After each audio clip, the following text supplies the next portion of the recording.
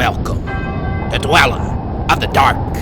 We are a channel honoring the yellowed and blackened bones of many prominent authors. We will be digging up several obscure, strange, and forgotten authors who influenced many of the great horror, science fiction, and fantasy writers today.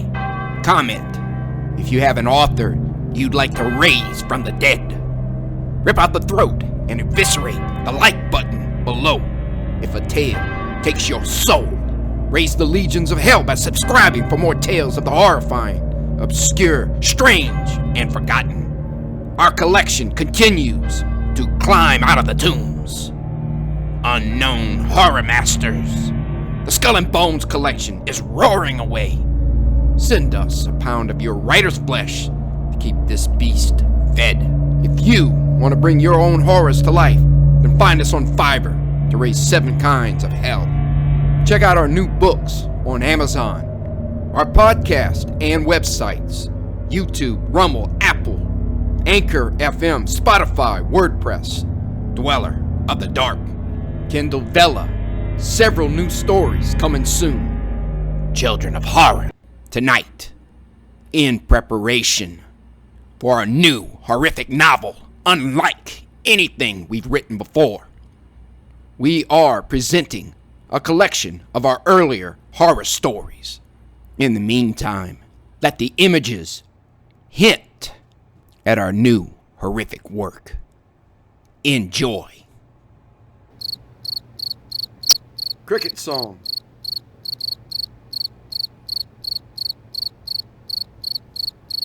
In that same silver paradise of shimmering night, as an alligator bellowed, mosquitoes hummed, and green tree frogs chirped, a million crickets rubbed their wings together and sang.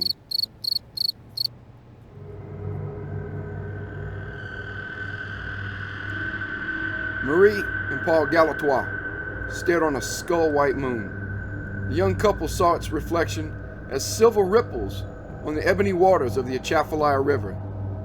They playfully went out for a stroll up to the river's banks.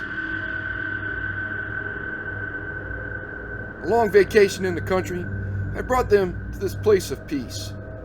Both were feeling the exhilaration of youth. Both the slight fatigue of a great meal, great wine, and a fragrant feast of spiced garlic sausage, onions, lemons, and of course, steaming crawfish, had in a way drawn them out to walk and further enjoy the scenic beauty. And maybe another drop or two of sweet red wine. "Oh, it's such a beautiful sight, honey," she said. "Mm-hmm. Oh, a wonderful adventure. I'm so glad we went down the bayou for this getaway." "Yes, it has been a great one." Then he continued with a grin and shrug. "Oh, on the getaway? Me too," he said. They heard a creaking sound back at the restaurant behind them. From the direction of the sound, light cast flickering shadows as moths danced in and between lamplights. It had been a rickety screen door on the camp porch. The screen door had creaked open and then shut. From that door, a shadow lurched forward down the gravel path towards the river. Marie, curiously, glanced over her tan shoulder. Seeing her puzzled look, Paul inquired without turning, Well,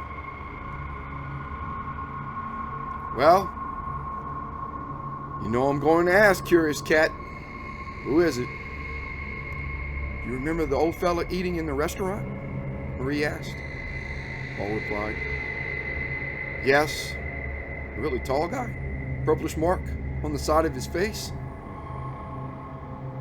"That's him, walking out this way. There goes our privacy." The lurching figure made it to the water's edge within the briefest of time. He intensely stared out on the moon's silver horizon cast across the water. He stood as an ancient oak adjacent to the nearby river's shoreline. He didn't speak or look at them, just continued to stare across the river at the distant woods. I wonder what he's thinking, bae. Do you think we should talk to him? Whispered Marie. He looks so lonely, the old man. Leaning in to whisper, I don't know. These days, you never know what kind of nuts are around. They looked at the mighty, moving river again. Paul pulled his wife in close and slipped an arm around her waist.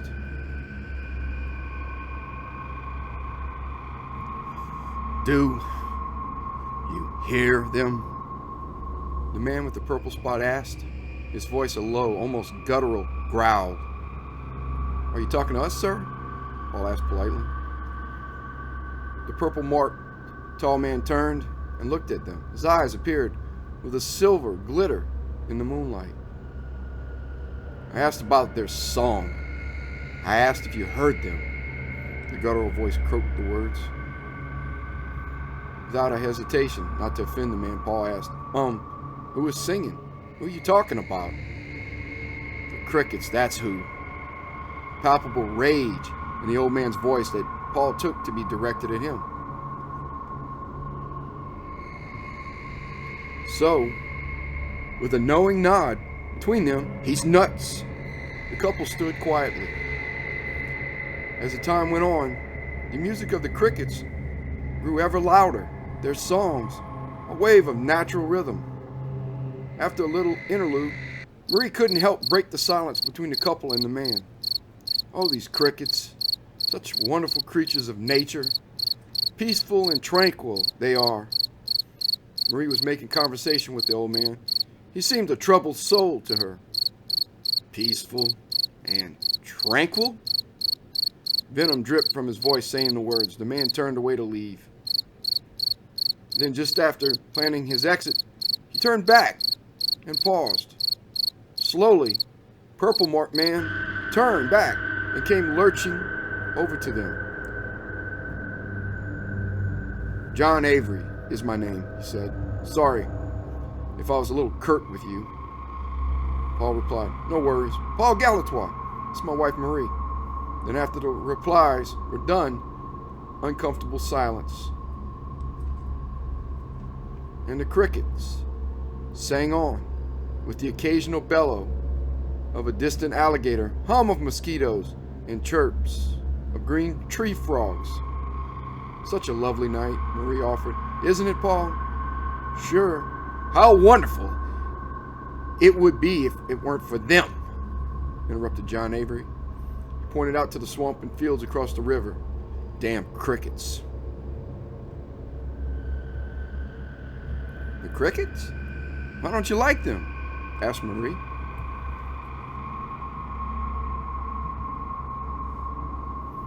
Avery appeared to listen for a moment. The pallor went pale and his face's expression like graveyard stone. You could hear him gulp and wipe his mouth nervously. After another moment, he gained control and forced a smile. Allow me the pleasure of inviting you to my humble home. I offer the finest Parisian bottle of wine from my wine cellar, he said.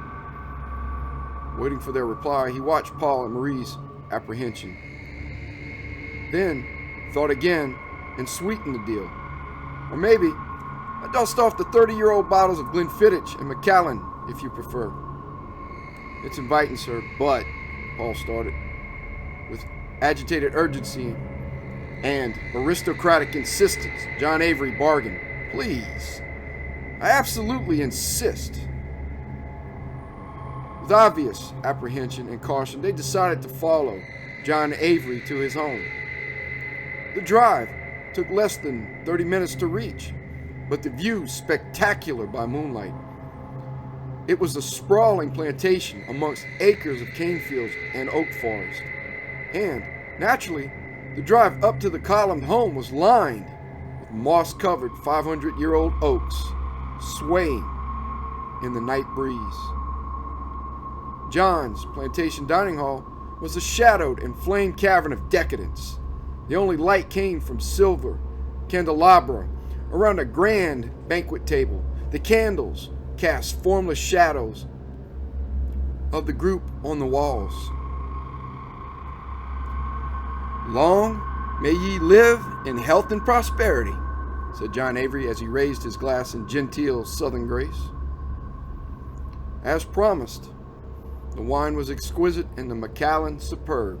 Marie remembered the sweetness of the wine, Paul the oaken bite of the whiskey. The couple and their guest devoured glass after glass with laugh after laugh. "Chill drops of Nepenthe," Marie would say later, numbed and shivering from the wine. Paul, feeling the relaxation of the whiskey and good company, felt emboldened to inquire, "John, you don't seem insane, man. What's with the hatred toward crickets?" "Paul, I'd rather not explain that." John Avery took another sip of his whiskey, crunching down a piece of ice as he did. Then he sighed, turned toward an expanse of window out in the darkness. When Avery was ready, he turned back to them as jovial as before. But the phantom of his hate and possibly fear had resurfaced. It brought a chill again to both Paul and Marie. For all his generosity and genteel mannerisms, both sensed something truly amiss. Maybe it was Avery's elusive nature. Maybe his poor attempt at deceit and surveillance of the couple. Marie reached out to take a sip from her glass. Suddenly, Avery moved swiftly to her room. He came back with a curious device. It was not much bigger than a modern phone or tablet. It had a connection to a large set of speakers, 3 to be exact. All 3 speakers were the size of a small vase. It was in that moment that John Avery's movement had so startled Marie. It caused her to drop her glass and spill some of the vintage on the silk table cover. Avery placed the screen of the device in front of Paul and Marie. Then, conflicted, waited to talk or turn it on. "There," he finally said. "What is it?" asked Paul. "It's something I've worked on since graduate school," said John Avery. Before he continued, the couple watched him drop a few crystal cubes of ice in his glass. The tinkle of the ice hitting the glass sounded as bell chimes to Marie. Then he covered the ice with more whiskey. He set down the Macallan bottle, staring at the bottle's lengthening shadow on the turquoise tablecloth. Pondering, he picked up the glass and spun the ice a few times to chill the whiskey. Then he spoke. "He calculates rhythm, cadence, pulse patterns to derive an overlap by way of several algorithms, the sequences needed for exact interpretation." "Hey, Professor, Gilligan and Ginger need you to say that again in English." Paul and Marie both giggled and laughed. John Avery laughed with them. "I know. I went a little too scientific there." He paused and became nervous again and somber. "They could tell me what crickets are saying." Whether it was the fine Parisian wine or the words, Avery spoke. Marie couldn't be sure. But for the young woman, it made her uneasy. And for the life of her, Marie didn't know why. There was nothing ominous about the words. It was the way John Avery had spoken them. Hesitant, desperate, and pleading. Candlelight sparked a glow on Avery's eyes as he leaned forward. "Listen," he whispered. "Crickets aren't just making weather or mating calls when they chirp. These are not, I repeat, not indiscriminate noises. When they rub their wings together, they are speaking." He paused. He saw the puzzled looks of his guest. John rubbed his temples and sighed as he said, "They're transmitting their version of text messages, but these messages are an amalgamation of words, thoughts, descriptions, and feelings, all in a single chirp."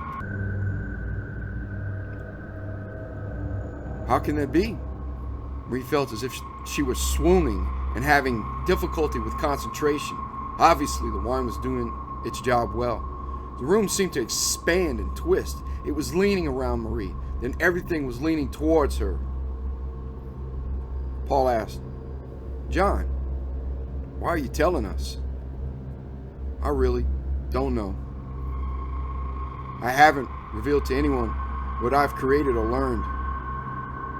Maybe your wife's statement about crickets triggered me," said John Avery. Avery leaned in close. "I've spent half my life studying crickets and developing the cricket codex. It was my greatest achievement and my greatest sorrow." "How so, John?" asked Marie. "I ask you, have you ever really listened to cricket song?" he asked. "I mean, really. If you had, you'd have heard a timing, a dark percussion, a bass, and a harmonic rhythm to their noises. Definitely, there is a natural beat with audible pitch and pulses. For 3 decades, I have listened," he said. "For 3 decades, I have recorded thousands of their signals and then combined them with the latest computers into the codex and interpreter. And the more I listened, the more I became convinced that their noise was greater than codex." Avery continued, "2 weeks ago, I suddenly heard the amplified pattern adjusting their signals with the latest AI software. It's not Morse code, and it has evolved beyond codex programming, too. These cricket harmonics are different." John Avery took a deep sigh, paused talking, and looked at his handheld computer. Avery's cricket interpreter. "And there's my breakthrough," he said. "After a lifetime, years of work, here it is. I've deciphered it." His throat worked convulsively as he picked up his glass and emptied it with a swallow. "In doing so, I've become Ozymandias, the destroyer of worlds." "Hey, calm that crazy down, John. It's crickets. They're just ordinary swamp-dwelling crickets." Paul had to do something before they lost John to his rants again. Paul decided to entertain his benefactor. Well, at least change the subject. "So what are they saying?"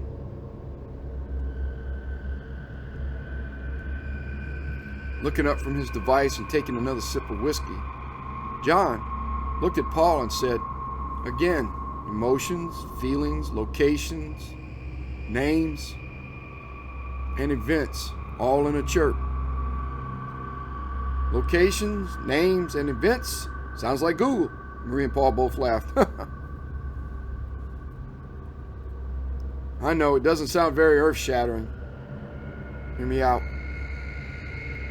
He moved to turn on the device and escorted them outside to the gallery. Like our interconnected world these days, sometimes their multi-conversations get lost in saturation of the masses. That's the chirp we hear. They are in tune on different frequencies. And that's how I cracked their translation. Paul and Marie were still perplexed by Avery's revelation. "Look, I'll show you." He focused the device out toward the fields and woods. The screen lit a ghostly glare across John Avery's face. The data downloaded the pulses and sequences to a second computer tablet with the translated cricket text. Avery sat there pacing and muttering under his breath to himself as it split to 5 screens, the chirps rendering some type of language Avery was watching be converted to human language. Marie saw the various screens with the frequencies being recorded as a music device. Then she saw other audiographs and displays converting more sounds to an array of words and messages. All the while, she heard the sound synchronicity. Pulse, pulse, silence, pulse, pulse, pulse, silence, pulse, silence. What Marie and Paul were seeing would be comical under normal circumstances. Both nodded again to each other, the knowing look of, he's definitely a little out there. Paul attempted to feign a tight smile, but couldn't. They were looking back at the tall man, with a noticeable purple mark on his gallery, walking in paced anticipation. Eagerly and frantically, he was intensely focused on the latest messages coming from the crickets. John Avery walked back to Marie and Paul. He pointed to Paul the directions of a printer just inside the house hallway. Avery pressed a button to transmit as Paul retrieved the document. Once Paul was back, John Avery said, "Now you'll have an idea." Holding out the print sheet to them, they looked at it.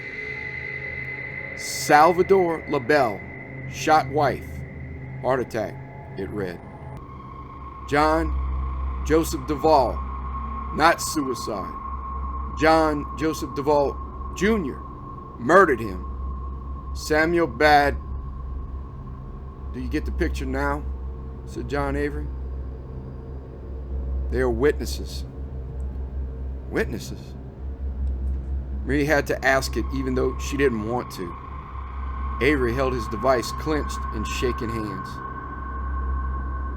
Witnesses for the past and present, dead, he whispered the answer. Oh, said Paul, with as much believability as he could fake, not to enrage Avery. I see. They walked back inside. The talk turned away from death and crickets. It became lighter again. The wind grew colder and whispered down the gallery of the aged plantation, spinning brown leaves and shifting long curtains within open windows of the place. And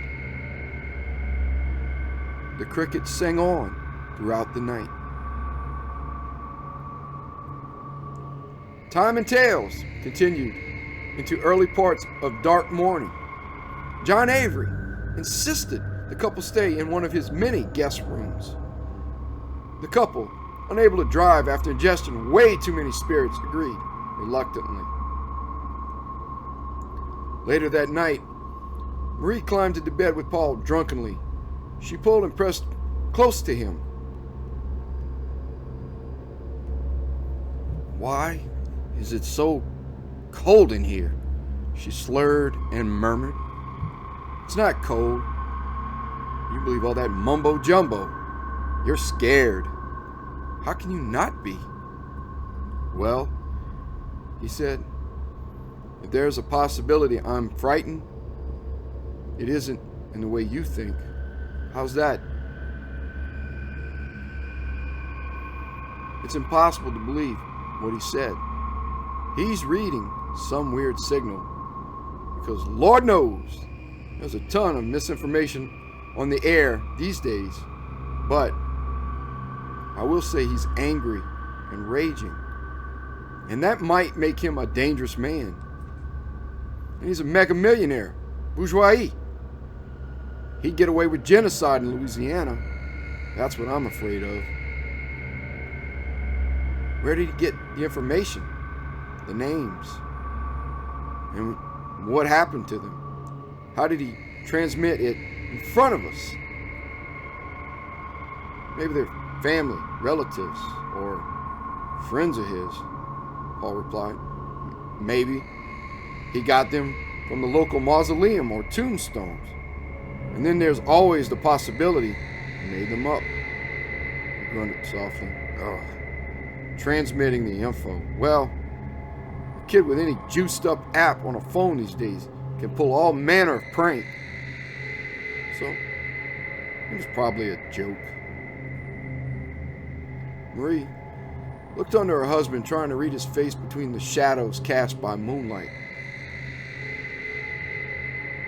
She spoke.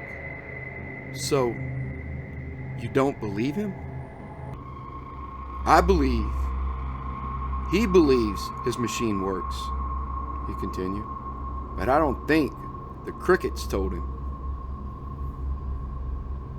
Snuggling next to him, Marie whispered in his ear, I was beyond relieved when you told him we were tired, then finished. He creeped me out tonight. I don't think I could have taken much more of him. Bae, Paul said sarcastically, our friend who looks like Peter Lorre jammed up on growth hormone gave us a world-changing technology involving crickets, and you criticize him? The shame is more than I can bear, Scarlett O'Hara. Nice one, Paul, Marie giggled. Then shivering again, she said, whether he's right or he's nuts, Paul interrupted. She continued, as I was saying, I'll never have the same fascination and wonder of crickets for the rest of my life. They lay close to each other and slept. And fog rolled in off the mighty Atchafalaya, blanketing the cane fields and woodlands of Avery Plantation. Somewhere outside in the still darkness, crickets scratched and rubbed their wings together until morning came. Late in the morning, a knock came to their room, waking Paul and Marie. I've made coffee and breakfast if you can eat, John Avery said. We need to talk. I need your help. After a pot of community coffee with bitter chicory and wolfing down a breakfast of ham and eggs fit for a king, Paul spoke. Well, John, we are all ears. How can we help such a gracious host? Running his hands through his hair and scratching his double chin by his purple birthmark, Avery whispered, I've been discovered. They know I can read their language. John looked at Paul and Marie, took a deep breath, and blurted, They're after me. John, we had this talk about the crazy train. Are you talking about the crickets? Inquired Paul, frustrated. Not sure if it's them, said John Avery. Either it's the crickets or something far worse. Marie had been placing a pat of butter with her knife and fork. Upon hearing his words, she felt spasms in them as her fingers cramped, and the icy chill she'd had last night had returned. Marie was uncertain while the ice was creeping up her legs and spine. Avery, this is going on enough. You are scaring my wife. Paul was trying to sound patient. Understand me, John Avery pleaded. The crickets are natural harmonics, easily manipulated and easily controlled to generate field-bending sounds. They've been forced into blackest servitude by something. Whatever this darkness is, the dead, something from the beyond, or something demoniacal. It commands them now. It sent out these horrible messages. Why? Best guess? Whatever this unnameable force is, it's compiling a list of dead names, said Avery. It may control dead souls as it does the crickets, indirectly. Maybe it's sending out a roll call through the crickets to let the others know. This is just plain stupid, John. Listen to yourself. Ask yourself if any of this makes a lick of sense. Ask yourself, why? Paul was trying to get Avery to use his rational mind to deduce. Avery's long hands shook and trembled. I just interpret what I'm seeing. As for the why, I don't know, he said. Maybe when there are enough names, when enough of these dark entities are summoned and are ready, Avery's head beaded with drops of sweat. His agitated throat moved convulsively. They'll break into our dimension, he said. Realizing he was losing the battle with Avery on logical thinking and sanity, Paul Galatois paused, then asked, "What compels you to think you're in peril, sir?" "Because I made adjustments to the software. Added an updated component that puts the language in a 3D rendering. Early in the morning, just before the sun rose, it showed me something most foul," said John Avery. Marie, her curiosity and dread getting the better of her, asked, "What was it, John?" Panic raced across his eyes as he said, "It showed my death." Paul didn't believe the cricket interpreter worked. He didn't believe the lucid madness that John Avery spouted about precognition through crickets. What worried him was Avery believed it, and he was sure now Marie did, weirdly enough. But she had been always gullible to such silliness. Awkward, waited silence since Avery's last statement. Paul broke the heavy silence. He figured better he sees this through for both Marie and Avery's sanity. "What can we do?" he asked in a voice of apprehension and dread. "I don't know. I just know the crickets lower their volume when I stay in a group or crowd. Maybe it's a natural law thing that governs evil. I don't know the rules for other dimensions. I say stay with me until I can get my colleagues and family out here," requested John. "So they can't get me." Marie's spine had the return of the chill as she stared, pleading at Paul to leave. Paul nodded. "What can we do?" As if inferring their concerns. "This is a big house. Plenty of things to entertain you. I promise I won't intrude or bother you," said Avery. "It's tonight when they return. Just be in the room until morning. I'll sit over in the next room out of your way, just so I can see you." John Avery lifted up slowly with a stiff back. From Paul's perspective, Avery looked as if he had aged 100 years in a day.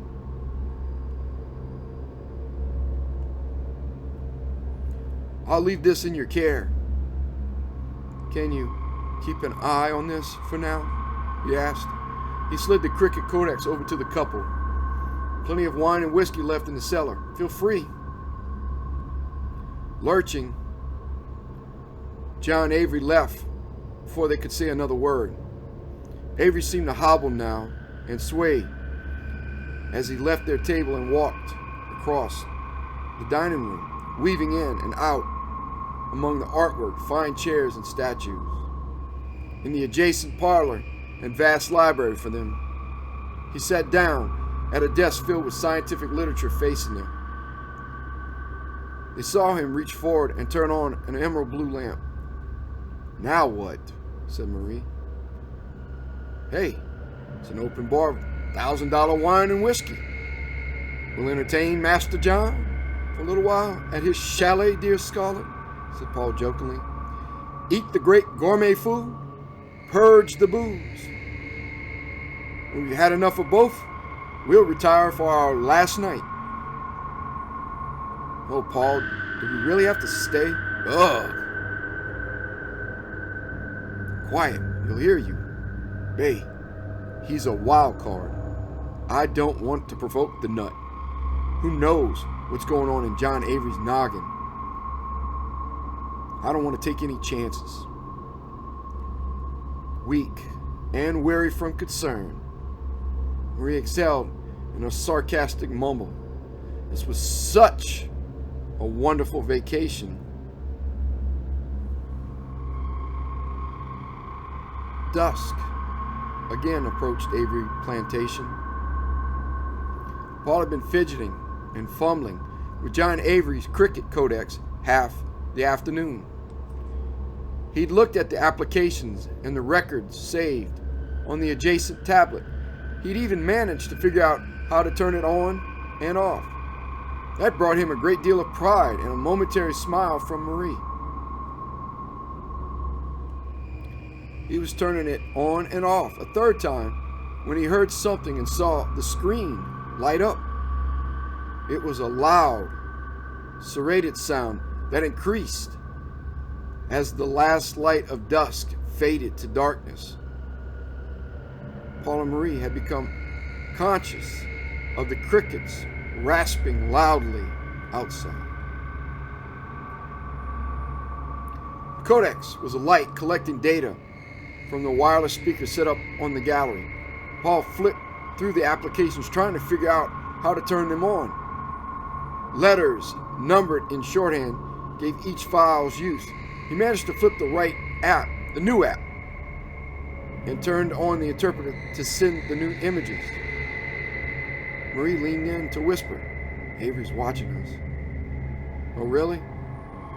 "Don't be bothered by the nut." Paul slid back. She mulled over the screen with him. "Let me help you." "Okay. I've been waiting all afternoon for that," he smiled. "Go ahead, ma'am." "First, let's put this on that much larger 61-inch screen." Marie clicked the control panel and clicked the TV sync button, and she walked over to turn it on. Before she turned on the TV, she asked, "You think there's something to this?" "Probably not." "Well, let's hope not," said Paul. Paul keyed his ears on the louder drone of crickets outside.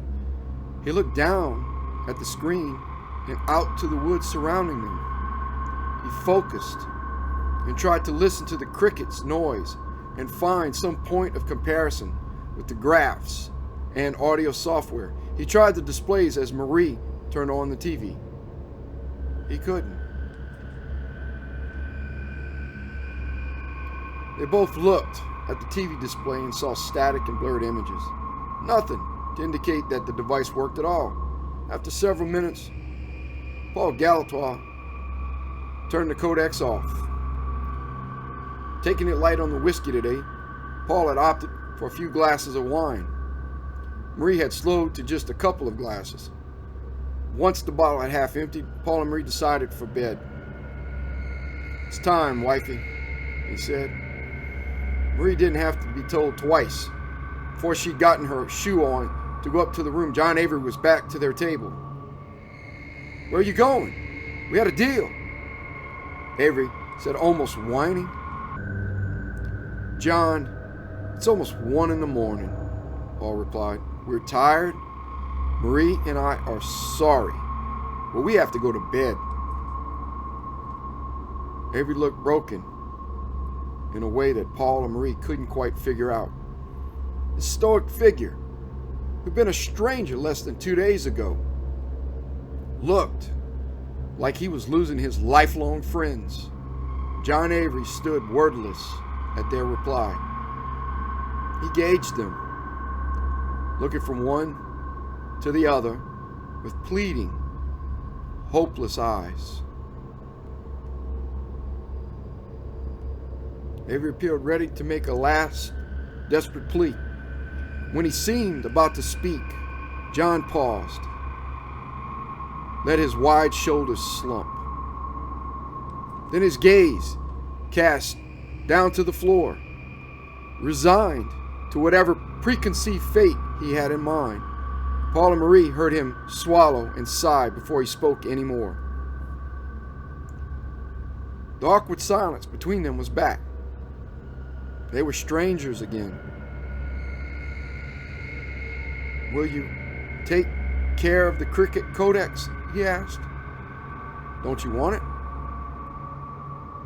"No. No need for it now. Done is done. No more fun in the sun."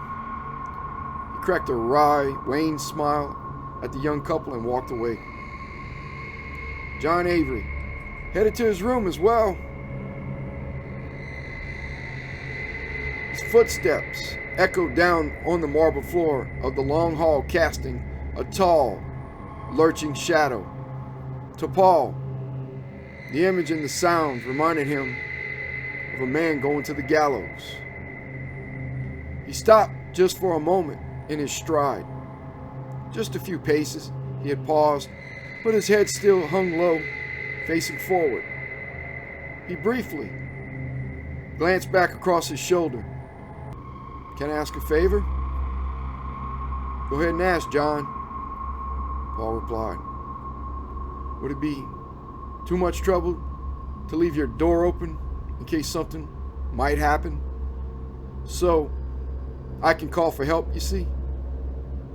John Avery's eyes, as he said the words, seemed someplace else. "All right, John, we can oblige," Paul said annoyingly. Marie gave Paul a mean stare which said, "Don't be rude. It won't be a problem, John." "Marie and Paul, thank both of you." A faint smile, a momentary grin across his haggard lips, then John Avery, the lurching man with the purple mark on the side of his face, walked away. At 3 a.m, there was blood-curdling banshee screams. The screaming woke both of them in the dark. Paul felt Marie's fingers clawed and locked into his arms. Another terrified yell jolted them out of the bed, tossing covers. They were staring into the darkness of Avery Plantation. "What the heck? What is it?" interrupted and gasped Marie. "I have no idea." Paul threw on a pair of jeans and his shirt. He kicked the fallen covers out of his way, then headed swiftly across the cold floor to the sound of the screams. "Don't leave me!" cried Marie. "Come on, then." The hall had the look and chill of a tomb. Reaching shadows twisting between brief shards of silver moonlight from adjacent windows. No candelabra or bulb burned overhead to illuminate the shadows. Paul Galatois sprinted with Marie trailing. The couple moved across the iced marble floor to the private chamber of John Avery. His bedroom door had been pressed and crushed shut in its jamb. It wouldn't open.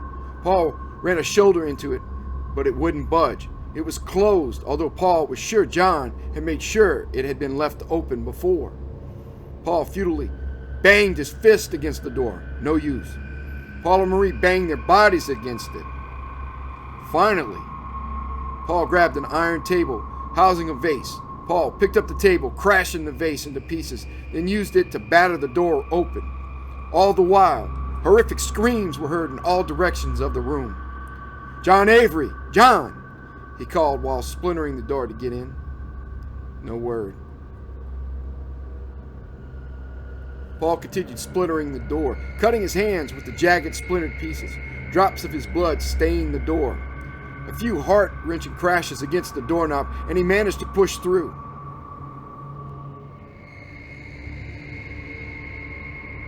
Inside the room, it was obsidian and pitch. An insect-like whir surrounded Paul and Marie.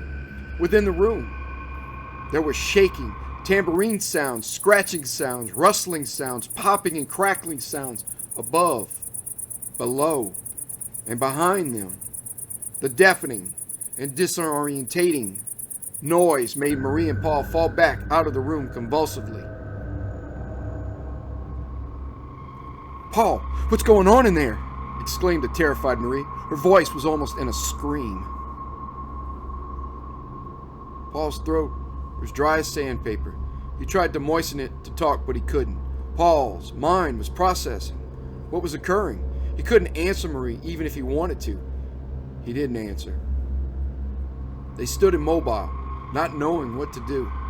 Then, inside, the screams stopped. Then the noises stopped. Paul gulped, took a deep breath for courage, and pushed what remained of the broken door.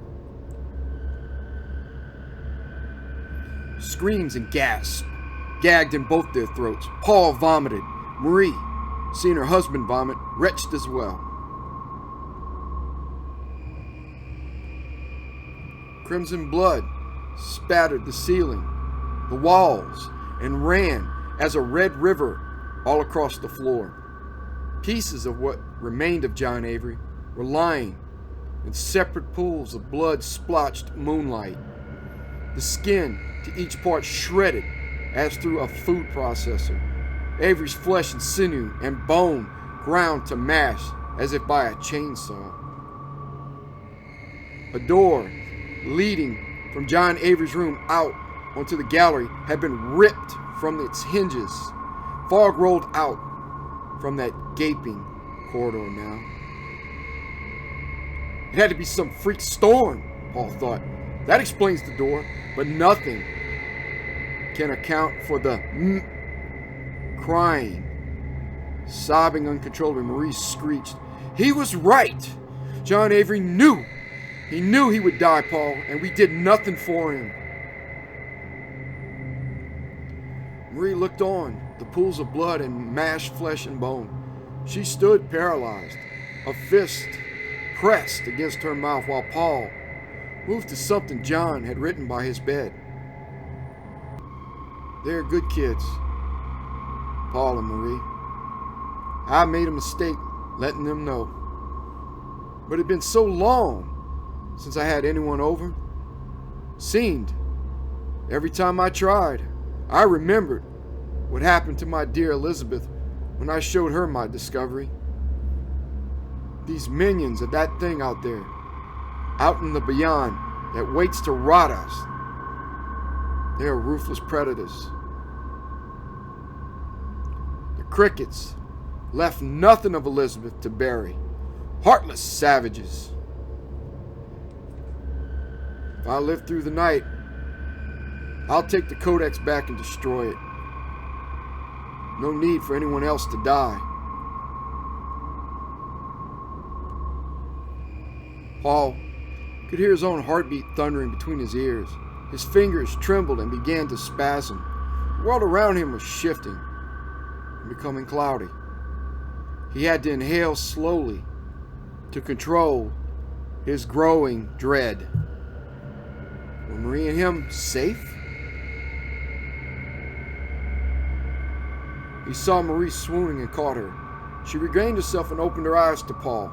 Wide, staring eyes that recognized nothing, that looked right through her husband at first. Panicked eyes that realized something. They were probably doomed too. I have to know Marie, Paul whispered in her ear, as if his knowledge would change anything.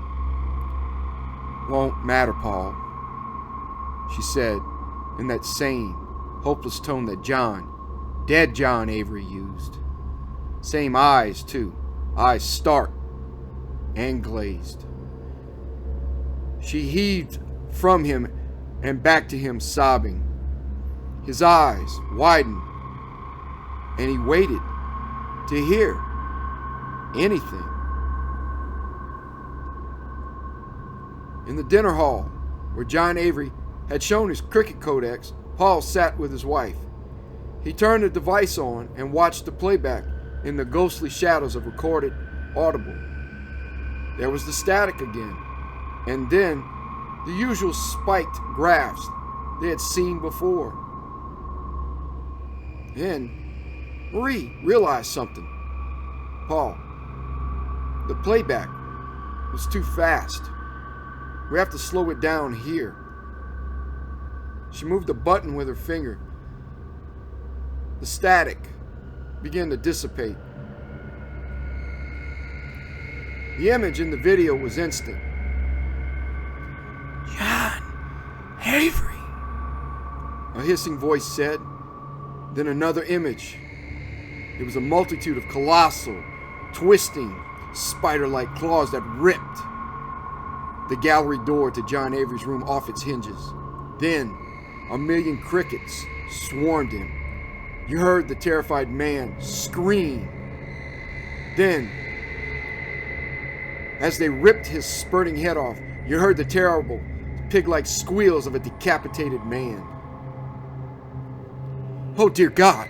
Marie went into hysterical fits again as Paul tried to calm her. Paul Galatois was beyond numb by the image. He was spiraling into madness. That wasn't real what he saw, was it? But then, Paul and Marie cast hopeless eyes on a new image. They saw the spidery lurker from beyond return on the screen as they sat hiding in Avery's plantation. It hissed again. Paul Galatois, And showed Paul reduced to piles of excrement and flesh in the darkness of the cellar. Then it hissed, Marie Galatois, and showed Marie torn in half with her shredded, ripped flesh and intestines strewn in the swaying oaks. Marie fainted in shock. Something shattered as glass in Paul's mind. He went into fits of maniacal laughter, which neither recovered from. Well, at least until dusk, when the crickets came. Then, the crazed woman sat on a blood-pooled floor staring the gallows stare. The maniac howled with laughter, and pieces of John Avery lay scattered all around them. And outside, the silver moonlight shimmered on the ebony Atchafalaya River. In that same silver paradise of shimmering night, as an alligator bellowed, mosquitoes hummed, and green tree frogs chirped, a million crickets rubbed their wings together and sang.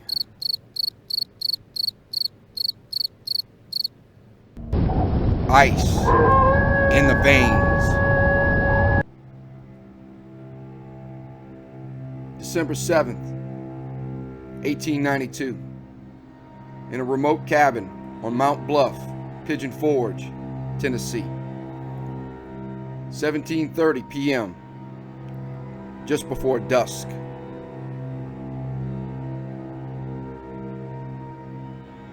Snow is falling in drifts around my cabin on the mountain. The blue spruce and pine twist in the blizzard winds as the snow accumulates on their branches in heavy drifts. I know it'll be a long winter. As I wait to freeze, I don't remember much these days as I am old. But I do remember the bite of that ice storm in 1866. And the blood. How I remember the blood. Sadly, I recall the night those beasts unleashed carnage, a massacre, which lasted until the first light of wintry dawn. What I'd forgotten, I remember now, reflecting on my journal of the events. December 7th, 1866. The Mariner, New Orleans, Louisiana. Marceau Plantation.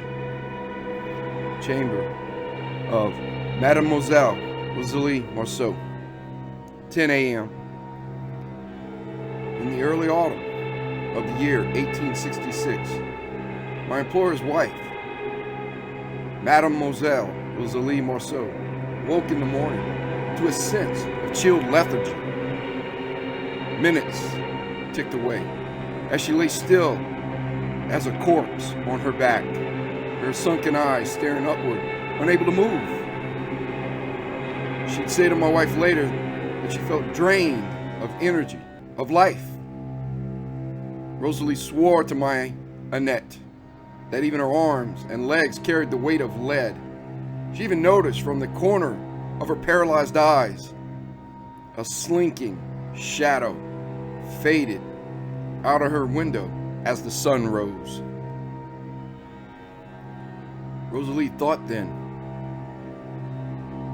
I'm coming down with a cold with all this wet weather. Jacques must examine me. He'll know what to do. It was then she noted the coppery smell of something. She remembered it took a great effort just to sit up. She sighed twice, drew in a weak gasp, and tried a third time to sit up on her elbows. For some reason in the dark, her arms and elbows were stuck to the sheet.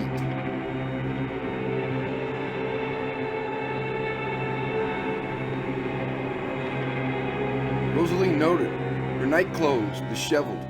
To her shock and great shame, the nightdress slid, rustling to her waist. How on earth had the clothing come unfastened? She wondered, looking down at herself in the pitch of the room. Rosalie in that moment felt a sting at first and a stiffness to the left side of her neck.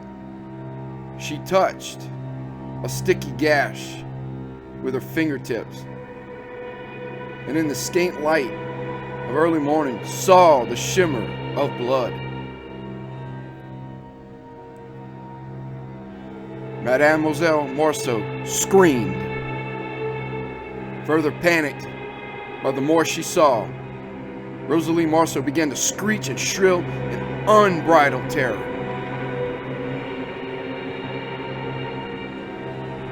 December 7th, 1866. Marceau Plantation. Kitchen area with Monsieur Jacques Marceau, proprietor. 10:20 a.m. I heard those screams. I remember them, even now. They came as the first flakes of ice pelted the oaks of the plantation. I was drinking a warm cup of café au lait in our breakfast room with Monsieur Jacques Marceau when we heard the scream. We both looked up, startled. As I spilled my coffee, Jacques dropped a book he was reading by Percy Bysshe Shelley, or was it Byron? I can't recall. In an instant, he had pushed his chair back, slung his coffee on the table, and was running for the white marble hallway. Jacques dashed across its breadth and mounted the winding staircase 2 steps at a time.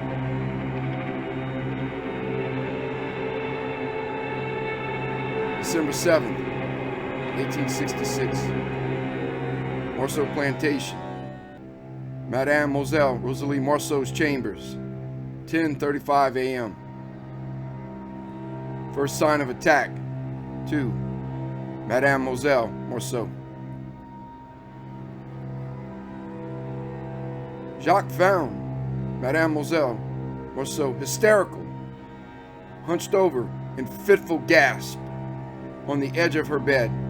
She was looking down at her hands, shoulders, and throat covered in horrific blood.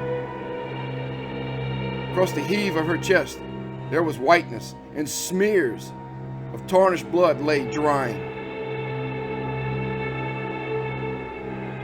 Monsieur Marceau dismissed my wife, Rosalie's personal maid, from the room immediately.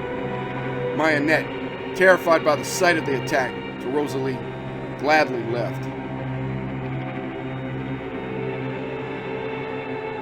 She did tell me, I couldn't comprehend, Fabrice. My mouth and my legs were locked in utter horror. There I was, in the open doorway, gaping as a fool at my mistress. Then Monsieur Morceau pushed me out and closed the door. I heard him shuffling and go to his wife. Need to pause a minute before I continue. I can barely see Bluff Mountain now. The snow is really starting to fall. There's shadows moving between the hickory and blue spruce, though. I better hurry and tell you the rest. They'll be here soon. Oh, Jacques! Rosalie had gasped. I'm here, darling. Jacques moved her blood-soaked pillow and helped Rosalie lie back across the blood-stained sheets. Desperately, she pleaded. What has happened to me, Jacques? Why am I like this? Calm down, Rosalie. No need to excite yourself. His keen eye examined closely the hands, the arms, shoulders, and then the neck. The gash made Jacques gasp and turn away in shock. Then he turned back to examine closely, moving her jaw and head to the side. He stared, fear-struck, at the razor lancinations of her neck, the dried stream of clotted blood caked downward from them. Blood on my throat. Voice sounding more like the wings of grasshoppers scratching in a summer storm. I need water. My throat burns like fire. Rosalie rasped. I'll get the water. Your neck has a get. Monsieur. Jacques Morceau paused for the right words here. He didn't want to frighten his wife. He knew exactly what it was. Eyes widened in terror. Rosalie's pale throat under the blood-stained skin went into spasm. Her voice shook in palpable growing dread.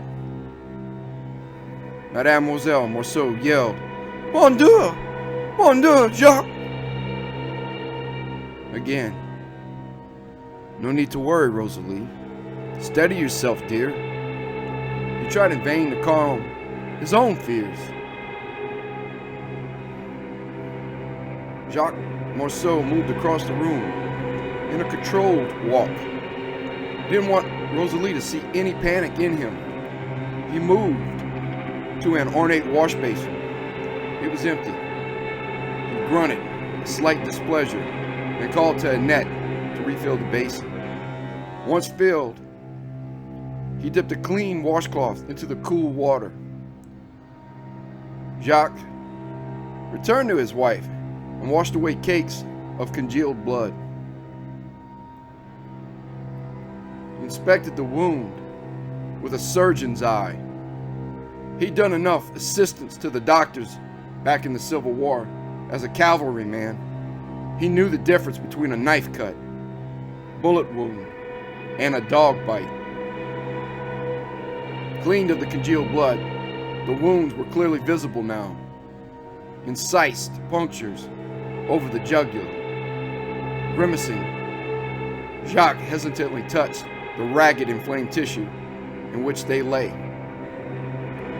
Rosalie screamed in pain, then pulled her neck away quickly and trembled. Hey, come. For me now. Each word Rosalie muttered as a woman going to the gallows, resigned to death, or worse. Nonsense. There are no such things as vin. Jacques had almost said it. He bit his tongue not to say the word and open Pandora's box. He noted the pitch in his tone had went to a growl. Then he said in a steeled voice, "We will not fall prey to this fantasy, nor will we ever succumb immediately to superstition. Do you hear? There are any number of logical reasons for no one has survived its attack. You know I will die tonight." Rosalie responded through her sobs. "Bonjour." Jacques Morceau grabbed Rosalie's bare white shoulders and shook his wife violently. "Rosalie, have you heard me?" She nodded and stared at Jacques with dead, vacant eyes. "You almost said the word. I know. You know what it is," she said. "I know you believe it." "No, I don't believe whatever it is you believe. And I say childishly what you believe it is." But the words came out chopped and garbled. Morceau swallowed. The bitter chicory residue from his earlier coffee, like acid, left in his mouth. There is an appearance of punctures, jagged punctures, most likely from some rat. Jacques Morceau continued, "But I promise we shall not ignore the possibility. Therefore I will, and I'll be dead by tonight." Again Rosalie responded with the grave tone. "Stop this foolish madness, Rosalie." Jacques Morceau took his wife's left hand and wrenched it up to his heart. "Nothing will ever take you from me," he commanded.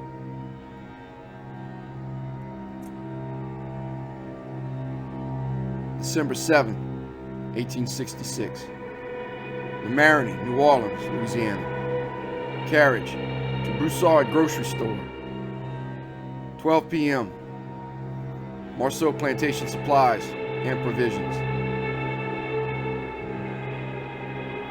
The Mariner was the oldest portion of New Orleans back in the day. It held rectangular white shotgun houses, dozens of muddy, trash-filled streets piled with horse dung, card games, and all virtue and vice to make even Lord Byron blush. A few hundred people in that district, all working for or serving Monsieur and Mademoiselle Morceau's Mariner, a place where all business ran to and from the Marceau plantation, situated on Marceau's large expanse of property near the Mississippi River. There, along the district's coast, Marceau housed a warehouse for his fleet of cargo ships, land that extended to his fleet of vessels on the mighty Mississippi.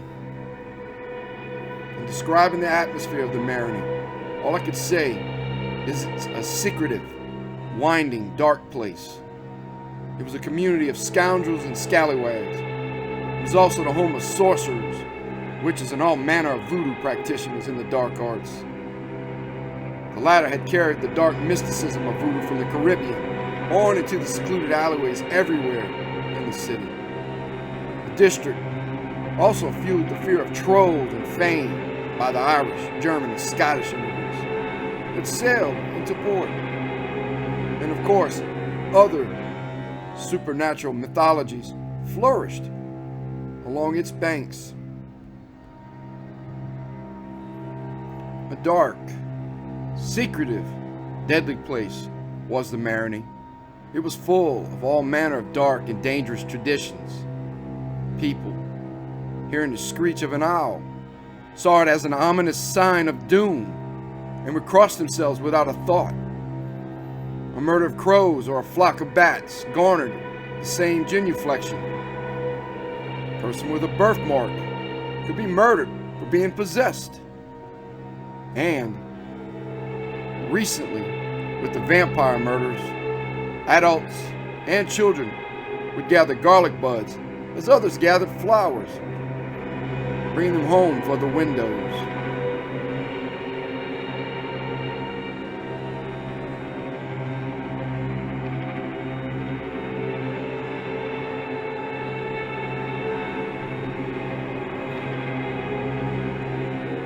The stench of unnatural death held sway here too.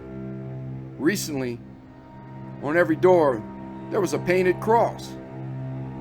At every throat, a saint's medal and a crucifix. The pandemic of panic was as lethal with the superstitions of the vampire as was the panic of yellow fever or other disease outbreaks in the closely housed district. The stench of the vampire was always shadowing the Mariner.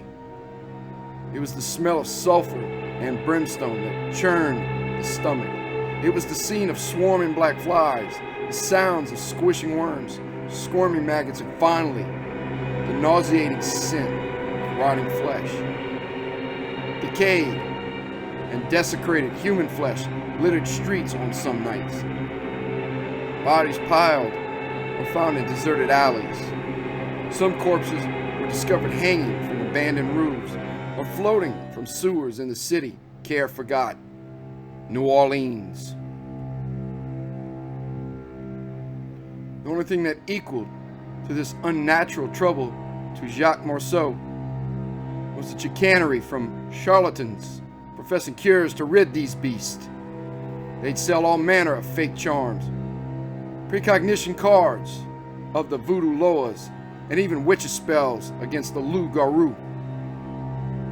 Marceau thought about all these things as he bolted shut the green storm doors of Rosalie's chamber. He laughed a minute at the latter.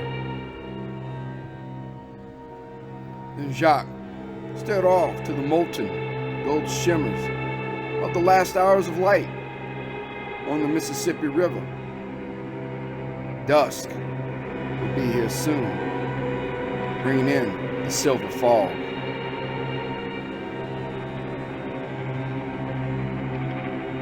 December 7th, 1866. Marceau Plantation. Monsieur Jacques Marceau's office. Afternoon meeting staff. 1300 p.m. Soon, darkness would blanket the city. Soon, the residents of the Mariner would be barricaded in their cross-laden shotgun houses that reeked of panicked sweat and garlic. These servants, with their superstitions, all knew in their bones and in their souls what was ravaging Rosalie. Of that, Jacques was 100% certain. Already it had started. The stable boy had run off. The cook, too. And Monsieur Marceau was waiting for me and Annette to request discharge, too. But, of course we didn't.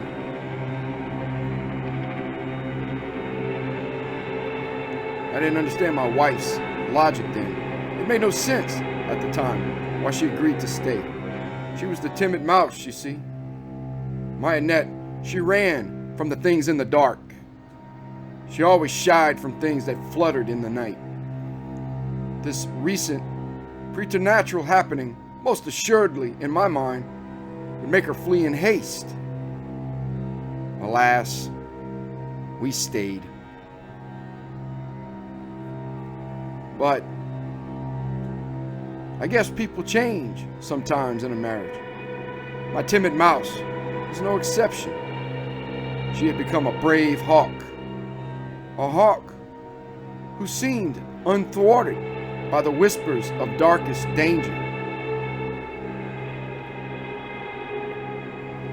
As for the rest, Jacques had a powerful brute named Atlas Morange.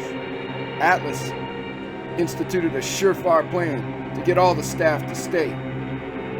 No one would receive their wages if they left, and worse, Atlas offered to hobble and cripple anyone who tried. However, as the night would later wear on, and screams of death were heard, even that failed. No rational mind could continue to reason when beholden to the terror that was vampire. December 7, 1866. Marceau Plantation. Chamber of Rosalie Marceau. Inspection of room and plantation. 1400 p.m. Everything Jacques Marceau saw and analyzed leaned to the lore of the fiend. The evidence, blood, the ripped throat, lack of any sign of entry into the room. In fact, that very morning, he scoured the place looking for anything but signs of vampirism. Jacques was supervised and oversaw the order of Rosalie's room stripped to the bare walls. They peeled back wallpaper and checked vents for rodents, snakes, or venomous insects. As the servants worked, Marceau even smelled their fear by the garlic and holy oils they wore doing the task. He felt their growing dread in whispered conversations of the task.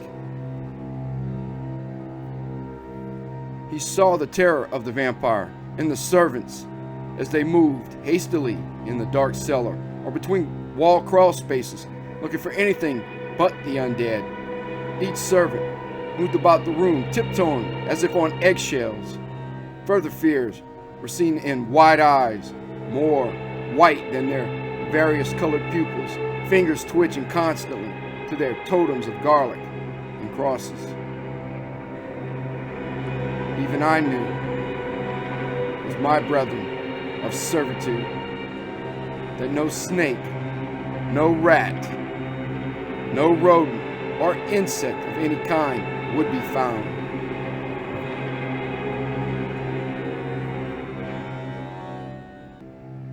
And somewhere in the superstitious part of his brain, Marceau had known it too. Jacques waged an internal war within himself, logical versus illogical. Monsieur Marceau lashed out at us for our superstitions and well-founded fear and timidity, thus succeeding only in heightening our horrors further.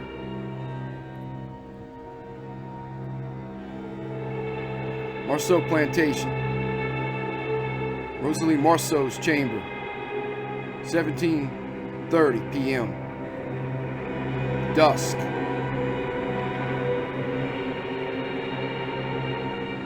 One more perimeter walk with me. One more check of all plantation windows. Then Marceau turned from the last locked window with a sneering smile.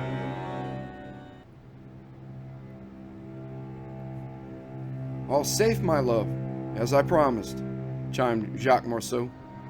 Then he continued, "No creature alive will ever enter this room tonight or leave it."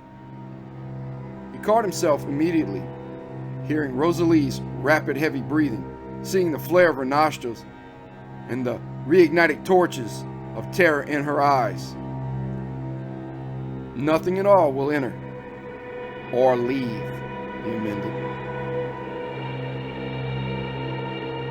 Rosalie recited the Lord's Prayer and Rosary in French. After a while, as darkness ever creeped into the house, she lay transfixed on her bed. In her pale left hand, at her breast, she tightened her grip over a worn silver cross. It was the same cross Marceau had given her earlier to alleviate Rosalie's growing dread. A plain silver cross, and not the emerald and ruby stone one he'd given her on their wedding day 2 years ago. How disappointing yet so typical of her Acadian village background. That unfounded superstition ruled her life. It was now, in this moment of impending dread, Rosalie reached for the crutch of Catholicism and sought benevolent protection from the unadorned cross of her church. Such a foolish, stupid child. In a chuckle, looking at the cross, Monsieur Morceau said, "Why wear such a gaudy trinket? You know, you don't need it now, Rosalie." And Morceau went on, "Tonight, we have fortified the plantation from inside and out. You will be safe." Rosalie reacted spasmodically to his words. Both hands tightened as she turned from him, protecting her crucifix. "As usual, you misunderstand, Rosalie. Go on, wear your divine protector of the soul. Wear it to the end of your life, if you will. Which won't be tonight," he said. "My intention and my words were only that throughout this, I'll be at your side all night and the duration." Cautiously, she said, You'll be here with me? You promise, Jacques, to stay with me? "Of course." Morceau sat on the bed and held her hand. "I'll never leave your side. Nothing can make me leave," he promised.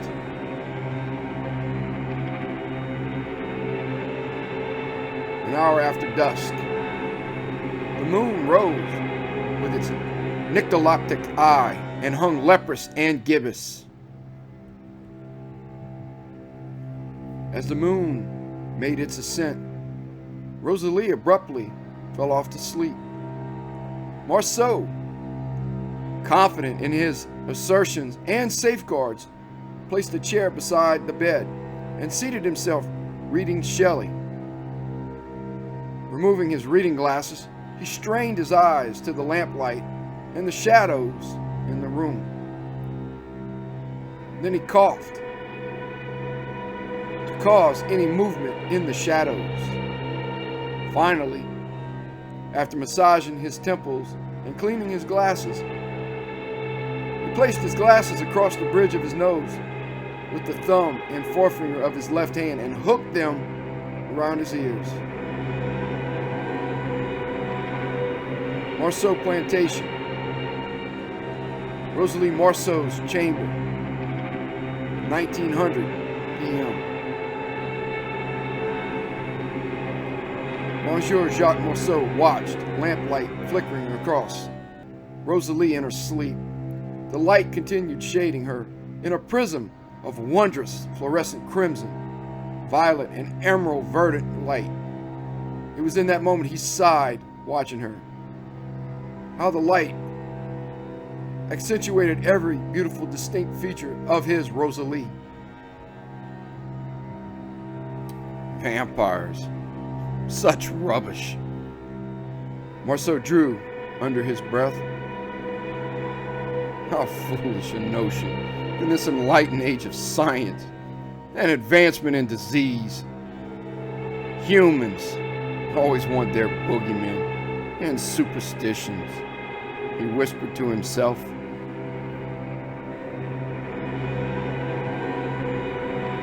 Morceau Plantation,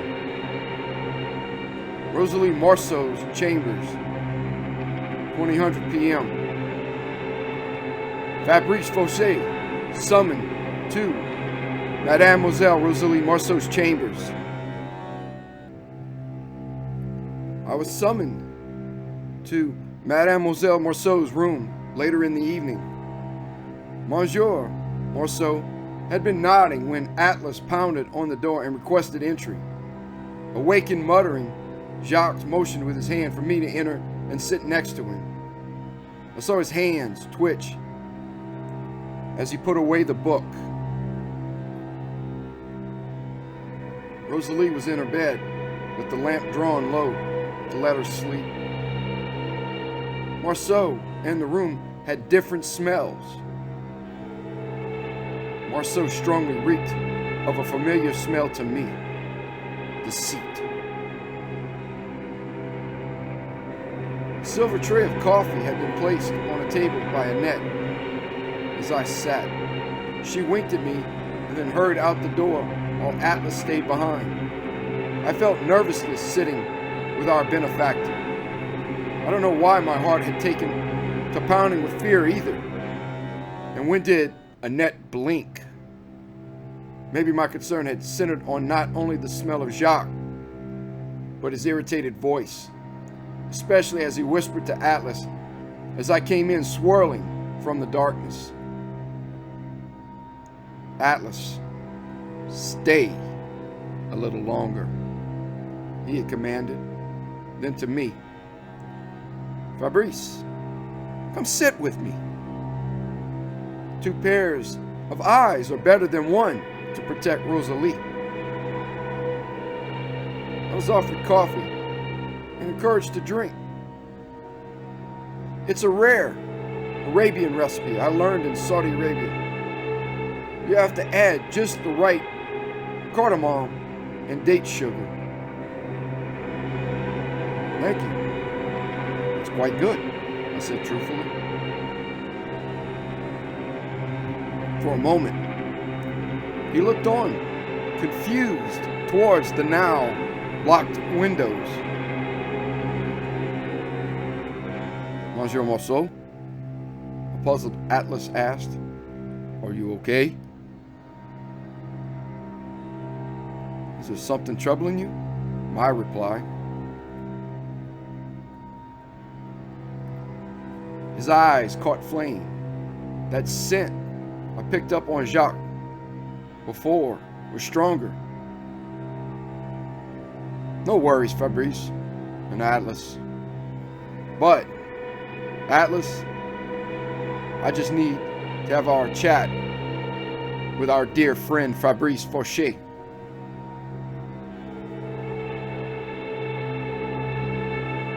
Fabrice, we need to discuss your promotion.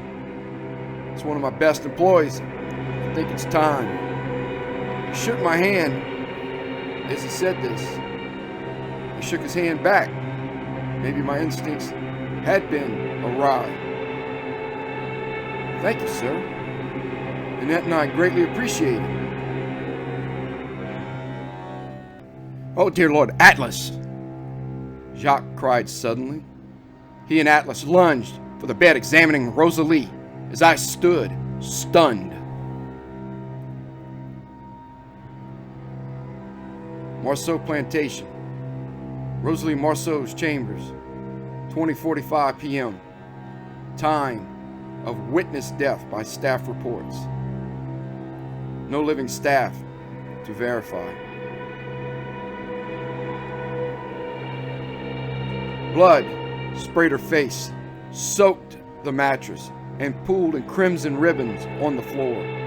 Rosalie's throat had been ripped wider, and the nightdress had been torn away again.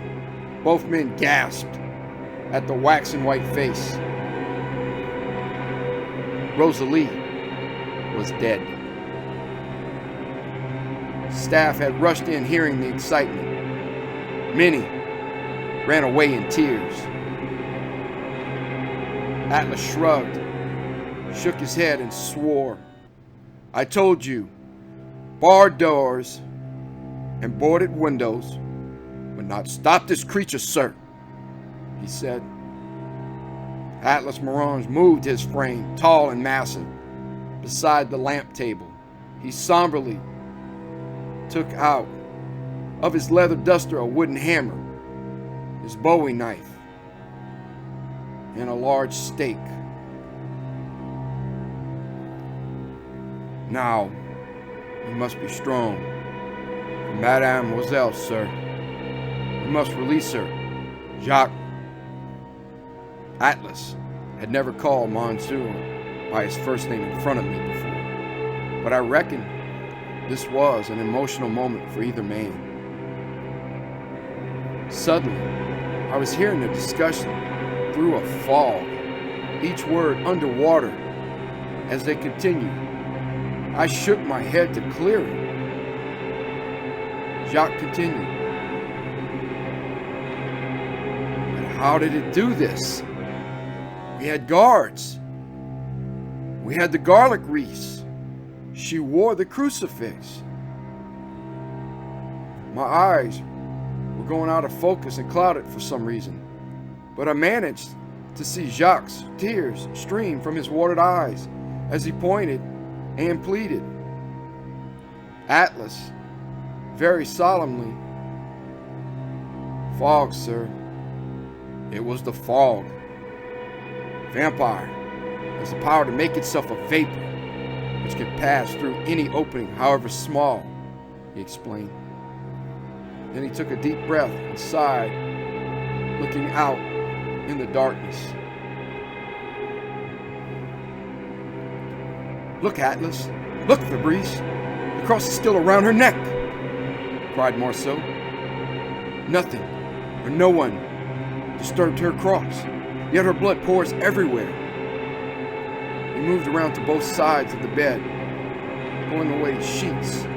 "Oh, I see." The blood covered its protective powers. This Jacques said in a saddened, disgusted voice.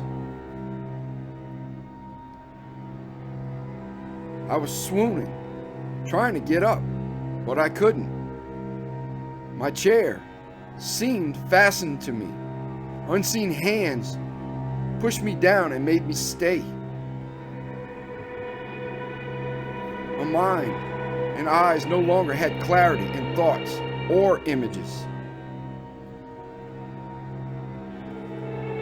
"Were you with her the whole time, Monsieur?" Atlas asked, as more of a crowd gathered outside the room. "For even as mist, you surely would have heard it do this. This I cannot understand." Atlas added grimly, "I do not know why, even covered in her blood, that Rosalie's cross didn't protect her."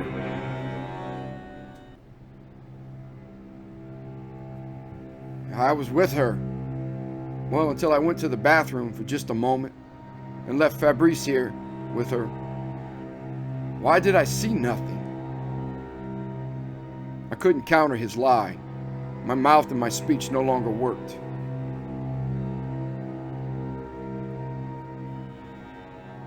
"You were hypnotically attacked by its demonic presence. Its power to suggest overpowered your will and controlled you. But it would have to be close." Atlas looked on me as other servants came to the room and saw the horror of Rosalie.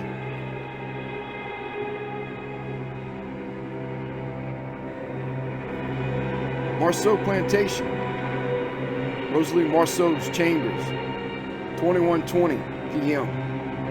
Report of apprehension of Fabrice Fauché as suspect, not taken into police custody. No police in Mariner to verify reporting. Missing or deceased. Then Atlas scrutinized me closer as he said, "Count yourself fortunate that you, Monsieur Marceau, were not also attacked by him." "Him? Do you mean Fabrice? But he was with me all night." Marceau, feigning surprise, went on, "I do not count myself fortunate, Atlas. My precious Rosalie is dead, sir." I fell from the chair to the floor with a thud. At the same time, Jacques struck his palm rigidly into his hands and cast a deranged look of anguish, or was it pride, onto my face. "What am I to do, Atlas? Do you think we have captured the vampire?" he asked. We have, sir. On Atlas's last words, I began to fade out. But I tried to fight whatever toxin had paralyzed me. It was in vain. I thought, maniacs, all of them, as I willed myself again to rise and run from this horrible room and this crazed man and his henchmen. Shockingly, my wife, I witnessed, was not coming to my defense. My precious Annette would not come near me. There was the wink again. To Marceau! In fact, was she smiling? And I croaked, then passed out completely.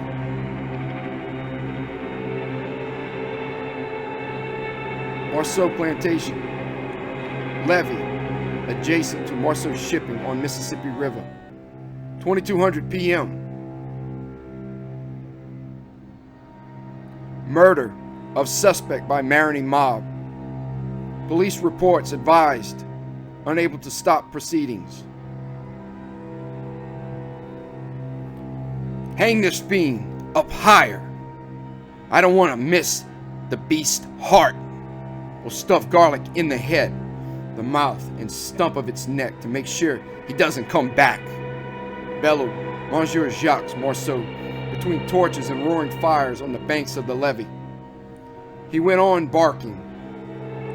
More sated holy water on him, Father Thomas. Rope his hands and legs to prevent him from flying off. Let there be no way he escapes us. Those words and yells woke me. I was waking to a demoniacal event that even Dante Alighieri couldn't have envisioned.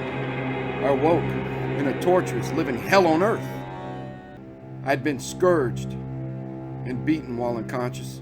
Ropes had been attached to a mule, flung over the limbs of 500-year-old oaks, then tied around my neck to my hands and legs, splaying me in all directions. The more they pushed the mule to tighten the rope, the further my neck and extremities were pulled. As the ropes ever tightened and stretched me, I felt agonizing torn muscles, dislocated joints, and ropes burned into my skin. The real horror lay in the macabre visage of one of Marceau's cruelest jests. In one of their pulls of the ropes, I glimpsed for a moment Rosalie's mutilated body. Her corpse lay at my feet. As I hung, dripping blood and sweat and flesh. Her waxen head decapitated and stuffed with garlic and crucifixes lay next to her hacked off limbs. Marceau screamed, a maniacal roar as he pointed. This beast took my precious Rosalie, my wife, the only thing I ever cherished in this world. This vampire's own wife claims he tried to corrupt her. I caught sight on Annette Fauché, my bride, my wife of 5 years, one who was timid and afraid of the dark. She spat on me, then spoke. He is the vile devil's son, my husband. I never knew him. He has left me in the night to conspire with witches and the undead. Now I know Fabrice consorts with the night things. She continued spitting and spewing her poisonous lies. He tried to tempt my soul and bring me to his damnation. Thank God I refused. I saw her mouth secretive words to Jacques in agreement. It broke my heart. We have seen what this monster here has done to our Mariner. We have seen how Fabrice Fauché and his vampires slaughter our innocent. I have seen it, said Atlas next to Marceau. How many of these vile monsters have I slain myself? I know not. From Romania on to the swamps of Louisiana, I cannot say accurately, but I know what works on them. He grabbed a large spear of ash. To my horror, then continued. Pull the ropes tight and put the vampire over the flames. The stake. But he is suspended. Jacques looked beyond revulsion and disgust to Rosalie's body. Then he cast his eyes up onto me.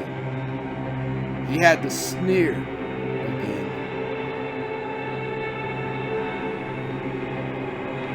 Atlas nodded slowly. Like I've said, Monsieur Marceau, I've had experience with these beasts. My stake will hit the heart. The townsfolk, at first glance, had been a jeering, cursing mob. Now, under Marceau's control, they quieted as Jacques Marceau ushered them to calm. The Mariner mob followed Marceau's lead and genuflected, then bowed their heads. Marceau took an impassioned sigh, then as he said reverently, "Let us pray. May God have mercy on Rosalie's soul. We pray that he gives us the courage to put Fabrice Fauché, vampire, to rest as well," he said. I saw a brief nod from Annette to Jacques and understood. Are you really going to? I screamed in absolute hard agony. Something broke in my heart. Before she finished the question to Jacques, I felt a blistering hot fire scorched into my heart. I heard ribs crack and flesh tear in the same instance.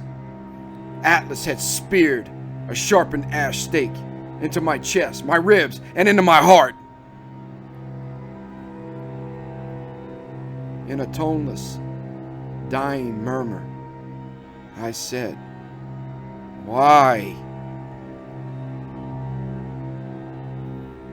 Marceau Plantation, levee adjacent to Marceau Shipping on Mississippi River. 22:30 p.m. Strange reports at levee and in Mariner. A shredded diary of local priests found attached to unknown severed hand. 2 local townsmen with Atlas still holding the spear into my heart brought my body down. My heartbeat, a chaotic mash from the splintered wood and bone. I wasn't dying. I was dead from the start, being staked. In those throes of certain death, Marceau bent over to whisper in my ear as everyone grew silent. "Thank you for your sacrifice, Fabrice. I'll take care of your wife." I heard the last as a vile taunt and saw the hideous smirk.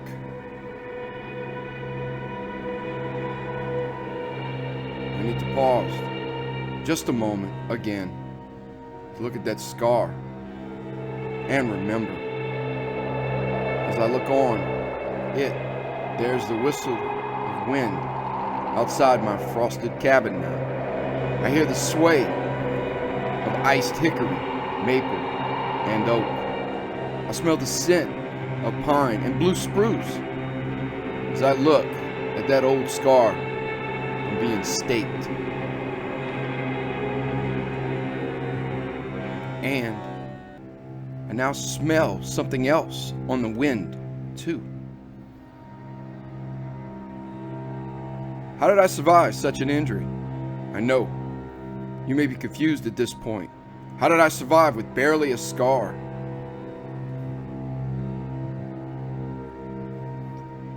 How did I come to write these words after my untimely demise? Was I truly a vampire? The answer to the last question is obviously no.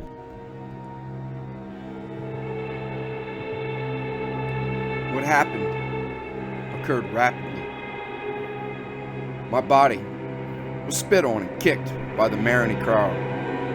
even in death. Someone screamed, possibly Annette, "Vampire, you will never attack us again," as she too continued the kicks and spitting. "No," devilishly I heard Marceau, "we have staked the beast.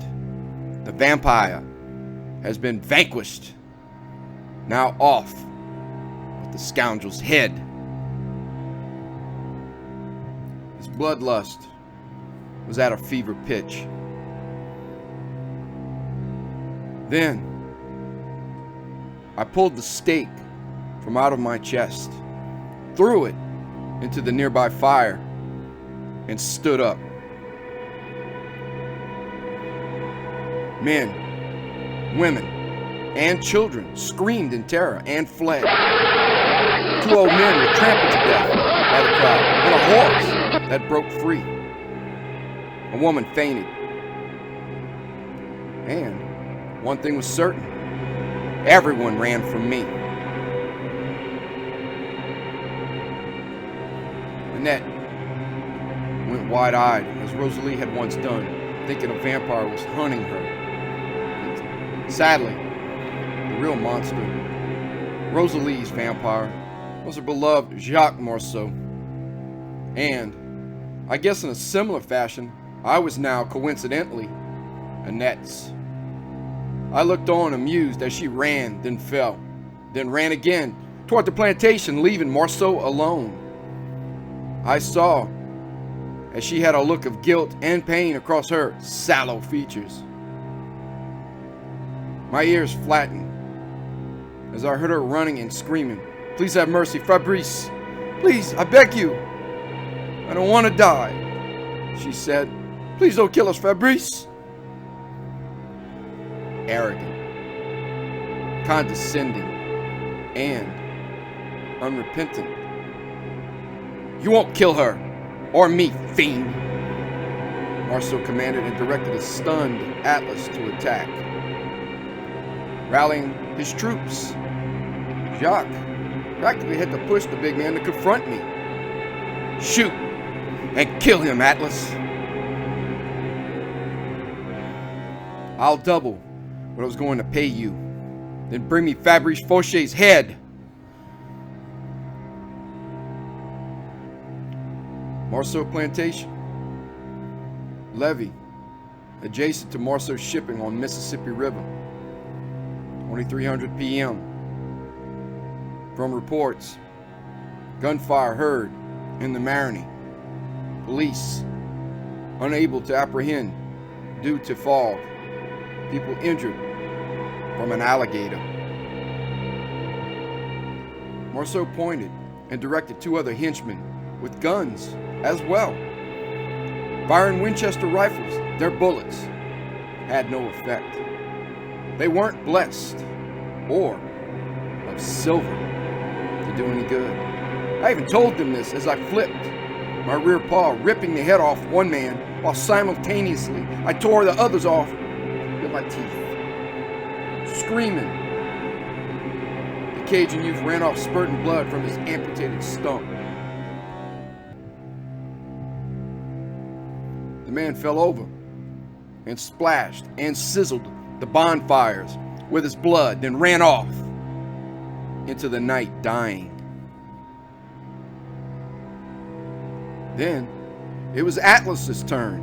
Atlas's knife could have presented a problem. Luckily, I stopped his attack by stalling the knife's hilt with my clawed hand. He screamed into my face his warrior's yell, knowing all hope was lost. I tossed him over into the henchman, not yet wanting to kill him. I wanted Atlas Morange out of his mind with terror before I killed him. Jacques Marceau, in the orange flickering flame darkness, could not see the casualties I'd inflicted on his protectors. How could he envision them in the blackest night with human eyes? Arrogant and ever condescending, he was like Custer at the Little Bighorn. What likelihood could he ever fathom that his little band of henchmen would ever be triumphant over a loup-garou, over me. In his stupidity, he was already calling out to Annette to come witness his victory over the monster. Yes, Jacques Marceau had to show he had control over Annette to the end. He had my wife come back and witness the slaying of me for good. Come back, dear, I promise you. This monster shall be destroyed. Annette stopped her run to the plantation. She paused, then turned slowly to smile toward Marceau in relief.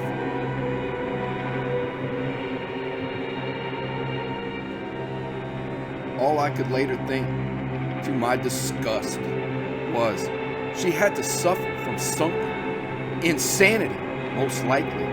More nefariously, Annette lusted for my torture, my death, my blood, real vampirism. Annette Fauché stopped with insidious glee, then turned back in my direction to see me killed. Fortunately for her, I had a change of heart. She spasmodically shuddered, then feebly whimpered as she saw the real me and screamed, pleading for mercy to me out in the darkness. I heard her dejected say, "We are doomed, Jacques. There will be no forgiveness for God or for Brice," with a murmured gasp realization. Monsieur Jacques Marceau rebuked her. "There's always a way, stupid woman," he answered. He saw his atlas, tried to follow me and aim his pistol through phantom fog banks. He fired his gun uselessly several times. Finally, I came through the mist and tore out the large man's heart in front of them. Howling in victory, I flattened my ears, snarled at them, then slowly ate the man's beating heart.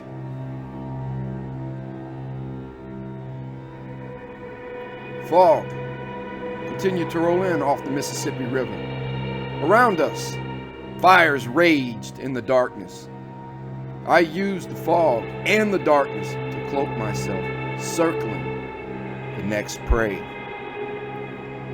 As I made one of several growls and circled Jacques Marceau, the maniac, cold and heavy mist circled us and enveloped around the levee, ships, and the plantation house. In the fog, I snarled through canine teeth, "Why did you kill her?" Marceau fired a pistol in my direction.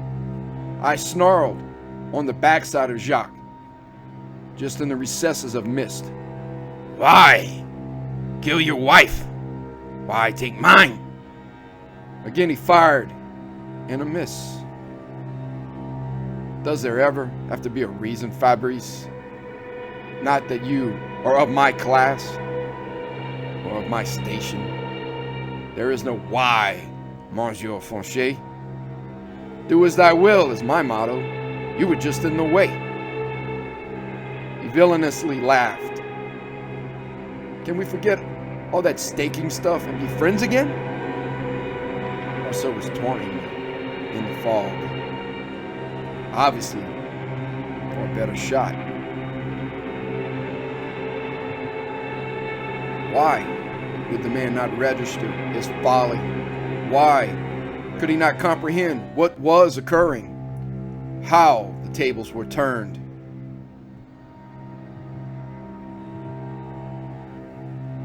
But in my long lifetime, arrogant men like him never did bend their knee to humility. He nodded slowly to himself and shrugged with a laugh. Okay.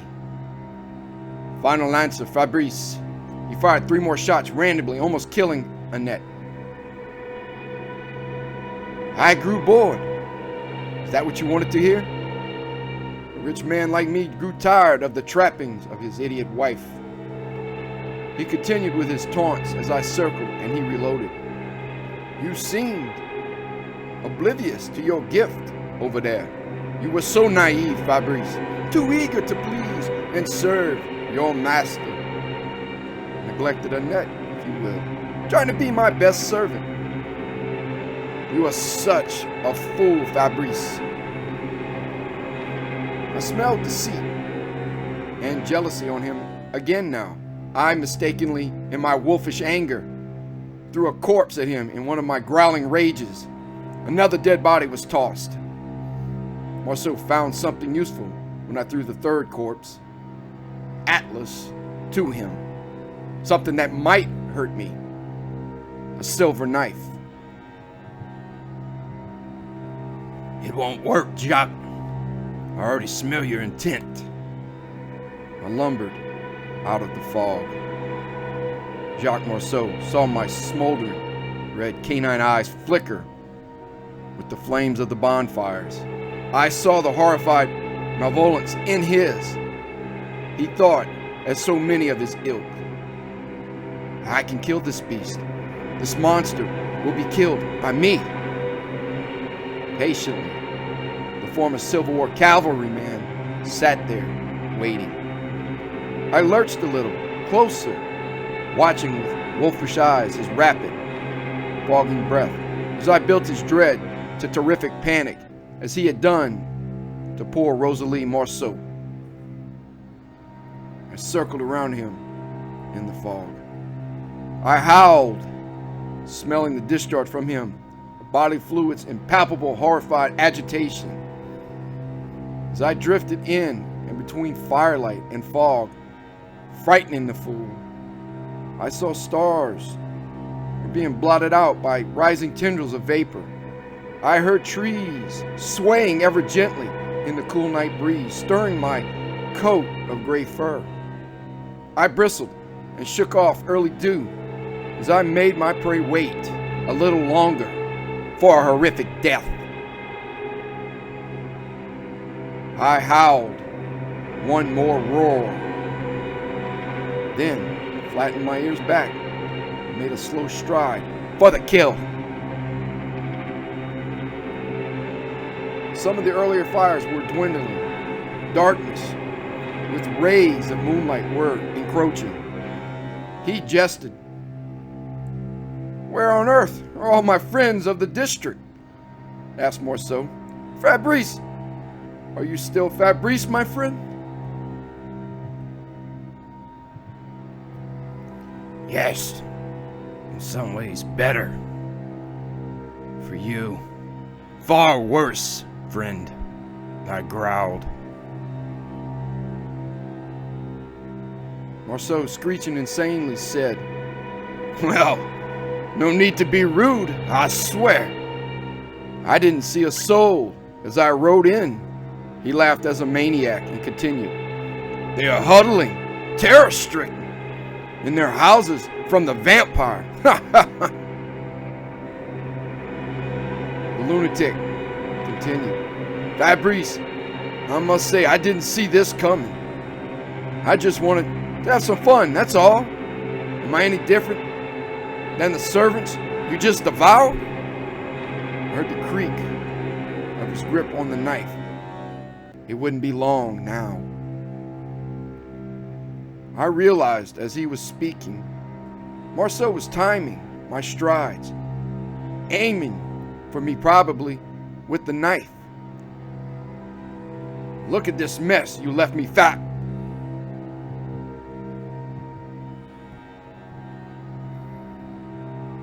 Jacques threw the silver knife with the precision of a trained man in the cavalry. Had I been human, his knife would have killed me most certainly. But I'm Luc Garou, werewolf. Oops, sorry Fabrice, I missed.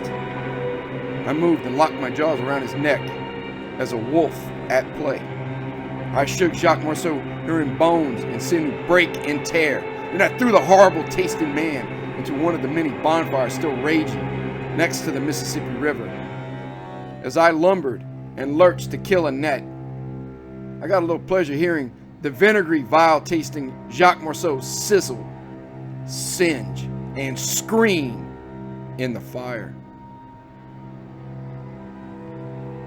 Annette gave off the gallows stare. Dear Fabrice, it all makes sense now. All the secrecy through the years. She cackled as a crone. And here I thought it was another woman. How wrong was I? You have no idea. I lowered my snout to smell the feast. I licked her living, terrified face one more time, and I dripped saliva onto her face as I grunted the words. For what it's worth, how glad I am to eat you. I heard her skull crack as I crushed it under my jaws. In between, I heard Annette's pig-like squeals. In the early hours, just before dawn, I howled a lonesome howl. My beast raged now with a fiery hate beyond any human comprehension. Demoniacal depravity had called from the shores of Erebus past its ghoul-guarded gateways of hell. Now unleashed, I had no control over its catastrophic carnage to the mob in the Mariner. The beast would have its pounds of flesh.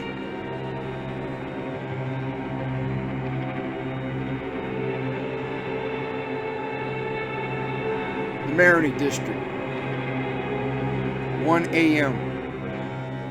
Multiple reports found scattered at police station covered in large paw prints and blood.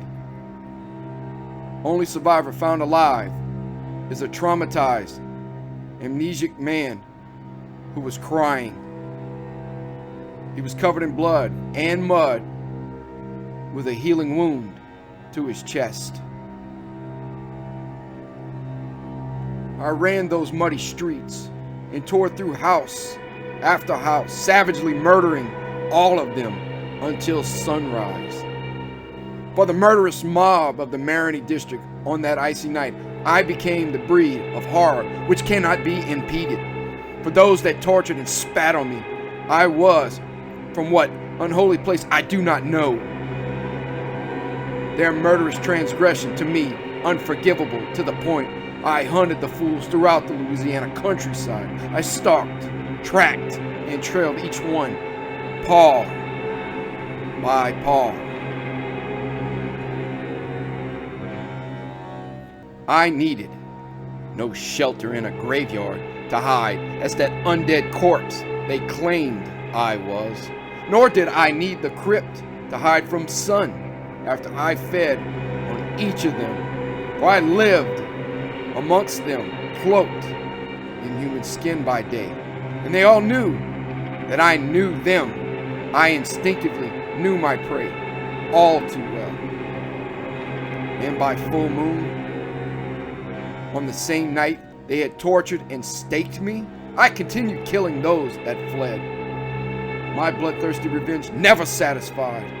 I was their nightmare in living fur and flesh. Werewolf.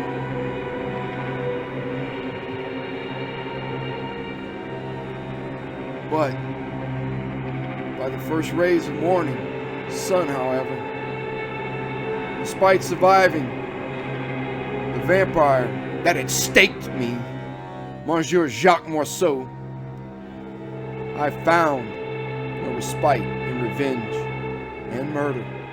In fact, in sadness and mourning, with the wolf back in its cage of human flesh, I sobbed and fell to my human knees, with profound sorrow and regret. I lay there in the cold mud and colder congealed pools of blood in a ghost town of my dead. No howl could release that pain.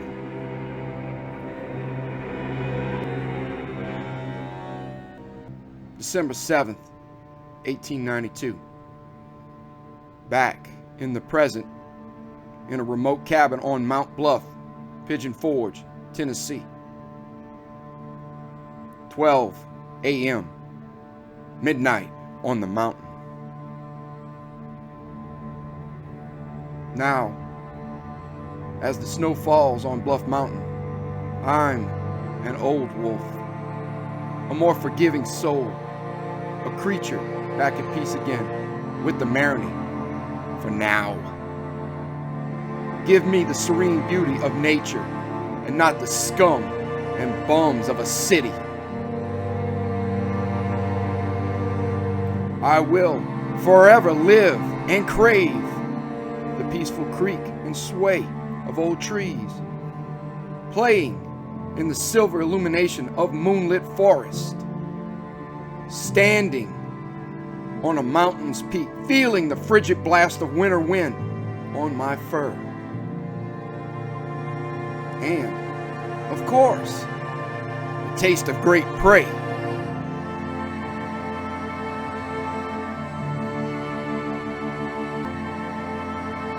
The leprous moon was gibbous again, since the snowstorm has slowed a bit on Bluff Mountain. I'm bristling my coat now in the moonlight, walking amongst the blue spruce, feeling the roar of my inner wolf. Somewhere out in the forest gloom, I smell creatures coming out of the shadows. They smell as I do. They look as I do, but they are not me. These werewolves are my pack. My pack has come to join me in the silver and white solitude. I feel pride and chills go up my spine as I hear my pack's joyous howls in the glorious moon. Heart-filled howls carried across miles of mountains on the icy cold wind. The snow continues to fall in drifts around my cabin on the mountain.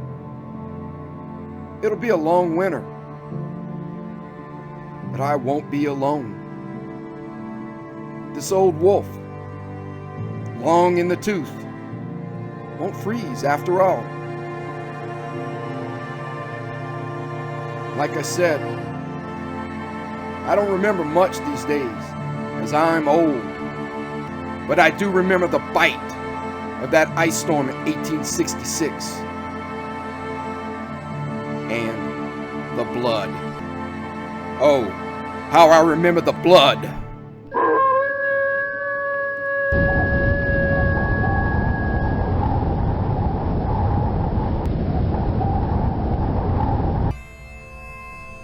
The Mariner of Caminada Pass.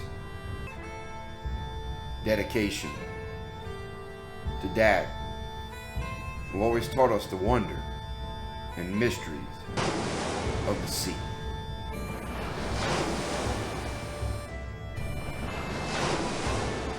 Chapter 1. The Legend. The aged mariner made proclaim, and on the first winter breaker of Grand Isle's coldest winter, Pierre Santiny plunged into the sea and was seen no more. Then, the teller of the tale may pause with haunting eyes as the fires crack in the bonfire, the sea roars, and the wind howls with possibly an ancient chime.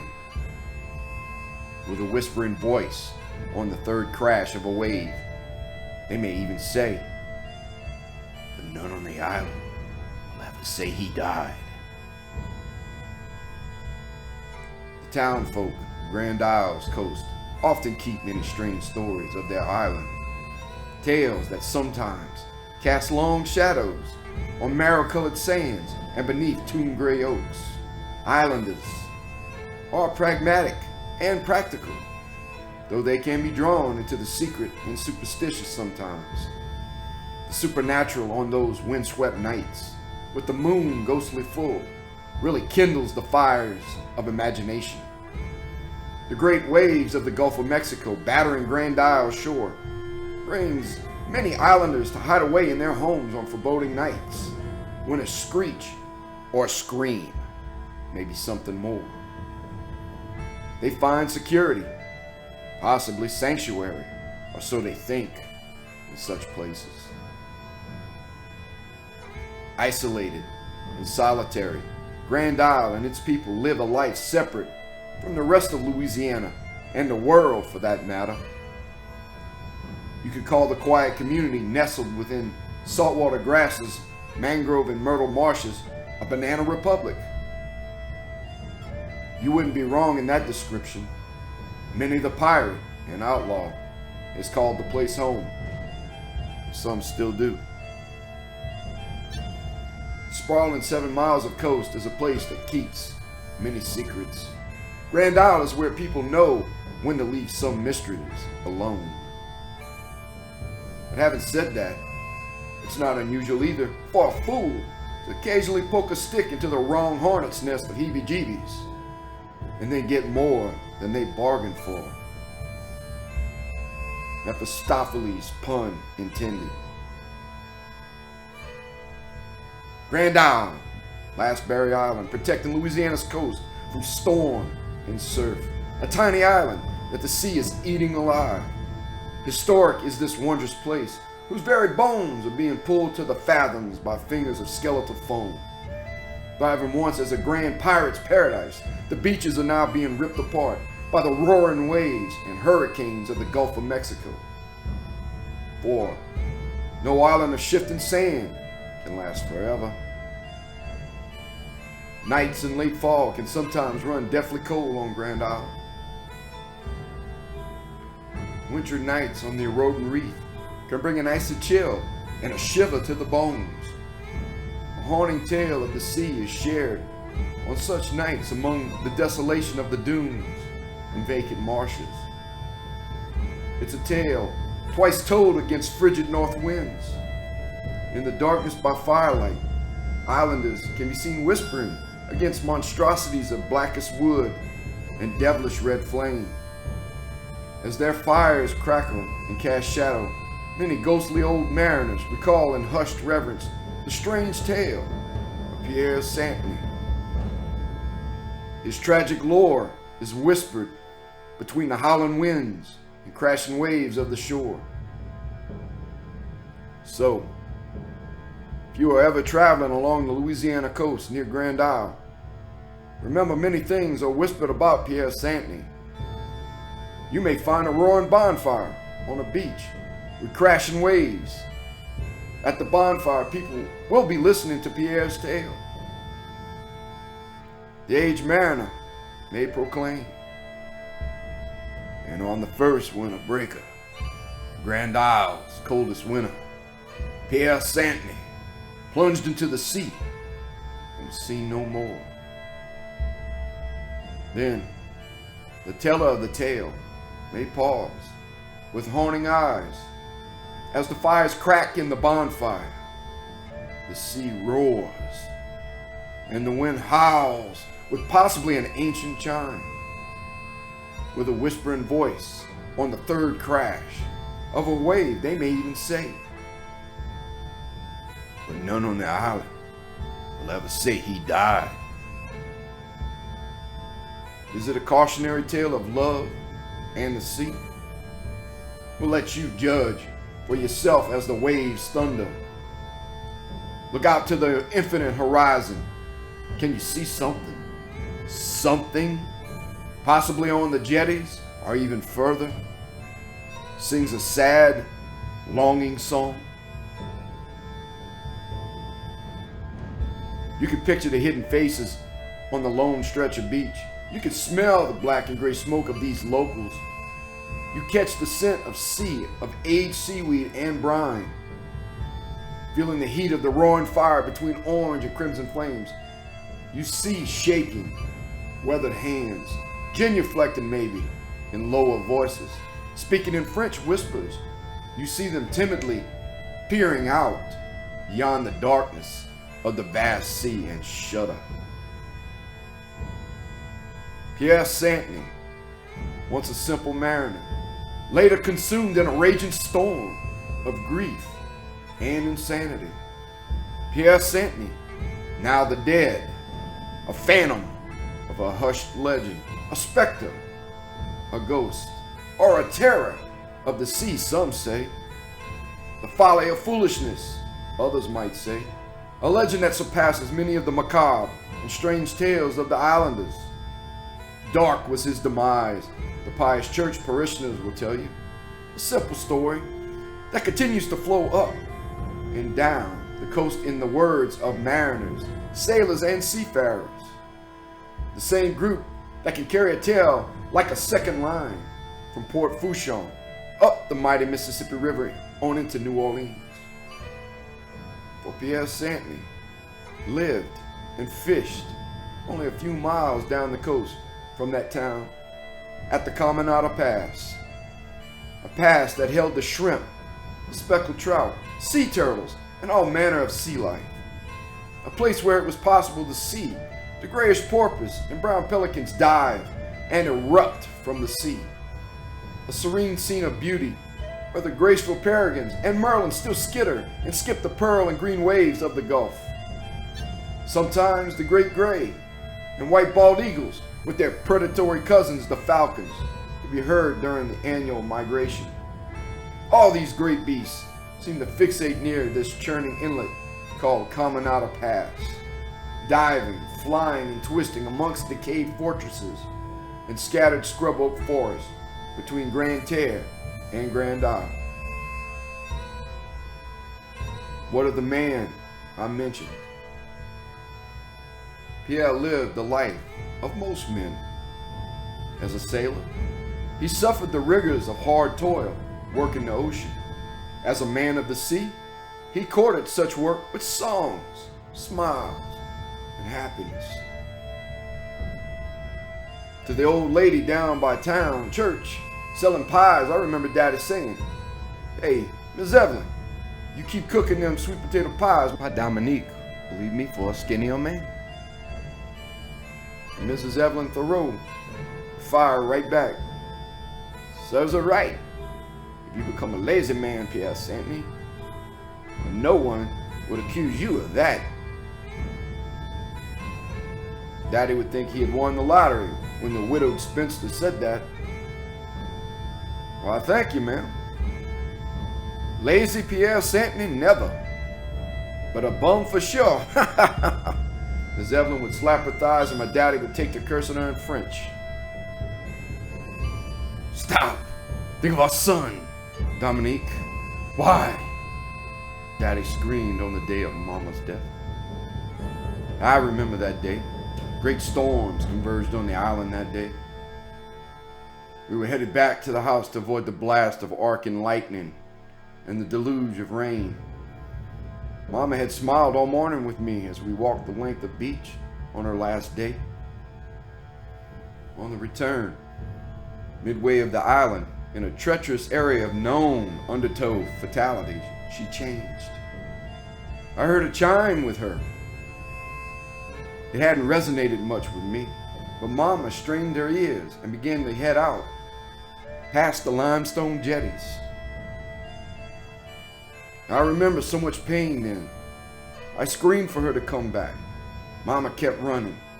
I screamed for Daddy.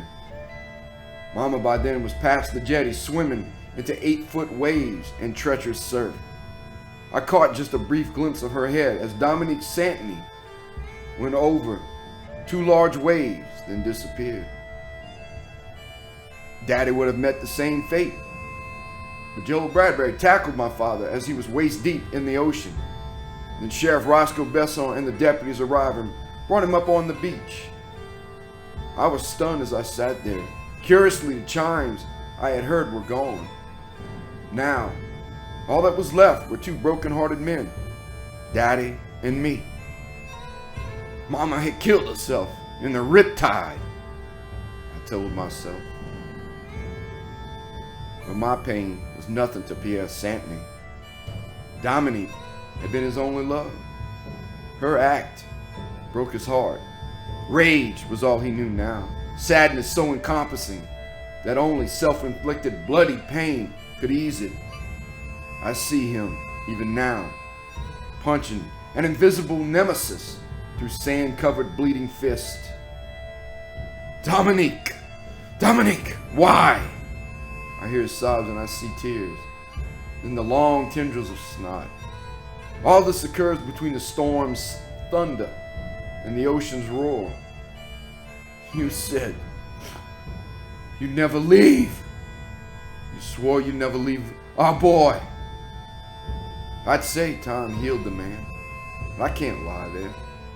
No one who witnesses a death or a death like that is truly ever right again. It took months and then years to get the shadow of my father back. And the man that came home wasn't the man I'd known or loved as a son. As best as I could describe, he was a walking ghost of anger and rage. He was the embodiment of a dead man walking. They had haunted our once happy home, only capable of grief and rage. But in time, even that was lost to the sea. To hasten the last vestiges of my father, lies and cruelty seemed to walk hand in hand in our seaside community. Mom being found out in an affair, so she killed herself, was the most prevalent. That disgusting lie put two men in the hospital by Daddy at Cisco's Cajun Cantina. They ate away at Daddy with more lies and more unnecessary drama, eventually killing the last of the good man. The nefarious people of Grand Isle killed Pierre Santiny's humanity. They are fools, son. They talk of people and gossip like cackling hens. Be above them. Talk of science. Talk of ideas to change our world. Mama would have expected no less. Wise words, life-changing words from a broken man. Even as his world fell further into hopeless oblivion, and Pierre felt the burn and sting of heartache, pain and tears, he looked out for me. He lived his later years with arms and hands outstretched to the sea, a crippled man longing for mercy from some unseen force. Was it a call to Dagon, a monstrous leviathan, or the merciful sharks to end his existence? I didn't know then, and certainly I don't know now.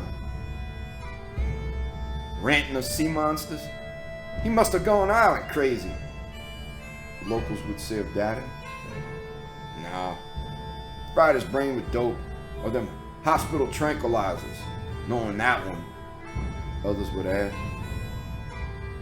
Daddy would yell ferociously, spouting at all these cynics with, "I'd rather live with them in the sea. I no longer see people on the land, especially this island, it's worth my time. Only time I find any of you the least bit interesting is when I'm drinking. In my travels of the world and the horrendous acts humans have done to each other. I can't blame the man for his desire. Wouldn't his fantastic world of blue, a place of peace and harmony, be a utopia for all? There the songs of sirens, mermaids, or something beyond our comprehension would whisper between the foam of secrets hidden in the sea's deepest abysses. His world was certainly one few could understand, especially a mainlander like me, who rebuked his ways, turned my back on him. I broke his heart, shunning the island Daddy had loved. For you see, I know the man of legend. I know Pierre Santiny. I knew his warmth from the great man's hugs as a child, I knew his fierce temper and the slap of steel hands when I had done wrong. I knew his tears when Mama died, and I added to his sorrow when I left him alone with this world by Caminada Pass. I knew the man. I knew the love-sickened lunatic who was never the same after Mama leaped into that undertow never to return. I know his sorrow after the love of his life was gone, for I am his son.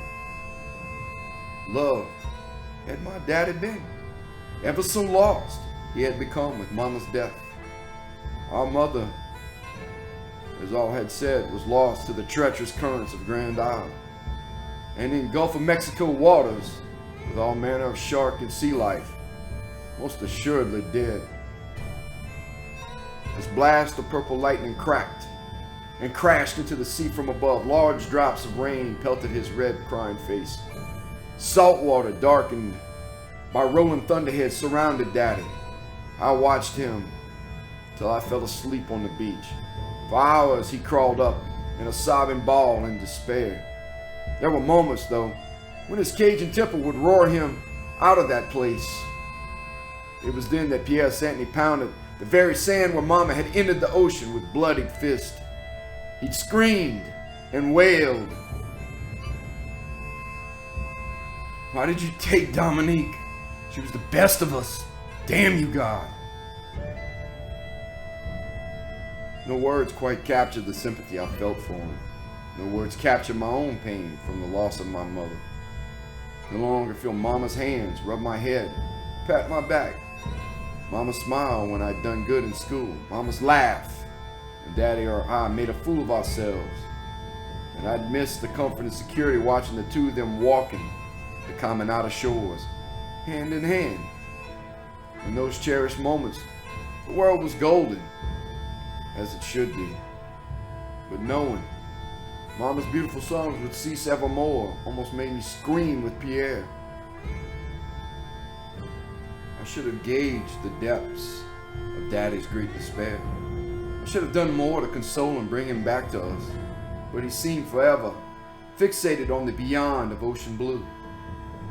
Not surprisingly, grieved by the love of his life, Daddy surrendered to the sea.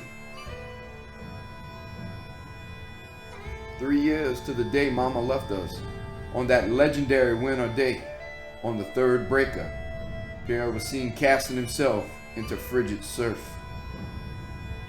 And on the first winter breaker of Grand Isle's coldest winter, he was seen no more. But again, none on the island will ever say he died. I say again, I knew the legend. I knew the man, fallible, unkind, and certainly in later life, unloved. For the last, I'm ashamed and deserve no forgiveness. Who should know better and care more for their father than his only son? I, Pierre Santiny, carry that great burden and hope someday I can put it to rest. Chapter 2, Marty. Driving in my old Chevy, I make the long 2-hour trip to Grand Isle. On the drive, pardon me as I descend into that winding tower to the past. Low on gas, I stop in at Huey's gas station. Huey's was still thriving, go figure. As I get out and pump gas, I see the place had upgraded the sign. But that was about it. Then I see a boat I worked on as a boy, the Black Magic. Now it was a sunken ship. It too had been a victim of the sea. In this moment, I recall the Thomas More poem that eerily captures the moment. I speak the quote Daddy told so well by firelight on the shores of Grand Isle, in a time when Mama was alive, and when the world was full of a golden wonder and magic. Yon shadowy bark had been to that wreck, and the dim blue fire that lights her deck do play on as pale and livid a crew as ever yet drank the churchyard dew. For the briefest of moments, I shudder as a child at that thought. Mister, why are you staring at that old sunken ship? Why are you talking to yourself with that funny voice? A blonde-haired boy in his early teens looks at me puzzled. I thought I might have worked on that boat at one time.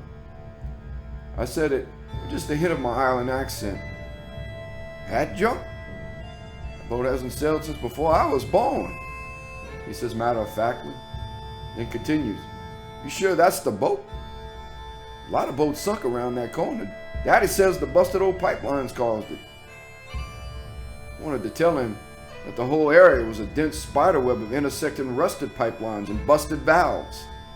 I knew this from the work I did in my day job. Instead, I said, you don't say. I'll remember that if I ever sail around that bend. Quit bothering the man, Turtle. You got them chores done, knucklehead? A rotund man in his late 50s waddles up, fussing the boy. I could hear the man wheezing as he made his way down the gas station stairs. It looked like Huey Plaisance, but I couldn't be sure. By his shirt and demeanor, the guy had to be the station owner. The Huey Plaisance I remembered had been an athletic man who ran 15 miles a day down the beach. He couldn't be Huey. Sorry, sir. My son is a bit too curious with strangers.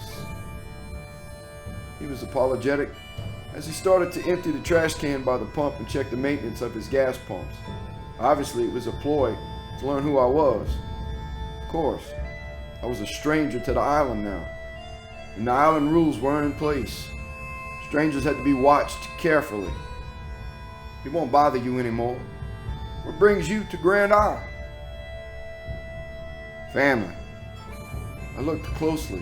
It had been 30 years since I'd seen the athletic man, but the voice and mannerisms were unmistakable. It was Huey. How you doing, Huey? I know you, sir. Huey looks puzzled and intensely at me, but there's no recognition. Had I been gone that long? It's Marty. I know it's been a while, my brother. I see he had to think. Age had not been kind to his memory. You that other crazy Santiny. Damn, I thought I'd seen a ghost. He gives me an intimidating stare and sees I don't flinch, then slugs my arm. But you a lot uglier than Pierre was. Yeah, it's you, mon ami. You got old too. We both start laughing. I see you become the fat dude after all, Plaisance. I see him stop and eye me up to square off. Yeah, but the owner now. Not the attendant, bitch. That old man Sava said I'd be. You got your daddy's guts to say that. Or his crazy, Shaq. I see Huey's belly jiggle in his red gas station shirt. In that moment, I got the vision. If he had a beard, Huey would have been a Cajun Santa Claus. What brings you to slumming with us fat folks? Checking on things. The house and land. So his eyes light a minute. Tells me he's been poaching the rabbits out there again, as he did when we were kids. Daddy, you don't want to remember the past. Can't remember the past of my childhood. As a child, won't allow myself to remember back when the world was magic and that sunken ship across the bayou is still afloat. Oh? By the sounds of that and his nervous look away, he's still doing it. He's definitely been poaching a lot of rabbits over 30 years. I can't resist. I wonder how many rabbits we got left. Now you know damn well, poaching out of season is ILLEGAL, illegal. I'd never do that on a friend's land. I see I have him good and shook up. At that moment, a part of his flab unrolls out of his side shirt. Scaled and stretched, the skin is pocked with scars. It's okay, Huey. He looks back at me wary. It is? Huey Plaisance is still cautious about my answer. How's that, Santiny? I hear the governor is going to change the calendar, allow Louisiana hunters to hunt more. I give him a wry smile. Huey inquires, he's going to let us hunt in late September instead of October, like in the old days, Marty? I had him on the line now, so now I dropped the hammer on him. No. I paused a moment and watched him, then said, he's going to request a change to the calendar, Huey. How so, Marty? Now I'm hearing good news, changing that wacky calendar for hunting. He clapped his hands together in excitement. Yeah, he's changing the calendar to 13 months out of the year. Since Huey Plaisance hunts 12 months out the year, we need another month at it. I saw my childhood friend's face lose all the color at first, then turn beet red as he took to cursing a storm in French. That ain't funny, Marty Plaisance. Don't you have a spook house to go repair? When you go in a cell? That last question ended our jest and my time here. How about when Daddy comes back? That seems to be the bullshit you guys are slinging to increase tourism around here. Drag our family through mud and more pain. I couldn't resist. I had my late father's temper. Huey did something strange then.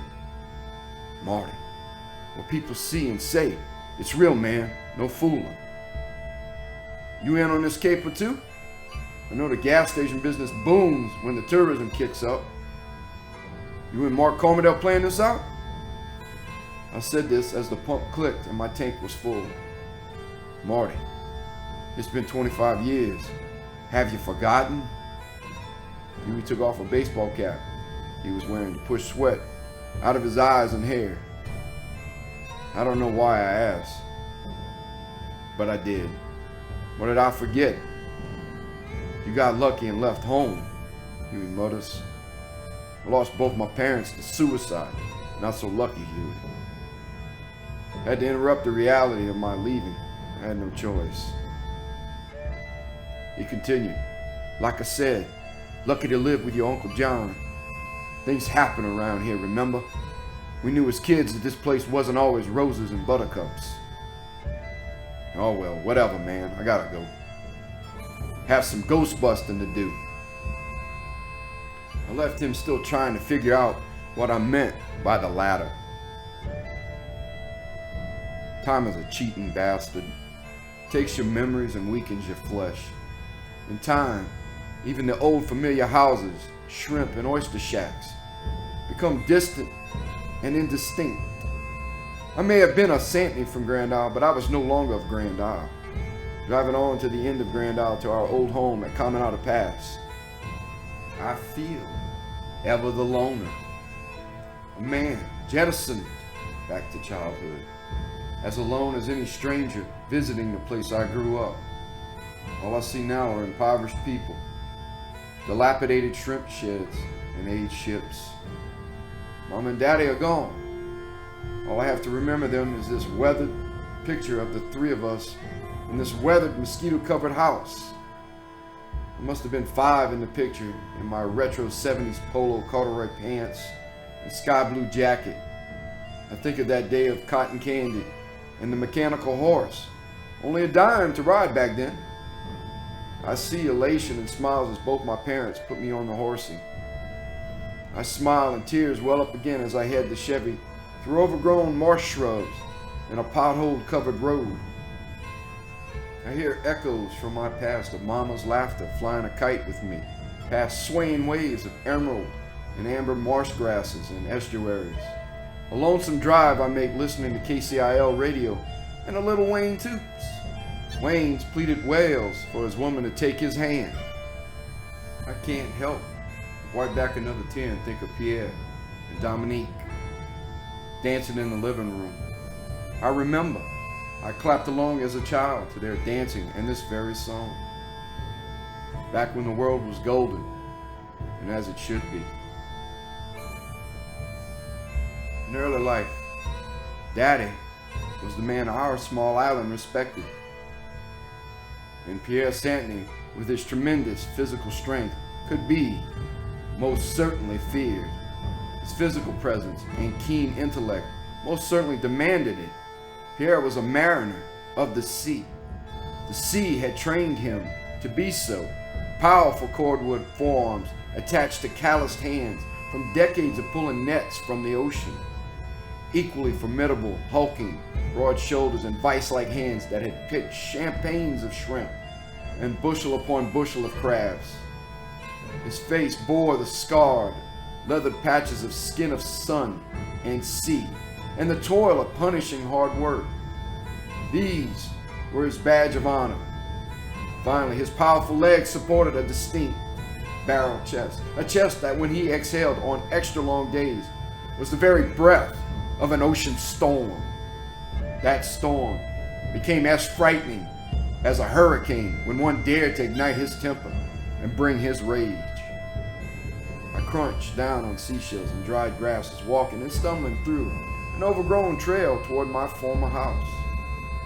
Tall, fluorescent emerald and verdant wire, salt and meadow cordgrass sway in the cool Gulf breeze. One could easily get lost in those forests of quiet green. I say to myself upon approaching the last tower of marsh grasses, well, Marty, here we go. Strands of dead wire grass fall off my head and back. I head now to a small estuary and a long bridge brushing off the remnants of more grass and leaves. It's approaching dusk, and I hear a lone seagull cry. As I walk up our long wharf to the house, I catch sight of a large shadow. The animal is moving and splashing in the recesses of black mangrove, wax myrtle bushes, and grayish-green oyster reefs. The creature, most likely a fish, makes a large wake headed out into the Caminada Pass. With a silvered quickness, it proceeds crashing through yellow reeds and obsidian alluvial-stained saltwater before diving into the rippling depths. Must have been a large redfish or a saltwater gar. From then on, I walk the wharf to home. Sounds from here on out are the wind whistling and ocean waves from the far-off shores.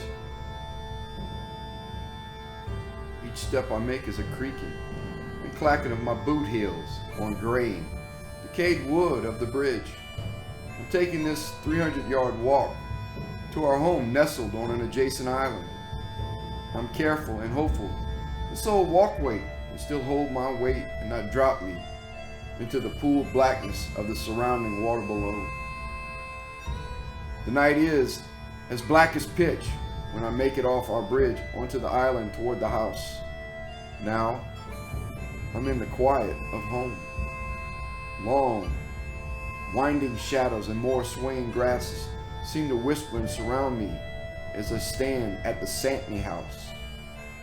Why wouldn't such a rundown place conjure up the thoughts and feelings of being haunted? I get Shirley Jackson's quote in my head at this moment and imitate in my worst rendition of Christopher Lee's voice. I speak to the collapsing house on 20-foot high creosote pilings as a lost friend gone astray. Silence lay steadily against the wood and stone of the hill house, and whatever walked there walked alone. Except Santiny house, you are not brick, but blackened creosote wood. One day, the sea will claim you, as it does all. But that aside, you certainly brought me laughter. But then you broke our hearts and brought my family tears and pain. All I can pray is that you won't last another hurricane. I laugh to myself. Then, as if some memory draws me back further home, that's creosote pilings we packed in sand and cement, Marty. That's 2-foot by 2-foot joist for the floors. And we finished it off with board and batten walls of virgin cypress. This house here will be here for your great-grandkids, Marty, long after we are gone. Open the creaking door covered in spider webs and say these words. Daddy, if you only knew how prophetic your words to me would become. Next winter, Mama would be drowned. I'd be here with you, not sleeping, pacing the shore night and day. In 2 more years, you would be gone. Could you have changed the outcome? All those words if you tried? Or the words themselves, Daddy, some call out. Did you trigger bad luck and trouble on our family? I'm here now. I'm rustling with a flashlight trying to find a breaker and turn on the power. I want to illuminate the darkness. Time to find out what really happened. I probably will leave with more questions than answers. Will I get the answers I want? Probably not. Will I find closure? Probably not. But can someone really, in all honesty, really register the finality of death? Maybe in this case, the cheating bastard, time, is a good thing. I am logical, governed by rational thought by nature. I was the same even as a child and adolescent. Coming home from school on the day I got the sad news, I took Daddy's death with disbelief. My skepticism grew further when the neighbors said how. Yes, it took some time to comprehend Daddy was gone. On the day he left me, he was smuttering as I fixed morning chicory coffee. Put the spoonful of sugar and heavy cream just so he always liked it. Then ate my breakfast as he stared on with his pale blue eyes to some distance on the Gulf's horizon. The sun broke for sunrise, and we were bathed in that brilliant red glow for our last day together. Never did I think of the sailor's warning of a red sky as I crunched on my honey and oats cereal. Red sky, by close of night, sailor's delight. Red sky by the morn, sailors take warning. But didn't I always expect he'd check out too? Did I get that call he was dead? But I don't care of the why Daddy killed himself. That's not the reason I came back. Dying wouldn't be enough to drag me 3 hours away to a place where the electricity and water are half-assed even on a good day. He died, and nothing is going to bring him back. What gives with all the secrecy, cloak, and dagger to get here? Why hide my past from my wife? Why come out here like a Cajun Sherlock Holmes? I believe what kicked off my return was all the speculation of the what. It was a growing itch I couldn't scratch. The what did he do at that moment? What was his mindset? Could he have been kidnapped and murdered? That was a possibility on an island where people could get lost. The what was claws ripping in my head. I'd never faced the what had happened because I had never let him die in my mind. I know, not very rational or logical. The what has changed now. I've been drawn back here to put the brakes on my family name being promoted for tourism. No more Santiny blood will be spilled for Grand Isle's almighty dollar. The rumors have become too much. Rumors from townsfolk and tourists of the wandering Pierre Santiny, sightings of him down by the beach, strange things that the town had been reporting in the papers, the weird television show and internet ratings of Daddy's legend brought me in as a fish to a lure. I was here to figure out a puzzle, or better to squash the slight to my family. I would try and sort out and solve the mystery. I'll investigate rumor after rumor, then the sightings and the interviews with alleged witnesses. Most likely I'll get my answer. That some were just crazy. Others will be attention getters or fame seeking. The rest, it's a surefire bet we're drinking or high. Marty, I heard the most peculiar story, honey. And now it's in the Times-Picayune. A man missing, lost at sea, has been seen walking the beaches with an unidentified woman. My wife Alex was reading the article in the newspaper. That didn't catch my attention at first. So, people drop off all the time in coastal off-grid towns. Hemingway made a regular habit of it, I scoffed. True.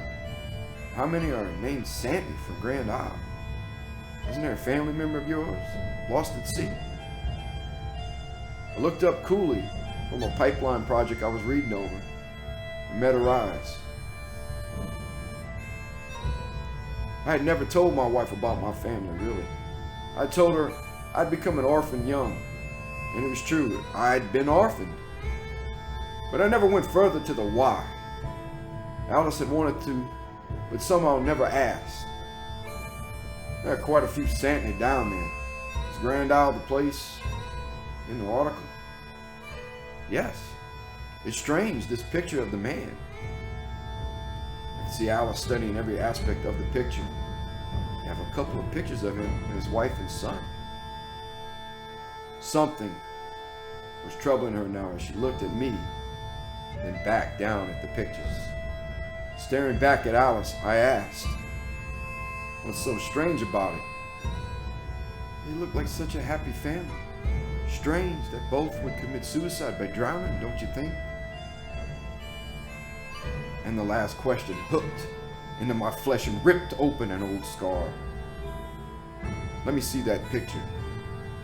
With shaky hands, I had to know. Alice looked up at me slightly perplexed. There we were, in front of our family home. Grass, clean cut, and the ever-present sea behind us. Daddy and Mama, with me in the middle, all smiles and holding hands. I'd been driving them nuts all morning, spinning myself around like a top and making myself dizzy. What was going on? Why were we in the paper? Are they relatives, Mark? Alice asked with the intuition all wives seem to have when there is something amiss with their spouse. I wanted to say, well, Alice, you could say that. The kid could be literally my twin brother, but I didn't. It just bring more questions that I didn't want to answer. Instead, I mumbled in a controlled voice. Nah, just some town crazies with the same last name. I left the conversation there and went prep my bags for another trip to the Middle East. I thought, no need to worry Alice any more than she already is. This latest project is putting her nerves in a frazzle.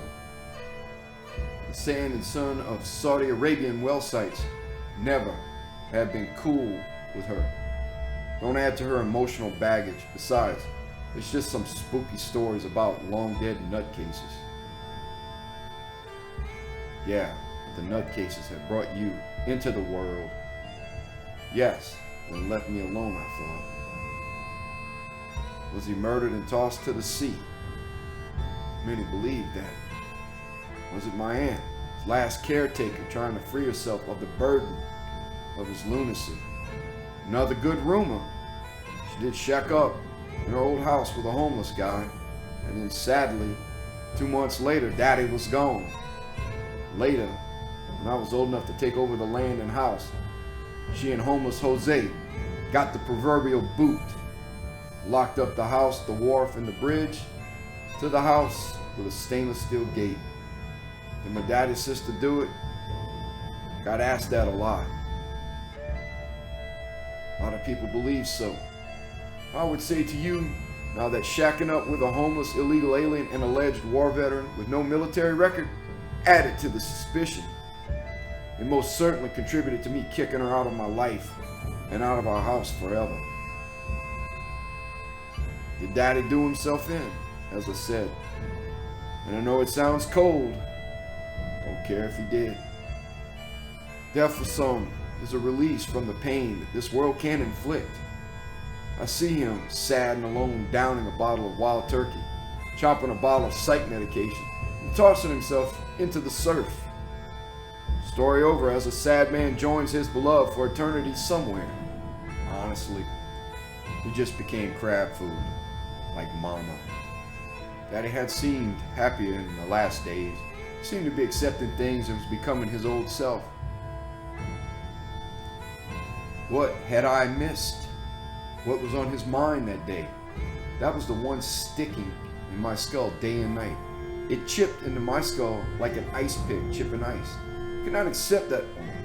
It was inconceivable even now that one of the strongest and shrewdest minds I had known finally cashed in his chips and ended it all. All I could think was love ever so powerful to cause Pierre Santiny to call the game over and forget about those that loved him still living. Was he that selfish to leave me alone? I went on to college and became a petroleum safety man. I resolved to leave Daddy's memory to the fish and folklore, trekking across jungles, Scottish castles, blazing hot deserts, and ragged mountains. I left Grand Isle and the dead where they belonged, submerged beneath the shifting silt of the past. Alice was to never know my past. In my mind, I was an orphan. 10 years later, I still am. Now it's 2 months since Daddy's birthday. He'd have been 66. And 4 months since all those newspaper stories kicked up. Went on that desert job and I returned home to Alice's hugs at the door. Then there were 2 screaming brown-haired boys happy to see Dad with one tail-wagging ecstatic Labrador falling behind. A week after being home, it was the paranormal program, Strange Seas, that caught our attention. The narrator, Steven Weber, was brilliant. I mean, he caught every inflection and nuance of the Acadian dialect. He brought a sense of humor and a menace with each paragraph of narration. Reenactments were Shakespearean and, dare I say, of award category. The program began with roaring seas and dark, crackling thunderheads. Stephen began. Somewhere in the vastness of the oceans, we have yet to dive beneath her mysteries. We only have explored just 10% of this hidden world. What secrets the sea must still hold. As Weber continued narration, images of all manner of sea legend, from the Flying Dutchman to the Kraken, and finally Loch Ness, ended the intro. Welcome to Strange Seas.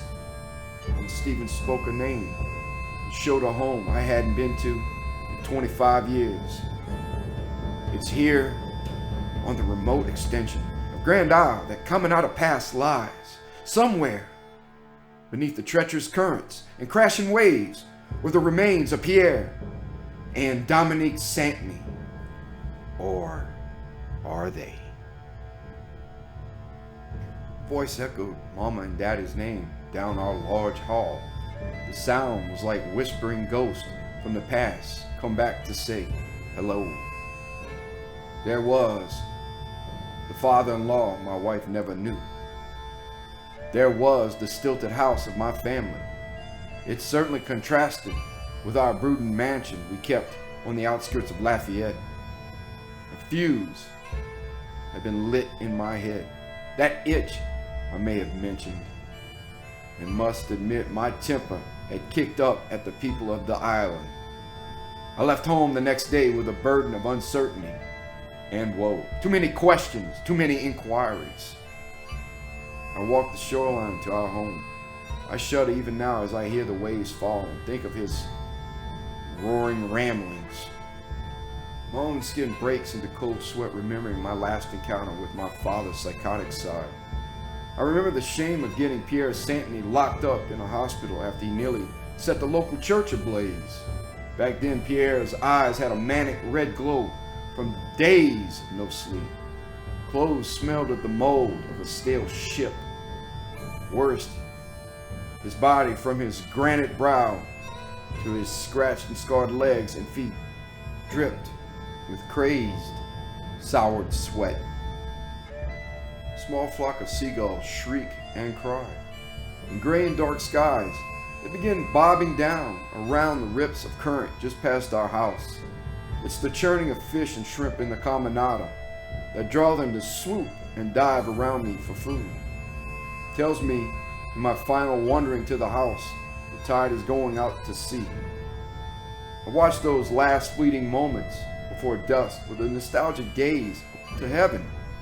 Yes, this had to be what real heaven was. The happy memories flood back on my last approach to the house. I remember the jolly, wise man whose advice on life at times was invaluable. You have to focus, Couillon. Never let the work beat you. That was his saying anytime I wanted to give up on a project. Another was, smell like fish, you'll be quite the dish. Then he'd hit me with the guts of a just skinned speckled trout and run off while I chased after him screaming, no fair, I wasn't ready. I wasn't ready. I speak words to the lonely dock. I look at our aged gray fishing wharf. Then slowly, toward the porcelain sink, I cast my somber gaze where we cleaned so many fish, to the cobwebs now covering the outside sink. I say again, and grit my teeth, I wasn't ready. Only the wharf overlooking the water creaks back. I went to put power on the place. An hour fumbling in the dark. I realized someone had ripped out our electric meter. It'd be a long night if I couldn't figure something out. Buzzing, stinging mosquitoes, and sandflies weren't helping me think. Crushing one bug between my fingers, I figure a solution. I had a roll of copper sheeting I used on a sink project for the wife. That'd do until I could get the town electric guy, T-Black Chesson, out here. I walked a mile back to the truck, where the winds were picking up and getting cooler. Felt like a storm was moving north, down to the island. Maybe we'd push out these mosquitoes and flies. Then again, maybe they wouldn't. I heard the crabs and fish moving in the shallows. Not that the tide had moved out. With just a crescent of moon, I could make out some of them rippling across between the mangrove and into the marsh. How I thought my family would probably love this place. Then a short of pain stabbed my heart as I let a memory trickle in. Mama was sitting on Daddy's lap at the table while pulling on his beard. He'd just come home in after 2 weeks at sea on the Black Magic. The two of them were laughing about something that had happened on the shrimping boat. Daddy bellowed. T. Claude Dufresne done flipped out the boat again. Shit. We caught the ugliest shrimp the world has ever seen. I mean, U-G-L-Y. Yeah, you know that's not nice. T. Claude is just clumsy. Mom went to fussing playfully. Yeah, the 3 times on the same hitch. I know shrimpers went their whole life not falling overboard. And one guy we know, Mr. Jesus Christ, never fell overboard either. He laughed a little quieter. Mom appeared shocked at such a blasphemy. But then she winked and grinned at him. They both laughed on that one. Memories. And more laughter. That's what I recall from that instant in our past. From what I remembered, T. Claude had slipped on a slimy pogeyfish and went over. In the moments before the fall, it could have been a bad day for T. Claude, especially if inexperienced captain had been at the helm. But Pierre Santiny was not one of those. As T. Claude landed into the trawl net, certain to be drugged under the boat, Daddy hooked his backside. In the same seconds before catastrophe, Daddy simultaneously flipped his deckhand into the picking box. Had this been a first-time event for the clumsy deckhand, no one would have noticed. But it was a T. Claude record 3 times of almost certain drowning in one season. This was certainly a record for the Black Magic, and possibly for all shrimpers in a single shrimping season. How to describe him to you? I guess, take a look at any leathered man's skin who spent more than 10 years working on the ocean. Compare the grays of driftwood to Daddy's salt and pepper beard. When you see the tangle of seagrass or kelp in a prow, Think of his long curly hair on an aged crown of head. As you see the first light of a frosty cold morning on ocean blue, see Pierre Santiny's eyes, staring off to the sea's mysteries in the beyond. What bygone age was this man, my father, truly from? Clad in rainproof garments that creaked of salt, sand, and surf, where he journeyed in his voyages on Mother Ocean. In the recesses of blackened rain and seaware were all hidden the secrets of Pierre's seafaring, shrouded by a cover that seemed years of rain and wave, hid his face and blue eyes when he donned that mariner's cap. Worn rubber boots that had trekked endless shores, ruffled in dirty clothes that had seen rocking decks and shifting bunks. In those moments, to me, Daddy looked like someone who had stepped from an old pirate sloop eons ago, or had commandeered a submarine 20,000 leagues below. It wasn't just me that noticed the man. Our community took notice of their celebrated sailor. If he went into the local store for supplies, old sailors gave him the knowing nod of maritime travelers. Celebrating at festivals or with the crew at Roscoe's Cajun Cantina, his voice would roar as a great wave. A solemn shanty carried on his voice held the power of a gusting wind. A gale he carried that once had been passed from father to son, or mother to daughter. It was another one of those magic moments when the world was golden and everything seemed right in the world. How I miss even now the air of mystery that cloaks all aged men of the sea.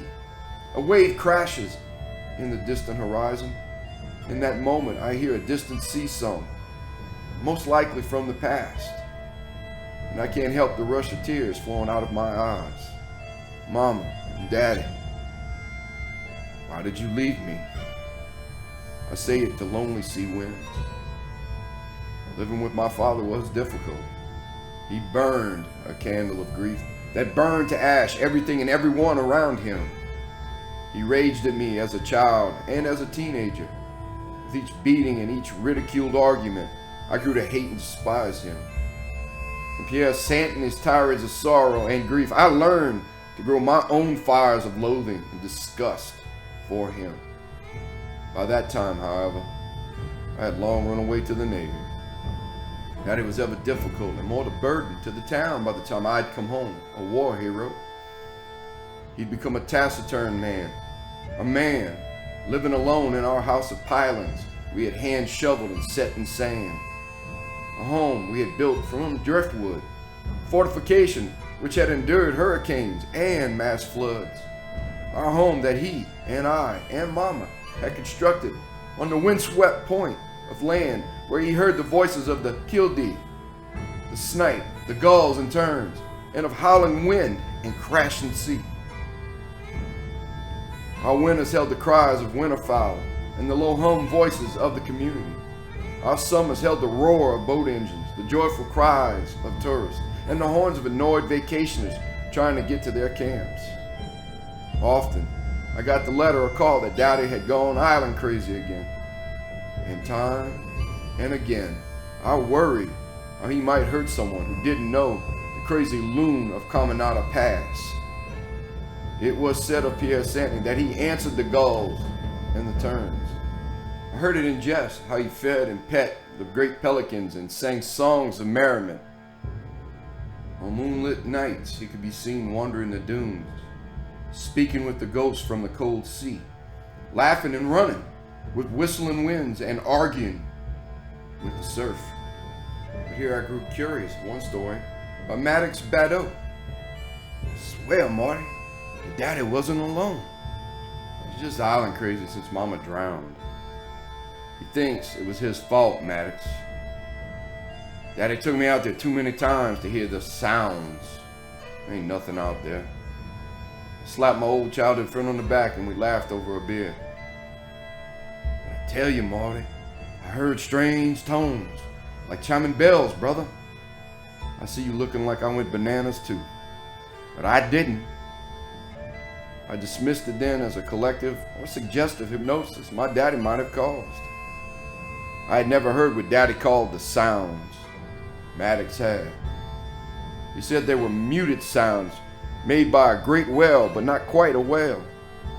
A sound that was ancient, as if made by batracian beast of an unknown origin. Or as bells underwater that chimed and cried out in happiness and great exhilaration. He said he literally had to tear himself away from the shore, or he would have went swimming to them. Daddy made his living by the sea. He fished tarpon and redfish for the tourists. He shrimped the icy waters of the pass in winters, as all the shrimpers did. It brought us food. Though he was not a great mariner, it brought us security, which kept us afloat year after year. Until the sea took Mama and my daddy's mind. It seemed storm clouds raged in his mind after that. I couldn't help him mend his heart, nor did I care to, as he took all his pain out on me. After her funeral, he stayed days on the ocean, till I went out with family and friends and brought him home. When we fished the shrimp now, he cared little for the haul or the money. Whether he cast his net into the sea by day or by night, he would throw it back over until I fought him foolishly to stop. Dad, how will we eat if you throw it back? You want us to lose the camp? Still have thousands to pay for the hospital bills. Stop! I yelled and hit him to no avail, but sometimes he'd sit, and I could bring in enough to keep the creditors and wolves at bay. You just don't understand, son. They don't make people like your mother. I saw the tears pour from his face. I saw the pain in those eyes of crystalline blue. And for a brief moment, I felt something for this man of salt and iron. She was the love of your life. She was Mama to me. She'd want you to be happy again. Move on, you know. So my words hurt him again. You'll always be stupid to the real things of this world, Marty. I tried to make you listen. You'll never hear them or her. We were back to our father and son war. We brought our meager catches to the Grand Isle docks and up to Leesville if we felt we were getting a runaround on price. Again, I fought Daddy on this point as he didn't seem to care anymore. Our fights sometimes brought us up the bayou further to sell. I heard the worst of tales of Pierre Santiny when I was pulled back to our shack again as a man of the world. It was for a family reunion of sorts, stopping in to see friends at a local dock. The islanders were abuzz of my crazy father's latest delusion. We laughed and shook our heads in merriment, but inside, I made my mind up to commit him permanently. John and Nancy Freelow, who owned the Leeville dock, told the tale. John started. It was a moonlit night, honey, wasn't it? Yes, dear. Mid-September, I believe, John. Real cold booger, for sure. Nancy Freelow answered, made a shivering noise as she said the latter. Marty, you already know you brought no fish in. I'm sure Maddox called you. He'd been going out and staying longer and longer on that ocean, like he did back in the day. John shook his head, rethinking the memory. I remember, Mr. John, how many times I'd have to go get him with Perrin or whoever was available, I added in. Well, he brought no crabs, no shrimp, no fish, or even any oysters in the Leeville. Only carried himself with this god-awful strange look, Marty. It was the astonished look that caught all of us. It wasn't his usual crazy. Pierre Santiny's blue eyes were wide. He kept staring, as if he had sun blindness from the water. John nodded to his wife, who agreed. Nancy Freelow continued the story. Like John said, Marty, your daddy looked as if he'd stared too long into the sunrise or sunset and had been blinded. We sat him down and offered him a drink of water or Coke. He asked us point blank for whiskey. Pierre Santiny might be crazy, but he never drank hard whiskey, so that stopped everyone at the scales. John continued rubbing his temples as he went on. Some of the curious who saw his crazy spells came over. He'd have none of their foolishness to join him. But your dad, with the aid of more wild turkeys, squawked and babbled all manner of strange tales. It was eerie to watch Pierre Santiny talk as though he spoke only to himself. Even weirder, as he rambled and didn't seem to see anyone watching him. Pat Montague added to their strange tale of Daddy.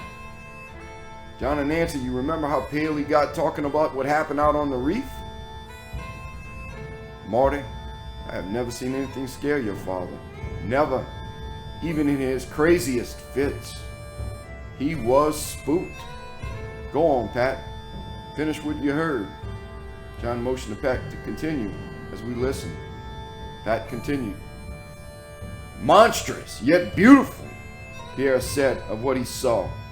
He had heard those weird tones again out on Azale Reef. He was in another fit of depression and anger over your mama, Marty, when he said he threw the anchor down on the reef. Pierre cast his net and brought up a ton of shrimp, crabs, and fish. Then, something else. I went ahead to stop the nonsense to go home. That was a great tale, John and Nancy. Pat, I see fishing. This is what spooked him. I get it. Time to go on down to the camp. Hold on, Marty. Damn, you are impatient as he was when Pierre was your age. You are your father's son. John said words that cut like daggers. Yeah, some people need to leave a mentally unstable man alone. Daddy's had these crazy spells and weird stories all my life. I don't need to hear anymore. And yes, you are right, John. I saw my tone was direct now, and John was trying to understand my meaning. Right about what? I saw him a little perplexed. I'm Marty Santiny, son of Pierre Santiny. I have his temper, too. I cracked John across the mouth and laid him out on the floor, watching the whole dock stop as I continued. Say another bad thing about my dad, bring up another crazy tale around here, and I find out about it, and I'll give you a lot worse. I stormed out of the parking lot as I saw Pat Montague walking up to my truck. I guess he was a slow learner too. I got out to knock him out too when he threw up his hands. Hey, easy, Marty. We weren't disrespecting your daddy. I swear, my man. John and Nancy really were concerned. No more crazy stories, you dig? I was trying to count to 10 and cool off. We aren't the ones that made fun of him all these years, Marty. Just know that. Just hear this last part. And if you want to knock my block off, feel free. At least I prepared you. I saw maybe, and it was a big maybe, that Pat cared. Go on.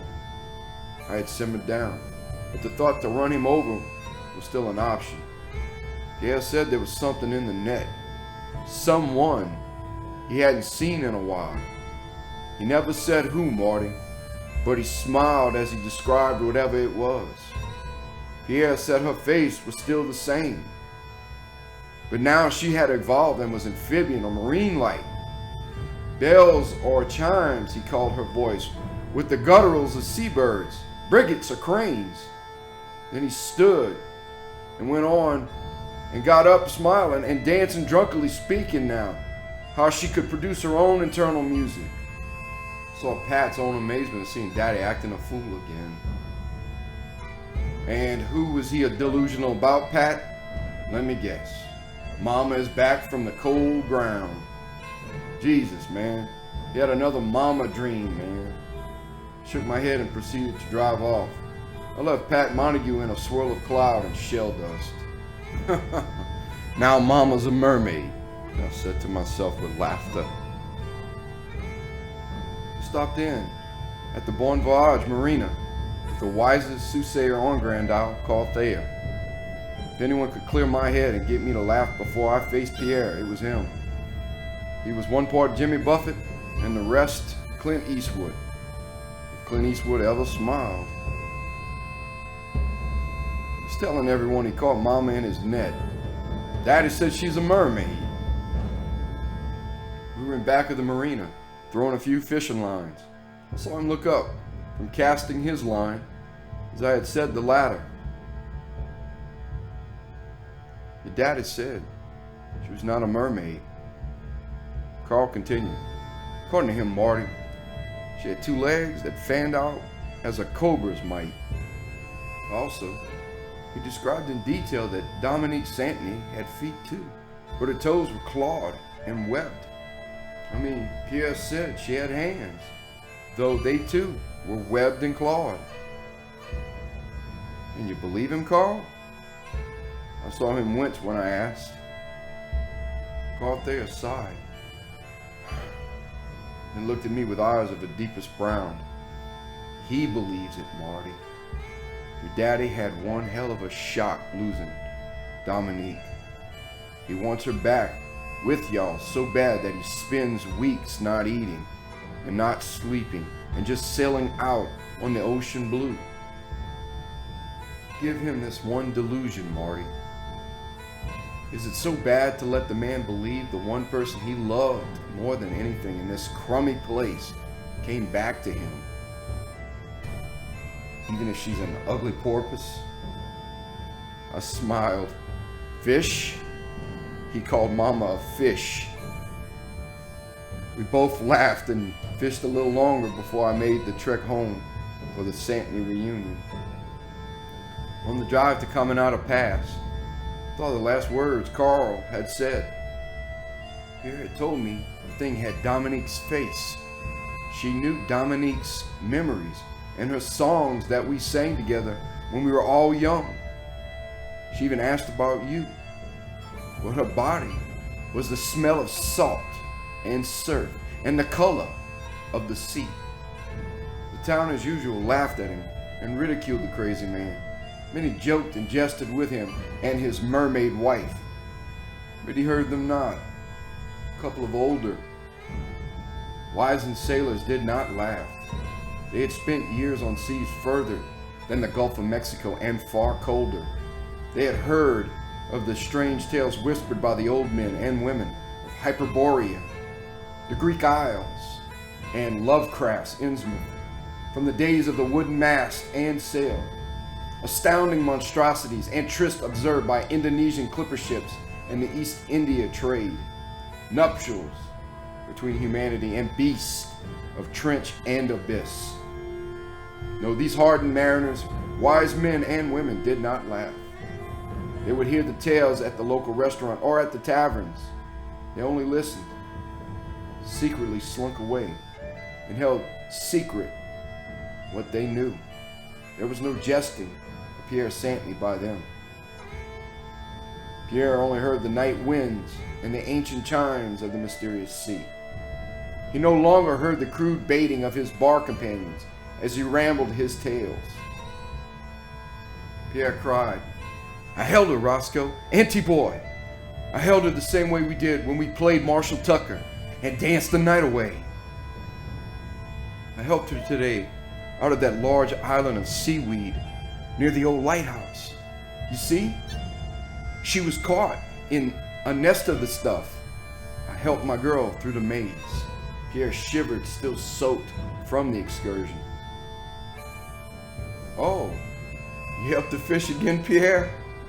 This time it was the other bartender, Cisco, who inquired. My wife ain't no fish. She's something else. But I don't know what. Her skin, it's cold now. Even the texture was more like a pilot whale or porpoise. I watched her dive down out of sight into the darkness at Diablo Point. He sighed a minute, then pridefully smiled to Cisco before saying, my Dominique came back to me. She came back from those fathomless depths to reappear, mon ami. She raised her arms out of the sea to wave, then went back down below to her new home. I know. I'll see her again. Oh, you will, Pierre? Cisco winked and gave him a sarcastic grin. Pierre raised his fist and threw his glass, missing Cisco. Then he yelled, yeah, go on with you. I know you don't believe me, but I know I'll see Dominique again. I'll be with her soon, too. It has to be our time. Our fate. After that night, Pierre Santiny frequented less and less Cisco's bar. Daddy went there, he ordered a round up front, and he quietly sat in a back stall alone. Daddy would avoid islanders like Bruce Bartholomew, who would ask him, "How's Dominique the fish, Pierre? All them fins and curves, and me with no brakes." Another like Kirby Dupre would ask, "If she turned into a porpoise or fish thing, do you have to remarry? Or will you have to propose all over again?" The whole bar erupted on that one, I was told. My father kept quiet, never spoke or bragged anymore. He drank his Dixie, looked out on the vast sea, then set off for home. I heard in later conversations that Pierre Santiny did not fish again at Diablo Point. He cast his nets and lures elsewhere, closer to Caminada Pass. His initial joy had been poisoned by a deep fear of the ocean's unknowns. I tell you, Luke, now I don't know if I could see her swim away again. Hell, I don't know if it might be something trying to trick me. Daddy had whispered to one of his old deckhands months later. Luke Sharpenshape had said it was more of dread that Pierre had now. Daddy had seen his Dominique again, and now fate was pulling him into her own nest of seaweed, possibly not to reunite, but to drown him below by a predator that looked like Mama, the thing that he had encountered on that moonlit night. I like to believe now, as I walk this stretch of beach, that Daddy had come to terms with whatever had happened, that he had decided Pierre Santiny would control his own fate. I find comfort in those thoughts. Thoughts that until his own end by the sea, he so loved that Daddy stayed his course. Maybe the islanders that saw Daddy standing on the point of land, looking out into the sea, got it wrong. I believe the man they saw wasn't watching for some person or some vessel to make its appearance over the horizon. To this day, I think he reached his arms out to his beloved phantom, Dominique Santiny, as if longing for that impossible of possibilities, only to feel the ominous clouds of rain and gloom and despair. Surely a disappointment to Daddy, knowing his happiness loomed forever out of his grasp. A reunion with a lost love that would never arrive, as with most who lose them to the sea. I was catching up with another childhood friend on the island just before Daddy's demise. Davy Martin followed up with me on the week prior to Daddy's death. It was useful insight about Daddy's state of mind. We had a nice crab cake sandwich together at the Starfish for a noon meal. He just quit talking to everyone, Marty. It was like he was already gone. A dead man walking after that encounter on Diablo Point. Pierce set his mind to being the town hermit. He wandered more and more away from town. It was seldom we saw him at Cisco's. Then he stopped to come and visit altogether. If he fished or shrimp during that time, a rarity. He sold up the bayou and shunned us. He even quit buying at the Sherway all his supplies. And I guess the mermaid tail was spread up and down the bayou and all over the Louisiana coast. I had to ask him. Yeah, that was one hell of a story, Marty. You couldn't pay for gossip that good around here. Sure, it was carried up to Lockport, through Vacherie, even into New Orleans. He scratched his raven black beard as he continued. Even beyond New Orleans, my brother. I heard Bayou Manchek and Ovoke Island got wind of what happened. Funny thing, too. Those winding, dark swamps where many old Cajuns lived didn't laugh or make fun. A couple made the sign of the cross. A year went by, and another, and yet another. And then one night the word was brought to Grand Isle that Pierre Santiny had ended his life by diving into the rip current. Rescuers had braved the frigid waters and surf, but to no avail. They searched the house of Caminada Pass for a possible cause or a suicide note. None was found. One of the town's investigators and our local physician, Dr. Jerry Haydell, had made some interesting discoveries within our home. Davy Martin had urged me to question him for closure. I haven't spoken about that night in quite a while, Martin. If you were not his son, and just as bull-headed, I'd still not say. I smiled, and he smiled as he said that. I was there. I know what we saw. It was so cold in the place, like as if the whole house had been sunk below the ocean. It smelled damp, and with an eel-like odor. Moisture, or fog, if you will, cloaked the house, and there was a wetness clinging to the walls. A glistening and glowing slime dripped from the doorknob, in some places on the walls and even to the bed. He took a drink of water from a bottle he had with him and continued.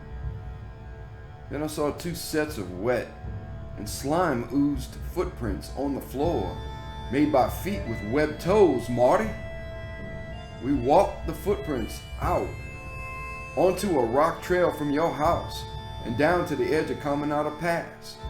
Crazy, I know, right? Dr. Jerry continued. I spoke once after around the Crown Royal at Cisco's about the incident.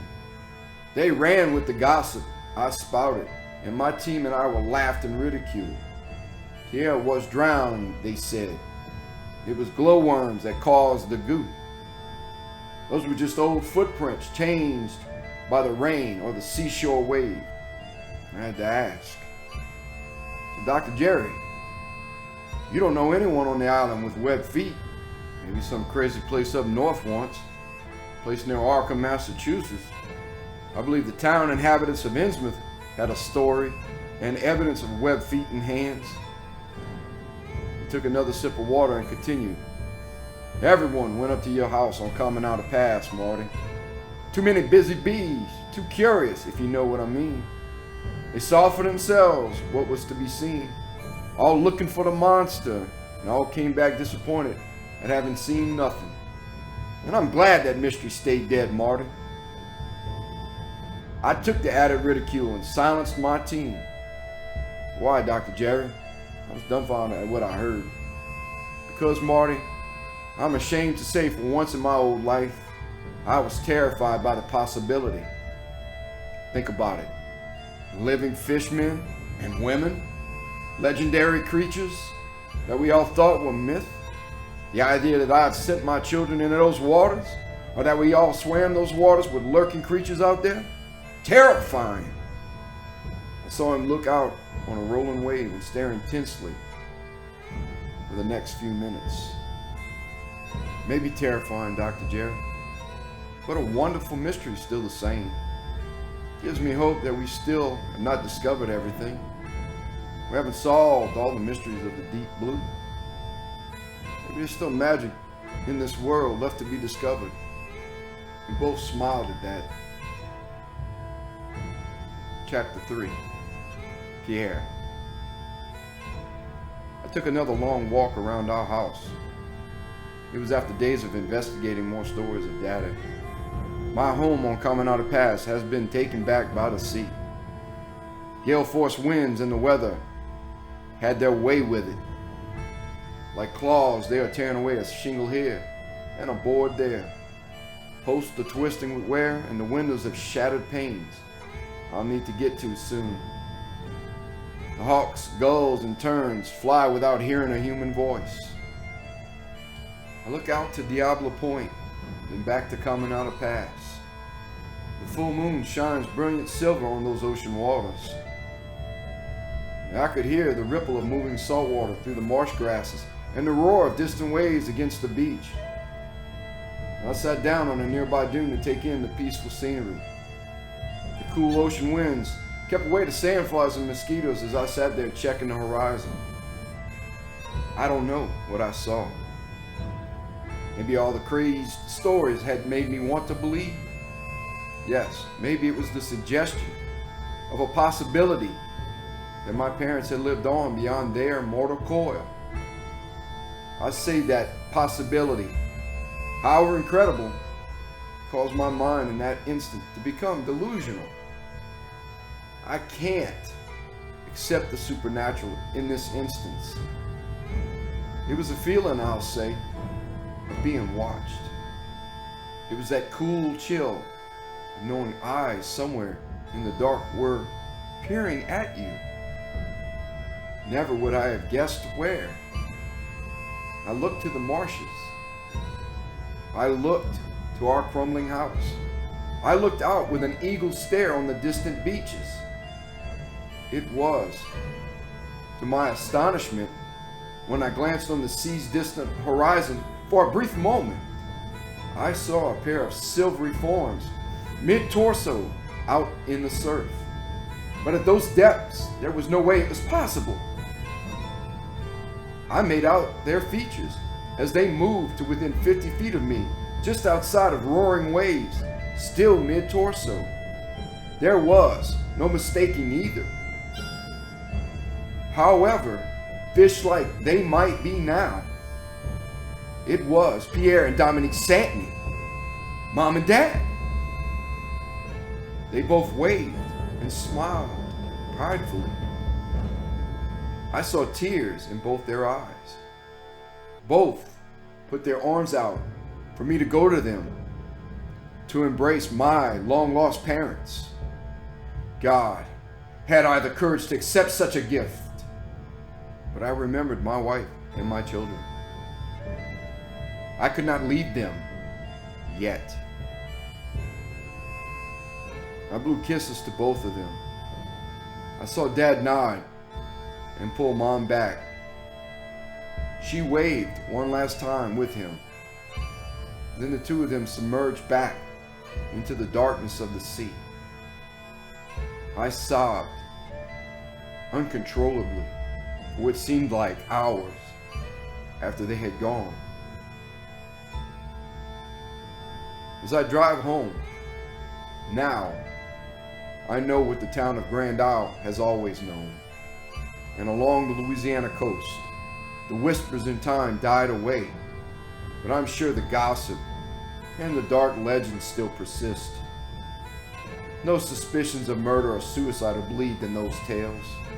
Something more profound, a darkness fraught from the depths beyond, with ever greater wonder and possibly ever-growing terror. Long after my departure back to my wife and kids, Daddy still is seen. From the venerable old Jeremy Hennessy, lifelong shrimper, came a tale as he arrived at the dock one night with his crew. Jeremy swore, "I've never seen anything like it. Swimming off Diablo Point. A strange company of something. We thought they were pilot whales or even humpbacks. And we saw what had to be hands and arms. As we drafted my boat, the Tina Lynn, closer, we saw they were part human and like a porpoise. But that wasn't right either. Because some looked like giant salamanders or eels. The way they moved through the sea, gliding and using their arms, as Olympic swimmers, was incredible. Are you sure, Jeremy, they had hands? Moonlight can be tricky out there, as you know. I know the moon can play tricks and all." Larry Seminole asked a question on everyone's mind. But this was Captain Jeremy Hennessy, who scoffed and laughed at such foolish sea stuff as mermen. It caught all the island by surprise, his statement. I know I made fun of poor Pierre and y'all. I can't explain what those things were. They had passed close to my boat. I thought they were just the usual whale, or what have you. I showed a light between the moonlight, and they had the greenish glow on them. Cast his eyes on the crowd gathering at the dock as he went on. I'll never forget the glow they made. Phantoms. Yeah, ghosts rising from the depths of the Gulf of Mexico. And here's where we all freaked out. The group swam up from the darkness of the sea, past us, and sang in a sort of bell chime, going by us singing a chime and chant to something. Maybe it was a worship or praise. I bet they chanted the Charlie the Tuna. Old Fred Boudreaux had to get us laughing with that one. I know, Fred, how I'll sound. Mermen, and yes, mermaids, damn it. But I'm here to say I was wrong. Pierre Santiny wasn't crazy. And he was right about one thing. Captain Jeremy could see blank stares on all the townsfolk's eyes. Scratching his sailor's cap, Bruce Bartholomew asked, "Why'd you bring up Pierre, Captain Jeremy?" In a whisper that people asked for him to speak up and say again, he spoke. "I saw him." "You saw who, Jeremy?" Everyone in the gathered crowd asked.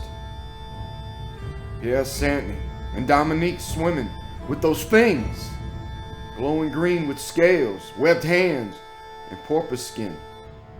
There they were, naked, like the rest of those monstrosities. Heard their voices chiming that prayer, too. A prayer to some god, I guess." Captain Jeremy saw them. There was still a lot of disbelief. I shouted to them. I said, "Pierre!" Then I said, "Dominique!" And in utter shock, Pierre and Dominique turned, and I saw it was them. Bruce Bartholomew asked the next question. "What happened then, Captain Jeremy?" The whole monstrous, glowing school of those creatures leaped as a school of tuna, then dove under the waves. That was the last we saw them. We turned the Tina Lynn around from Diablo Point, ran her all the way back to Grand Isle. I'm never going back there again. Captain Jeremy Hennessy and his crew stuck to his story and spoke openly about that night. Captain Jeremy and the crew were paid off to keep their mouths shut. And the longer he did, the more it became apparent that someone, possibly Gary Schwest, a secret group, not the Masons, had shut him down. Again, gossip flew. But to this day, no one knew for sure who the group was. Captain Jerry not only never sailed Diablo Point again, but the Tina Lynn never sailed again. Long after, months later, on another full moon night, Pete Besson saw Pierre Santiny. Pete had sailed with Daddy. He knew the contours of the man's face and expressions. With his young son on a moonlit fishing trip by Caminada Pass, Pete and his son spotted Daddy moving with the rip, trolling with their bateau toward the center of Caminada Pass in the moonlight. They stopped as Daddy submerged. Pete spoke to everyone at the dock about his encounter. And suddenly I saw him 10 yards off the right bow. As I live and breathe, I saw Pierre Santiny rise from the depths of the sea. Pierre brought his body above the currents to mid-torso. He could have reached out and grabbed both me and Skippy from the boat if Pierre chose to. I almost touched him with my gaff. Pete picked up Skippy and held him. Skippy took off his daddy's baseball cap and twisted it as Pete further spoke. There was Pierre in front of us. Here he was standing somehow in 50 feet of moving water, as Jesus himself did. He stood in that water as if held up by someone or something.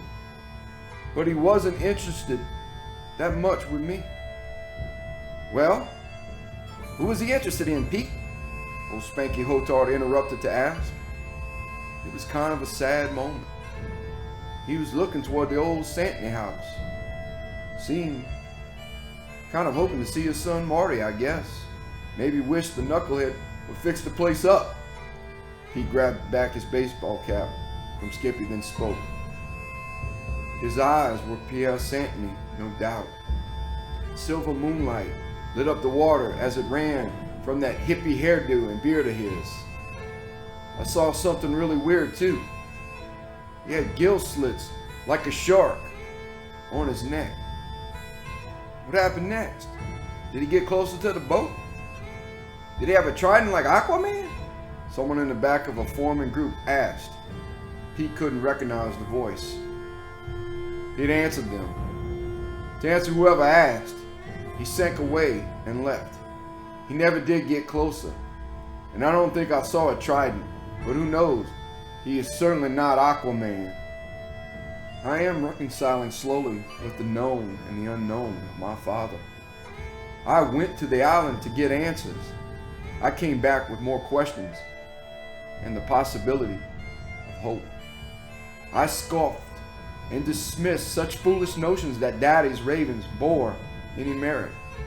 But God, what an incredible story, if it's true. You have not only one, but both parents out there alive. In a mysterious and wondrous and definitely terrifying world. It's mind-blowing. If just one part of what the islanders have seen out in Caminada Pass or Diablo Point is true, it will change the darkness of our evil world, hopefully forever. Conclusion. So, if you're ever traveling along the Louisiana coast near Grand Isle, remember, many things are whispered about Pierre Santiny. You may find a roaring bonfire on a beach with crashing waves. At the bonfire, people will be listening to my father's tale. The aged mariner may proclaim, and on the first winter breaker, Grand Isle's coldest winter, Pierre Santiny plunged into the sea and was seen no more. The teller of the tale may pause with haunting eyes as the fires crack in the bonfire, the sea roars, and the wind howls with possibly an ancient chime. With a whispering voice on the third crash of a wave, they may even say, but none on the island will ever say he died.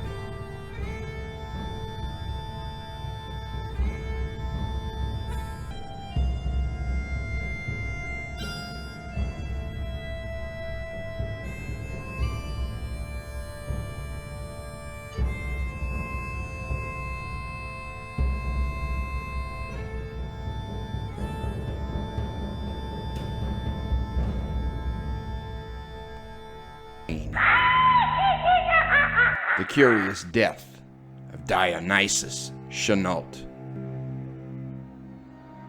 1. Sometimes there's more than Cain in a field. I stand in a desolate cane field next to a dead man. His neck is twisted and bent at an unnatural angle. The yellowed, waxen skin, rifled with wounds, of his throat and torso are exposed. As I look on with a gust of cold wind at my back, I notice chunks of flesh have been torn from both.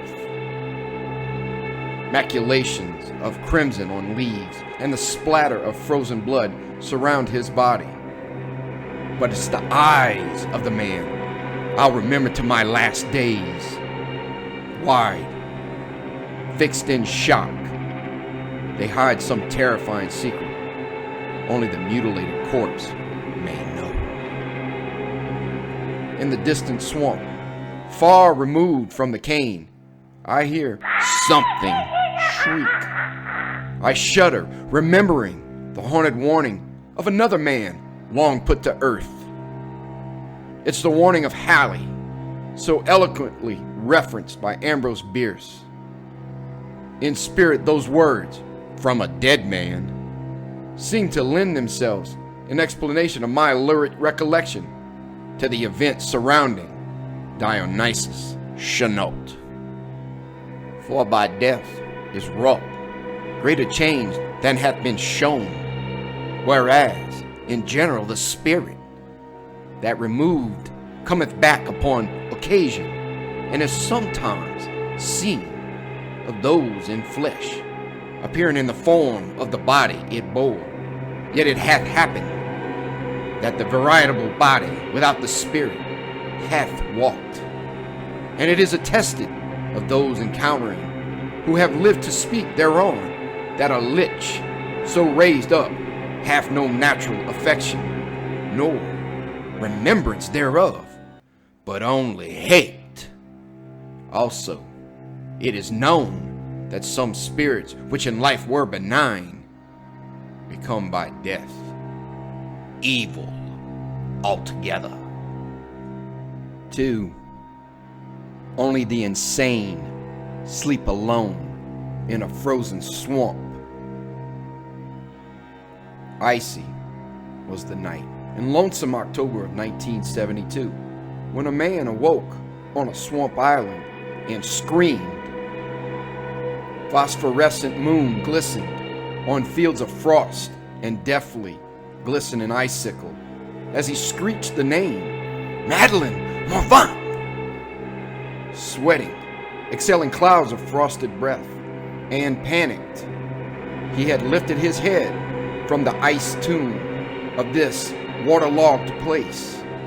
Eyes remained wide, staring out amongst the stillness of darkest night, trying to reconcile his jumbled thoughts. Through the abyss of night, he convulsed, then screamed a second time, Madeline Morfant! Dionysus Chenault was our terrified sleeper's name. Before, he had lived in a rundown house on the outskirts of New Orleans. But which shore of the beyond Dionysus resides now is uncertain, for the screaming man of the swamp is dead. An individual who spends the entirety of his life sleeping on swamp islands covered with ice, moss, and dead leaves is not long for this world. With nothing under him but the dry cypress leaves, frozen earth, and stinging nettle, and nothing above him but the flea-infested moss, the bare, creaking twist of cypress and tupelo. He cannot hope for great longevity in this world. Truly, life is as brief as a flickering candle, ever extinguished to ash when the leaves have fallen, and the sky from which the earth has fallen into ice and stillness engulfs. Dionysus Chenault was struck with a peculiar feeling of knowing, yet not knowing the meaning of the name he screamed. It was to Dionysus the name of a woman he had never met. After having screamed a second time, no other clear reference was made, and the man said nothing more. Why had Dionysus said that name? Surely it was not an unseated memory boring into his thick skull. What manifestation brought the word Madeline Morvant to tongue was a mystery. Chenault had reached the precipice of youth, 25 years. People of this vast world, billions across the globe, still regarded such youthful age as on the cusp of a future beholden to promise. They are the children destined to shape and to mold our new age. From a teeming shore of possibility, we may view their voyage of existence from the port of endless challenge to the treacherous reefs of failure. We may watch in merriment as they struggle on toward a mirage of success as a dog chasing their tail. Or smile proudly as some reach the golden coast of accomplishment, provided the considerable distance to reach said coast has not met with incalculable loss or soul-crushing sacrifice. With our extinguished soul in this instance, however, there is suspicious speculation and certain disregard that Dionysus Chenault met his untimely end by exposure. Chenault had spent his days wandering the swamp islands, flottants east of Avoca Island. He had the youthful aspiration to hunt for the lost Jean Lafitte treasures in the island ground. How great was his golden endeavor in contrast with observing and capturing the splendid beauty of nature. The solace of nature should have been his bounty, not the plunder of gold. As afternoon chilled from the encompassing ice clouds, Dionysus lost his way in the maze of gray sky and endless gray trees that a swamp can encompass. Had he trekked onward west to Deadwood, he'd have easily observed the visible abandoned church or cemetery, the proverbial North Star for the Atchafalaya lost. Chenault may have found sanctuary Winding log trails and intersecting trees had so impeded him that Dionysus became overwhelmed by encroaching night while following a large, unnamed tributary. Impenetrable thickets of wax myrtle, pythine grass, and twist and thorn undergrowth enraged and confused Dionysus. In a final surrender to nature, he succumbed to lethargic fatigue. Amongst wild growing sage and stinging nettles, he had laid down near the root of a twisted muscadine into a dreamless sleep. Midnight in the valley of nightmarish dream, and Chenault screamed frightening words that conjured up all manner of dread and possibly spectral visitation. Had he tapped into a name linked to nature's vengeful, mysterious messengers, or God's gliding wraith? Would this Madeleine Morvant bring monstrosities scenting glimmers of silvery moonlight to rise on the horizon? Could speaking the unknowable initiate the demonic or phantasmic guardians of shadow to slither from domains below? Too many possibilities of what caused him to say the word Madeleine Morvant. Each attempted recollection causing an amnesic recoil to what it all had meant. Scattered impulses and winding trepidations haunted Dionysus, now as ghosts, twisting their approach eastward with each mirror shard of moonlight on rippling water. Maybe it was the place he had chosen to sleep. Maybe the fog-fetid, ghostly wake of the haunted bayous whispered awakening words in the ear of the sleeper. Awakened and panicked, Chenault had sat upright and spoke. Was this a living or dead person? He could not say. Dionysus Chenault only knew he had screamed Madeleine Morvant out of sleep. Her name again held no inference to his lost soul. Dionysus Chenault had never been a theologian or taken on the deep sciences of psychology, nor had the man been of the nature for logical and albeit analytical thinking. Pulled from exhausted slumber by a frightful word at night in a mist, this word by Chenault had hardly intrigued the callous man. Madeleine Morvant had been drawn from his illiterate lips and created a menace with just a name.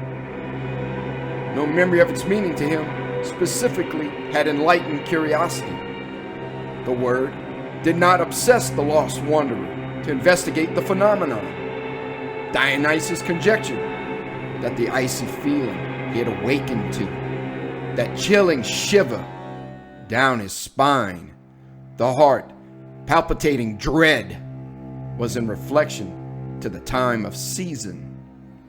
It was an autumn chill in an isolated landscape, and nothing more. Chenault relented his inquiries and returned to his cool bed of cypress-smelling earth and slumber. However, he would no longer be awarded a restful night. Terrifying nightmares would accompany him now. The nightmare began with Dionysus traveling across several rows of pristine cane and several more rows of abandoned, decaying fields. As he journeyed, he noticed changes to the plant fauna. They began emerald green and gradually became brilliant pearl as gathering darkness erupted in rolling clouds of thunder, bringing forth lightning-streaked night. A barrage of sleet arrived long after the storm had approached. Why Dionysus continued the paths, why he did not seek shelter or make one in the dream, he did not know. In his mind, not running from the storm, all seemed logical and natural, as is the way in many a nightmare.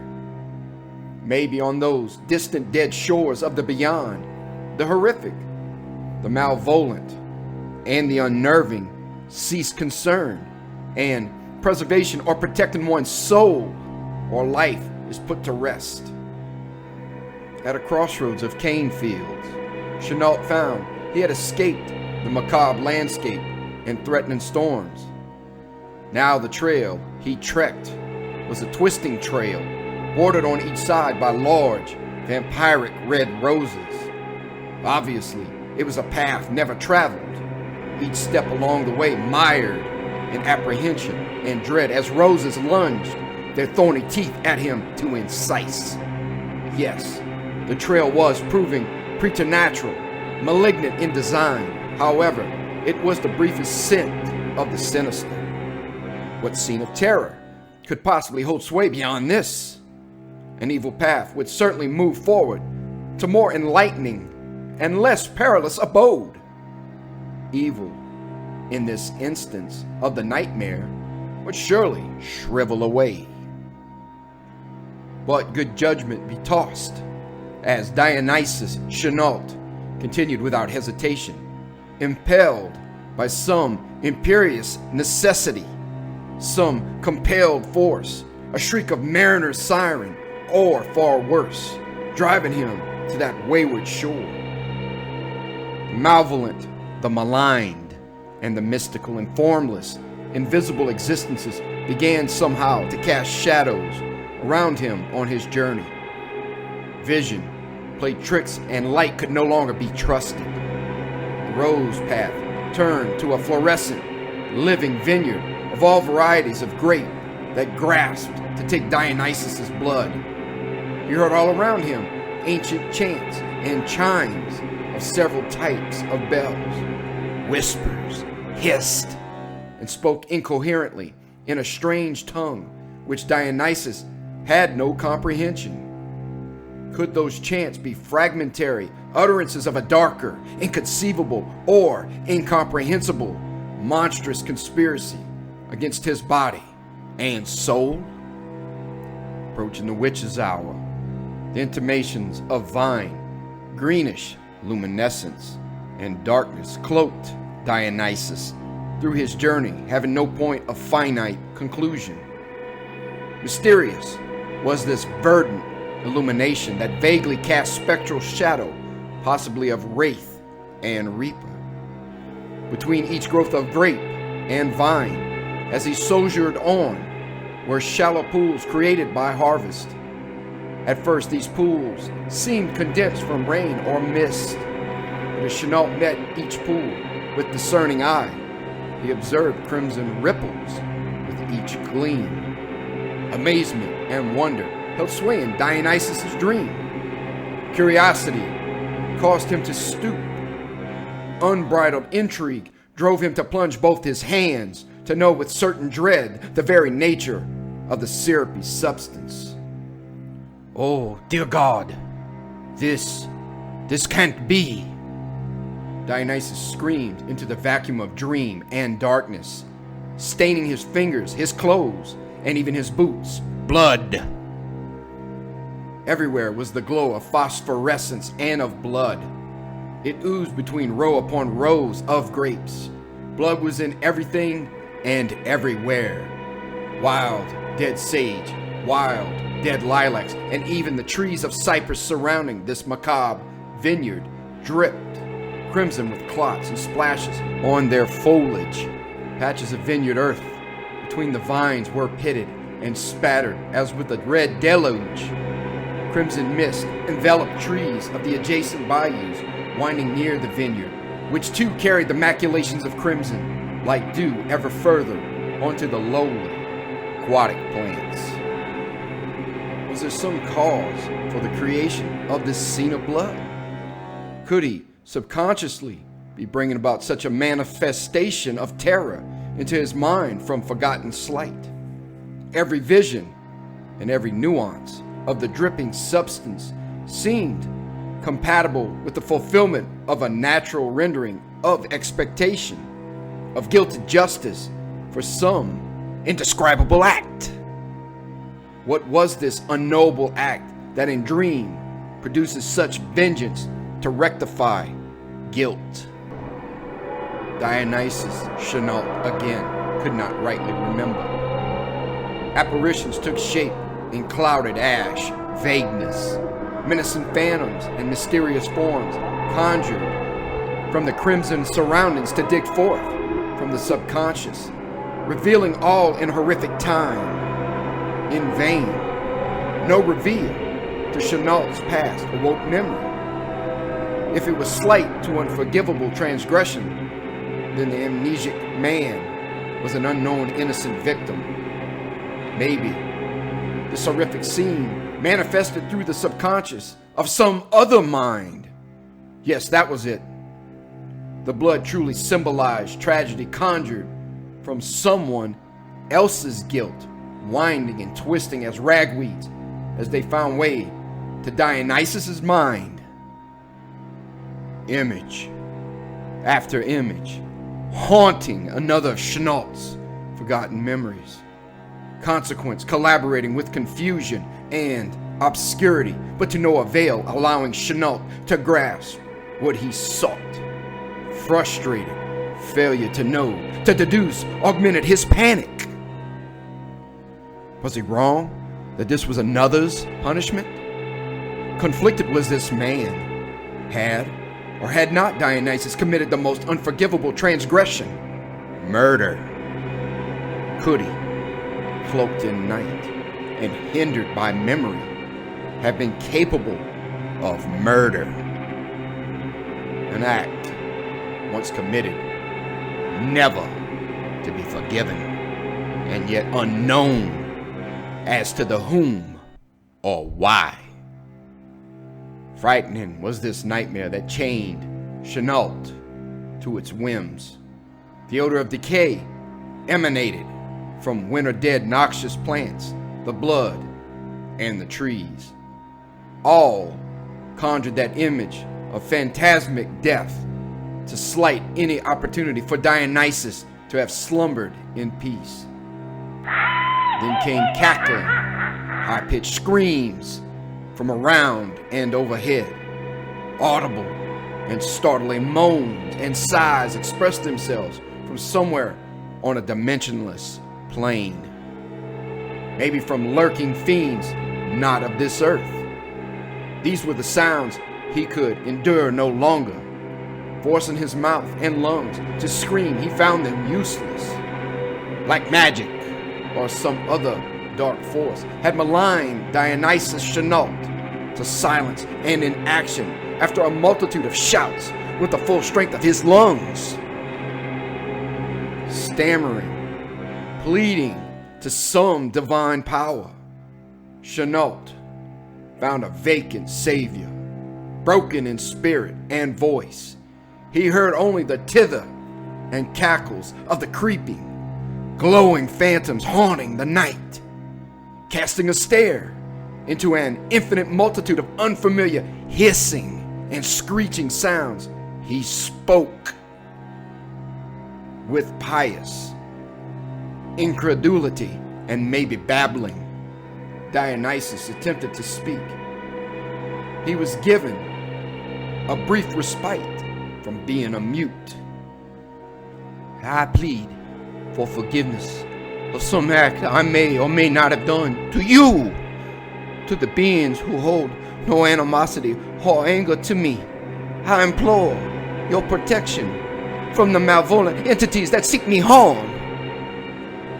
Chenault, encouraged by a brief silence of the monstrous noises, continued as he was speaking, practically stammering with fear. He continued, directing his plea beyond the vineyards to the haunted swamps beyond the distant fields.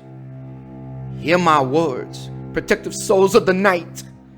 See my words written in the musical language of the living, for I am just a fallible man, at the mercy of the immortals of these woods, a conciliatory creator. Oh, dear spirits, I implore, see this humble musician as a penitent lyricist searching for the song to capture repentance and forgiveness from you. It is important to address here the musical talent and the content of character of the repentant lyricist. Dionysus Chenault was neither a musical talent nor ever repentant in any devilish endeavor. Chenault may have had a screech of lyrical ability and possibly the potential for penance. But again, both were rendered in his dreams. Dionysus wrote his song as his life depended on it. He had grasped his treasure book of numbers he found within a blank page to write the words that, if sounded, would grate as nails on a chalkboard. Within his dream, curiously, Dionysus somehow lost his trusty pen. In replacement, a grapevine provided a faux stylus.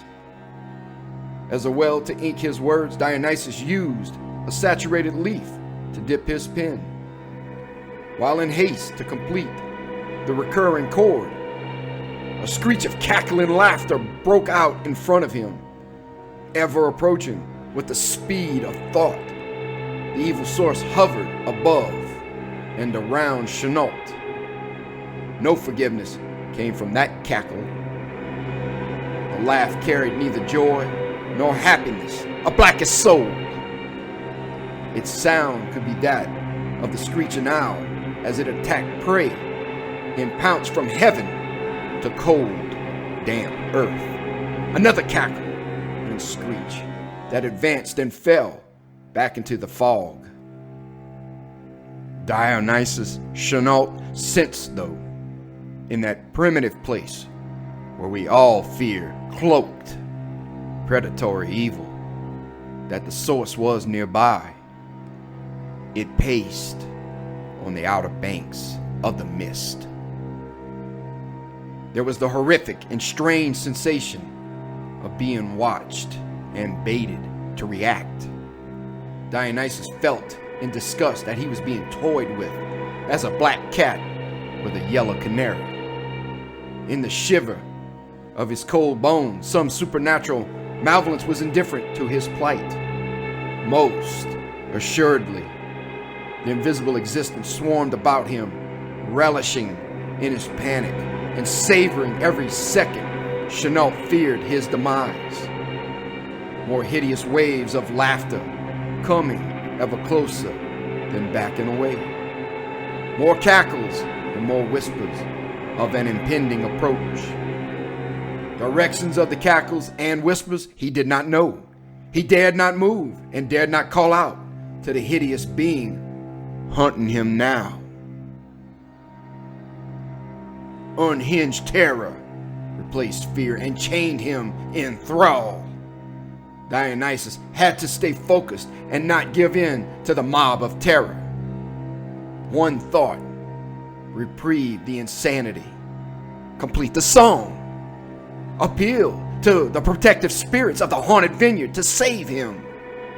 Dionysus stumbled with his hands, and blood splotched and splattered the book. Writing and cracking several vines in his endeavor, Chenault aimed to complete his work. A closer cackle froze Chenault in mid-sentence. Sure hands for a moment denied his will. He continued.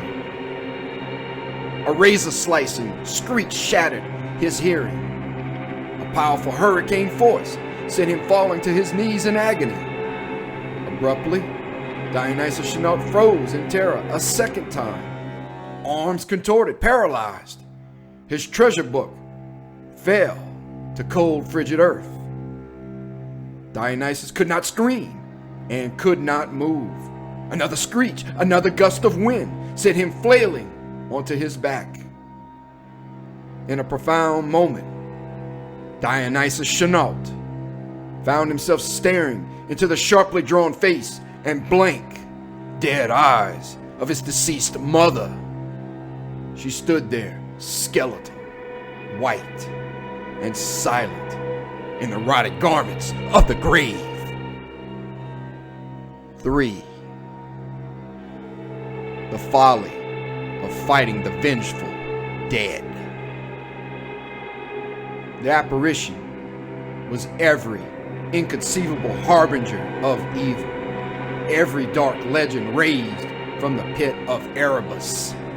Banshee, vampire, walking dead, flesh without soul. Conjured from Mephistopheline design. The Banshee confronting the lyricist in the haunted wood was, and was not, Dionysus Chenault's dead mother, Madeleine Malvant. Guilt, regret, repentance, maybe, all manifested in that dark vineyard of his imagination. The ghost stirred no familial love nor empathy in his dying heart. Gasping, his last, brought a golden past, soured by Madeleine's bitter end at Dionysus's hands. And yet, the event neither inspired affection or regret of any kind by either Dionysus or Madeleine. Clashing storms of terror and rage eclipsed all. Chenault heaved and twisted in an effort to run from the haunting corpse. The Banshee, in this terrifying instance, bewitched her son and made his legs immovable, weighted lead. Chenault could not lift his very feet from the frigid ground. Screams were useless, as well as her dark gifts had stolen his voice. The hurricane winds returned, pinning Dionysus's arms by the same malignant force that left him further helpless. In absolute terror, Dionysus Chenault realized only his eyes were under his control. And what sights did they see? Eyes transfixed and frozen upon the lusterless, worm-dripping orbs of Madeleine Malvant. Here was providence for Dionysus Chenault. Wisdom was upon the poor man. Chenault knew now the phantom was not a soul without a body. In a dreadful and, dare we speculate, demonic turn of events, this malevolent being infesting the haunted vineyard was in fact a body without a soul.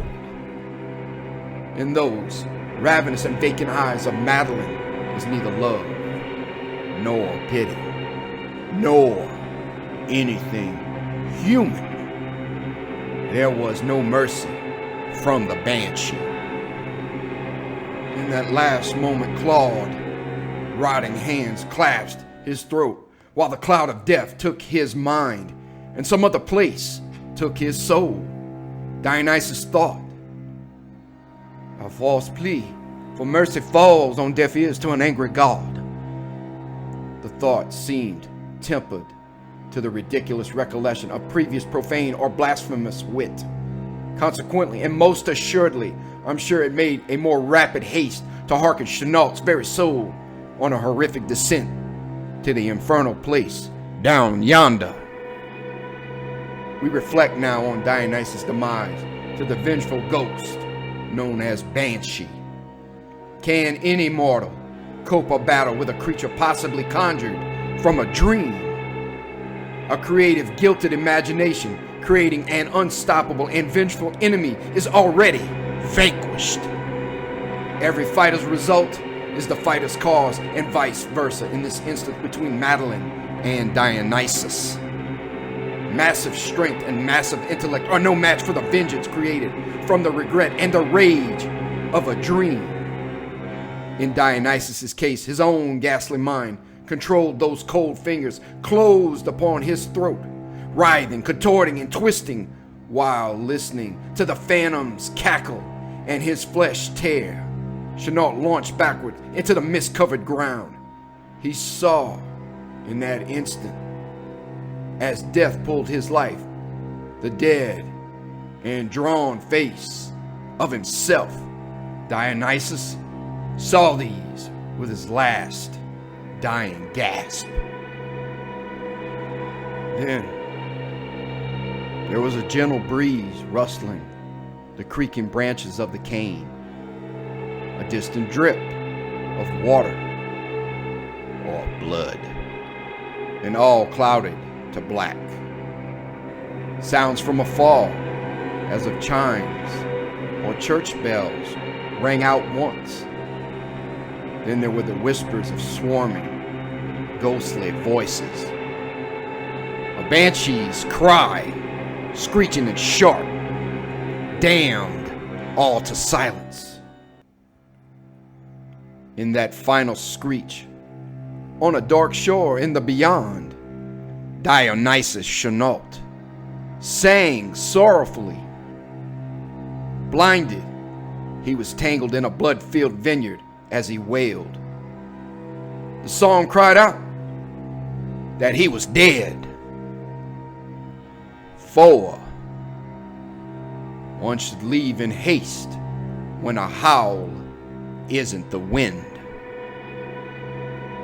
A chilled, foggy night in the cane field had been followed by a morning of pelting iced rain.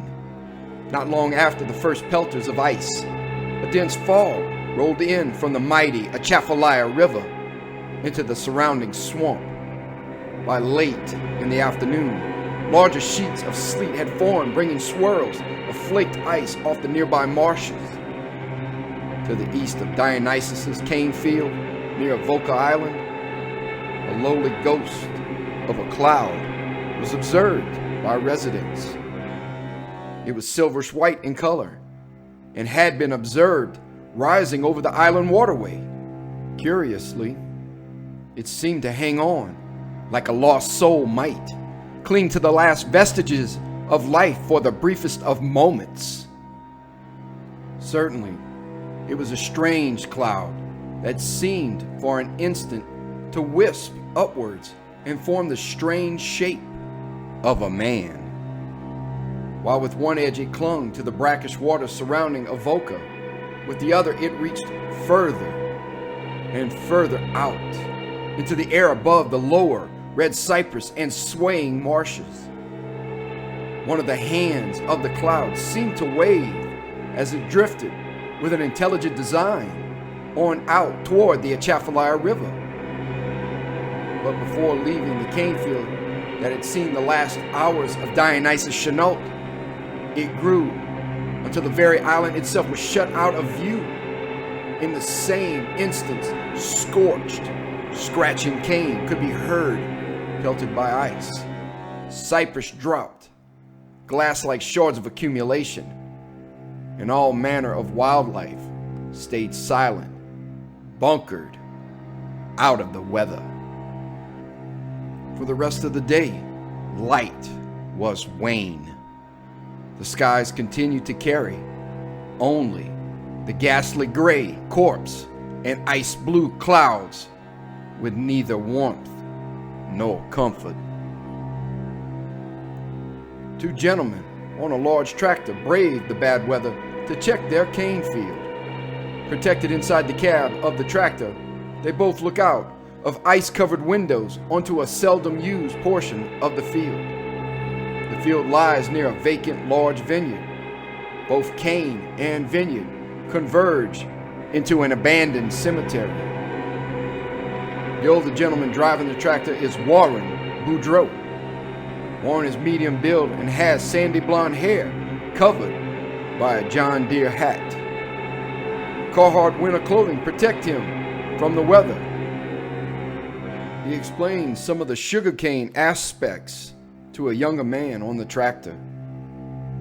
This part of our place hasn't been yielding as it did for Grandpa. Why's that, Warren?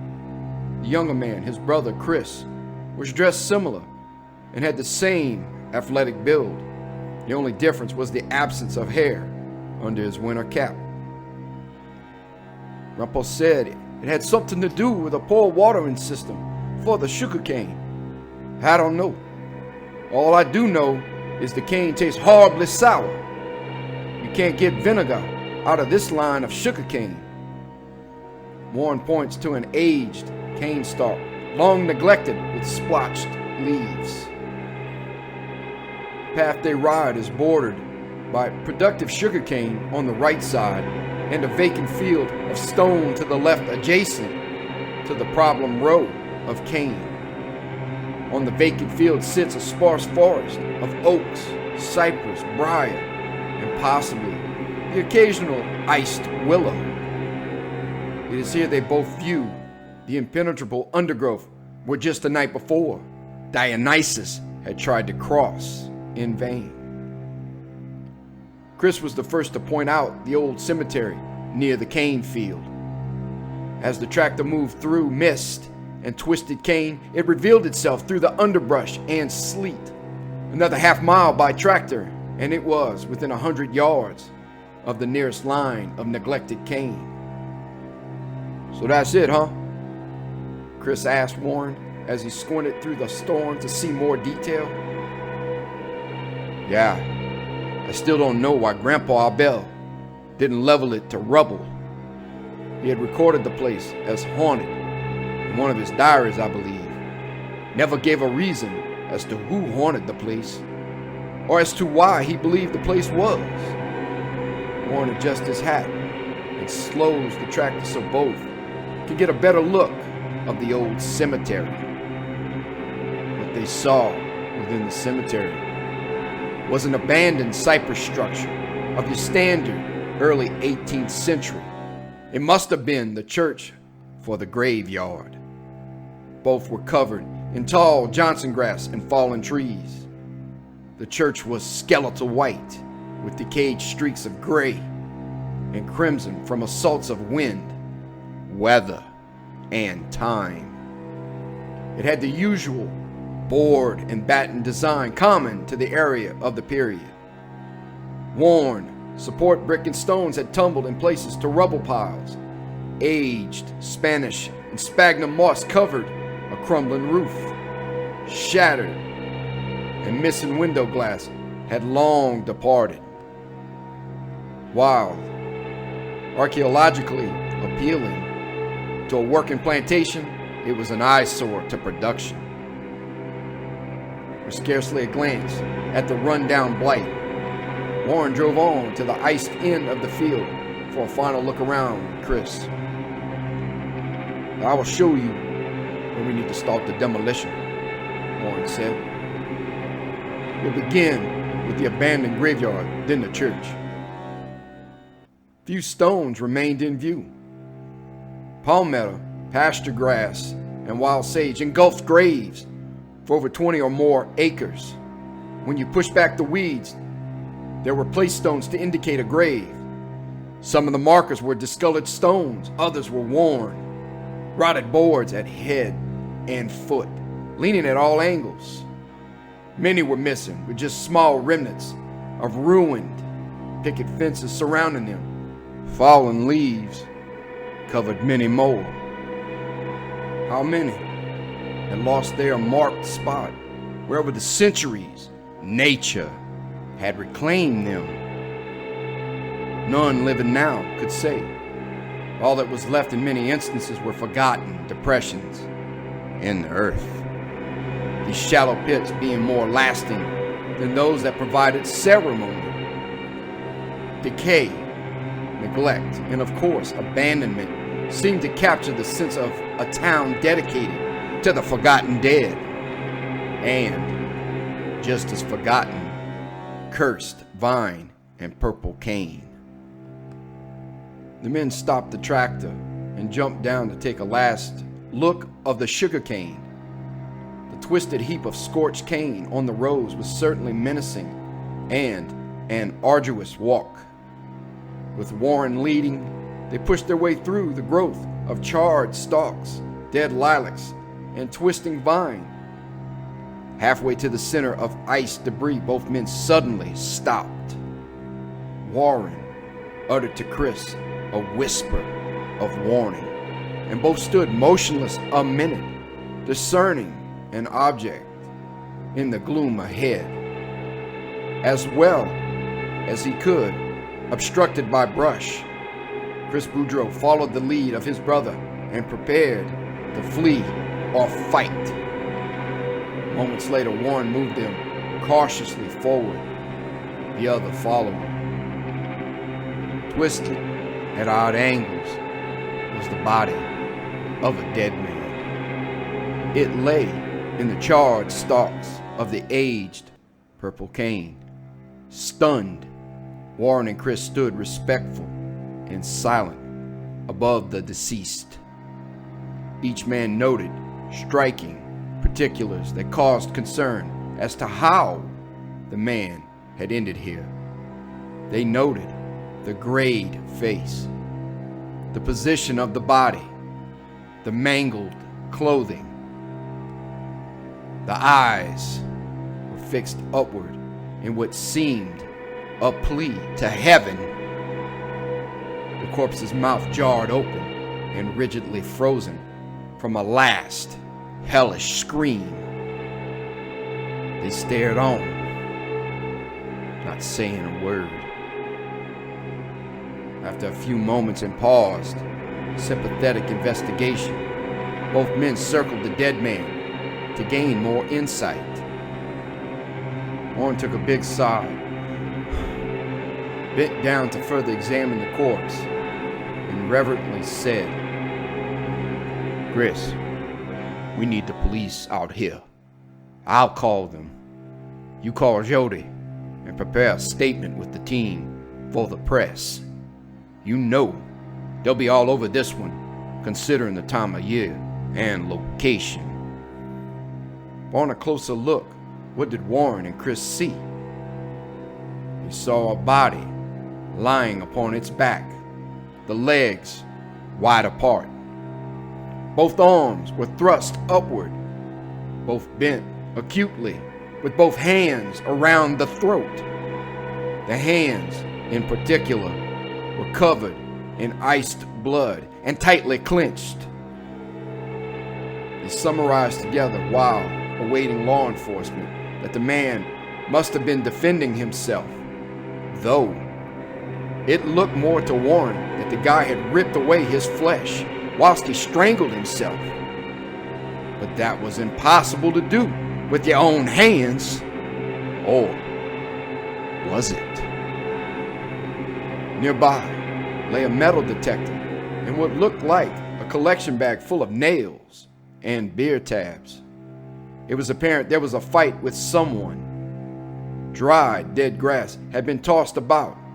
The earth lay in torn clumps. Cane had been snapped and pulled of stalk. Most curiously, decaying leaves and mud had been pushed into heaps and ridges on both sides of the legs. This caused an unease with both men. By the pile of leaves and indentations in the road being in such a manner, it signified other feet than theirs had caused the commotion. And, as if to confirm what they suspected, murder, alongside the dead man's hips, were unmistakable impressions of human knees. Could this poor man have been forced to end his own life? The ghastly portrait in flesh indicated so. Purple and blackened bruises to the neck and torso, tears and chunks of flesh from the throat and shoulders, indentations of fingerprints pressed behind the man's own yellow waxen mottled hands. Breast, throat, face were bludgeoned, ashen, and splattered in blood. The clothing was saturated. Frosted ice, condensed from the fog, studded the hair and beard. All this Chris and Warren observed without speaking. Glancing indirectly, they took in more of the macabre murder. Warren looked on as a gust of wind rattled the aged stalks of cane. Then he spoke, breaking the silence while slapping his leg with his cap. "What a horrible way to go. Poor guy never had a chance." Chris looked around at the graveyard, the abandoned church, and the isolation of where they were standing with the body. Neither had a weapon to protect themselves if the murderer was still around. Chris whispered to Warren as the fog continued to surround them. "The animal that did this to him may still be out here, Warren." Chris peered out to empty fields and the distance they were from the warm tractor. "Maybe we should head back just in case." Warren whispered right back, also looking out to the encroaching ice and fog. I say, maybe you're right, Chris. As he spoke these words, Warren observed, flipped over next to the dead man, a tanned book with numbers in it. Some leaves fell onto the book as Warren bent down to pick it up. It was a metal detector treasure book. Opening the pages and reviewing, he discovered a name inscribed as the owner of the book. Dionysus Chenault. Warren continued reading through. Toward the back of the book, Warren found a peculiar annotation. It was written in what looked like blood, scribbled poorly and almost indecipherable. Warren read the dead man's last words to Chris as ice pelted them and a gale of fog and wind kicked up. As Chris listened to Warren's narration, he watched the gray horizon and edges of encroaching mist in the cane field carefully. For some reason, the place was giving him a shiver of unease, especially hearing the drop of ice from every creaking branch. Timeless spider, what mysteries and magic you weave, spinning eternal webs from a cold grave to deceive.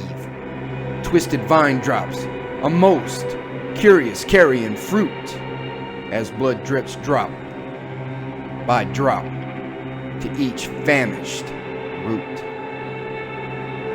Ancient ones, hear my song on hurricane wind. Riddled in gilded strife, I can no longer pretend. Desperately I try to remember the golden glory of my life. Shadowed and sullen, my soul bleeds by razored knife. Darkness, my jester, I implore to conquer a demon's death. Unforgivable woe, unforgiven act, taking her last breath. Mother sad and screeching, are you no more? Funeral shrouded, rotted I believe, you scream at my chamber door. 1,000 times Warren had read all of the hymn there was to read. Seems the words were stopped abruptly. That's a weird group of verses, said Chris to Warren. He had stalled his glance of the cane, vineyard fields, and cemetery to look one more time at the body of Dionysus Chenault. Who was this guy? Warren asked indifferent. This was one of a few bona fide Avoca Island nutcases, Warren. I remember his name now, Dionysus Chenault. He had been in some sort of trouble. There was a police case where Dionysus, enraged at his mother, killed her. She had secretly married plantation owner Terrell Morvant against Dionysus' wishes. The coroner, obviously paid off, was vague, but says Chenault accidentally knocked her down the stairs. At least, that's what the court said. Town gossip, you know, said the opposite. By the look of him, I guess he never got over the murder. Chris shook his head, recalling the man. Warren sarcastically says, he might have had a great future in the music business, even if his stuff is way too dark, man. Way too weird, my brother, Chris responded, rubbing his temples. Well, I don't know about you, but I've had enough of the ice out here, said Warren. How about we wait in the tractor, where it's at least toasty? The coroner and cop should be here soon. Chris nodded, and both moved to leave the body where it was. Chris kicked something, possibly a rock, near the dead man. As he went to move the stone, he saw it was, instead of a rock, a gold and diamond studded locket with the words, "To Mother." Inside it was a picture of Dionysus with his mother. "Wow, the locket!" exclaimed Chris. "The Chenault missing locket. Dionysus offered thousands of dollars to anyone who could find it. Apparently, according to gossip, it was the reason he killed her. She must have been wise to his intentions before her death and hid it. But how on earth did it end up here?" He must have finally been able to locate it after all these years with the detector. And whoever killed him wanted it just as bad as he did, said Warren. "We definitely better get out of here. Leave the locket. That's bad business to remove it from here." Chris shrugged, then dropped the locket back onto the ground next to the corpse. Cackle and hiss started both men. From the furthest horizon of fog, a mile or more away, they heard that chilling sound. Deliberate, demonic, and soulless was that laugh, devoid of joy and devoid of happiness. That laugh held the predatory repose of a wolf or something worse. Distinct and malevolent, the terrible cackle seemed to encroach closer. It was unnerving, unnameable in origin, and unnatural. "It's time to go," Warren said the words as both ran to the tractor and left the field to the devil and the cold dead. As the hissing, shrieking cackle had grown out of silence, so now the laugh returned to the iced ground. Neither man looked back to that field as they drove the tractor in haste back to the heated sanctuary of home. From that shrieking, that blood-curdling scream that almost shattered their ears, the banshee drew itself away. Back into the darkest depths of that purple cane field, it withdrew. Drawn between the skeletal stalks of scorched cane and the silence of frosted cold earth, the banshee found solace and a restful release. Thank you for listening. Have a great night.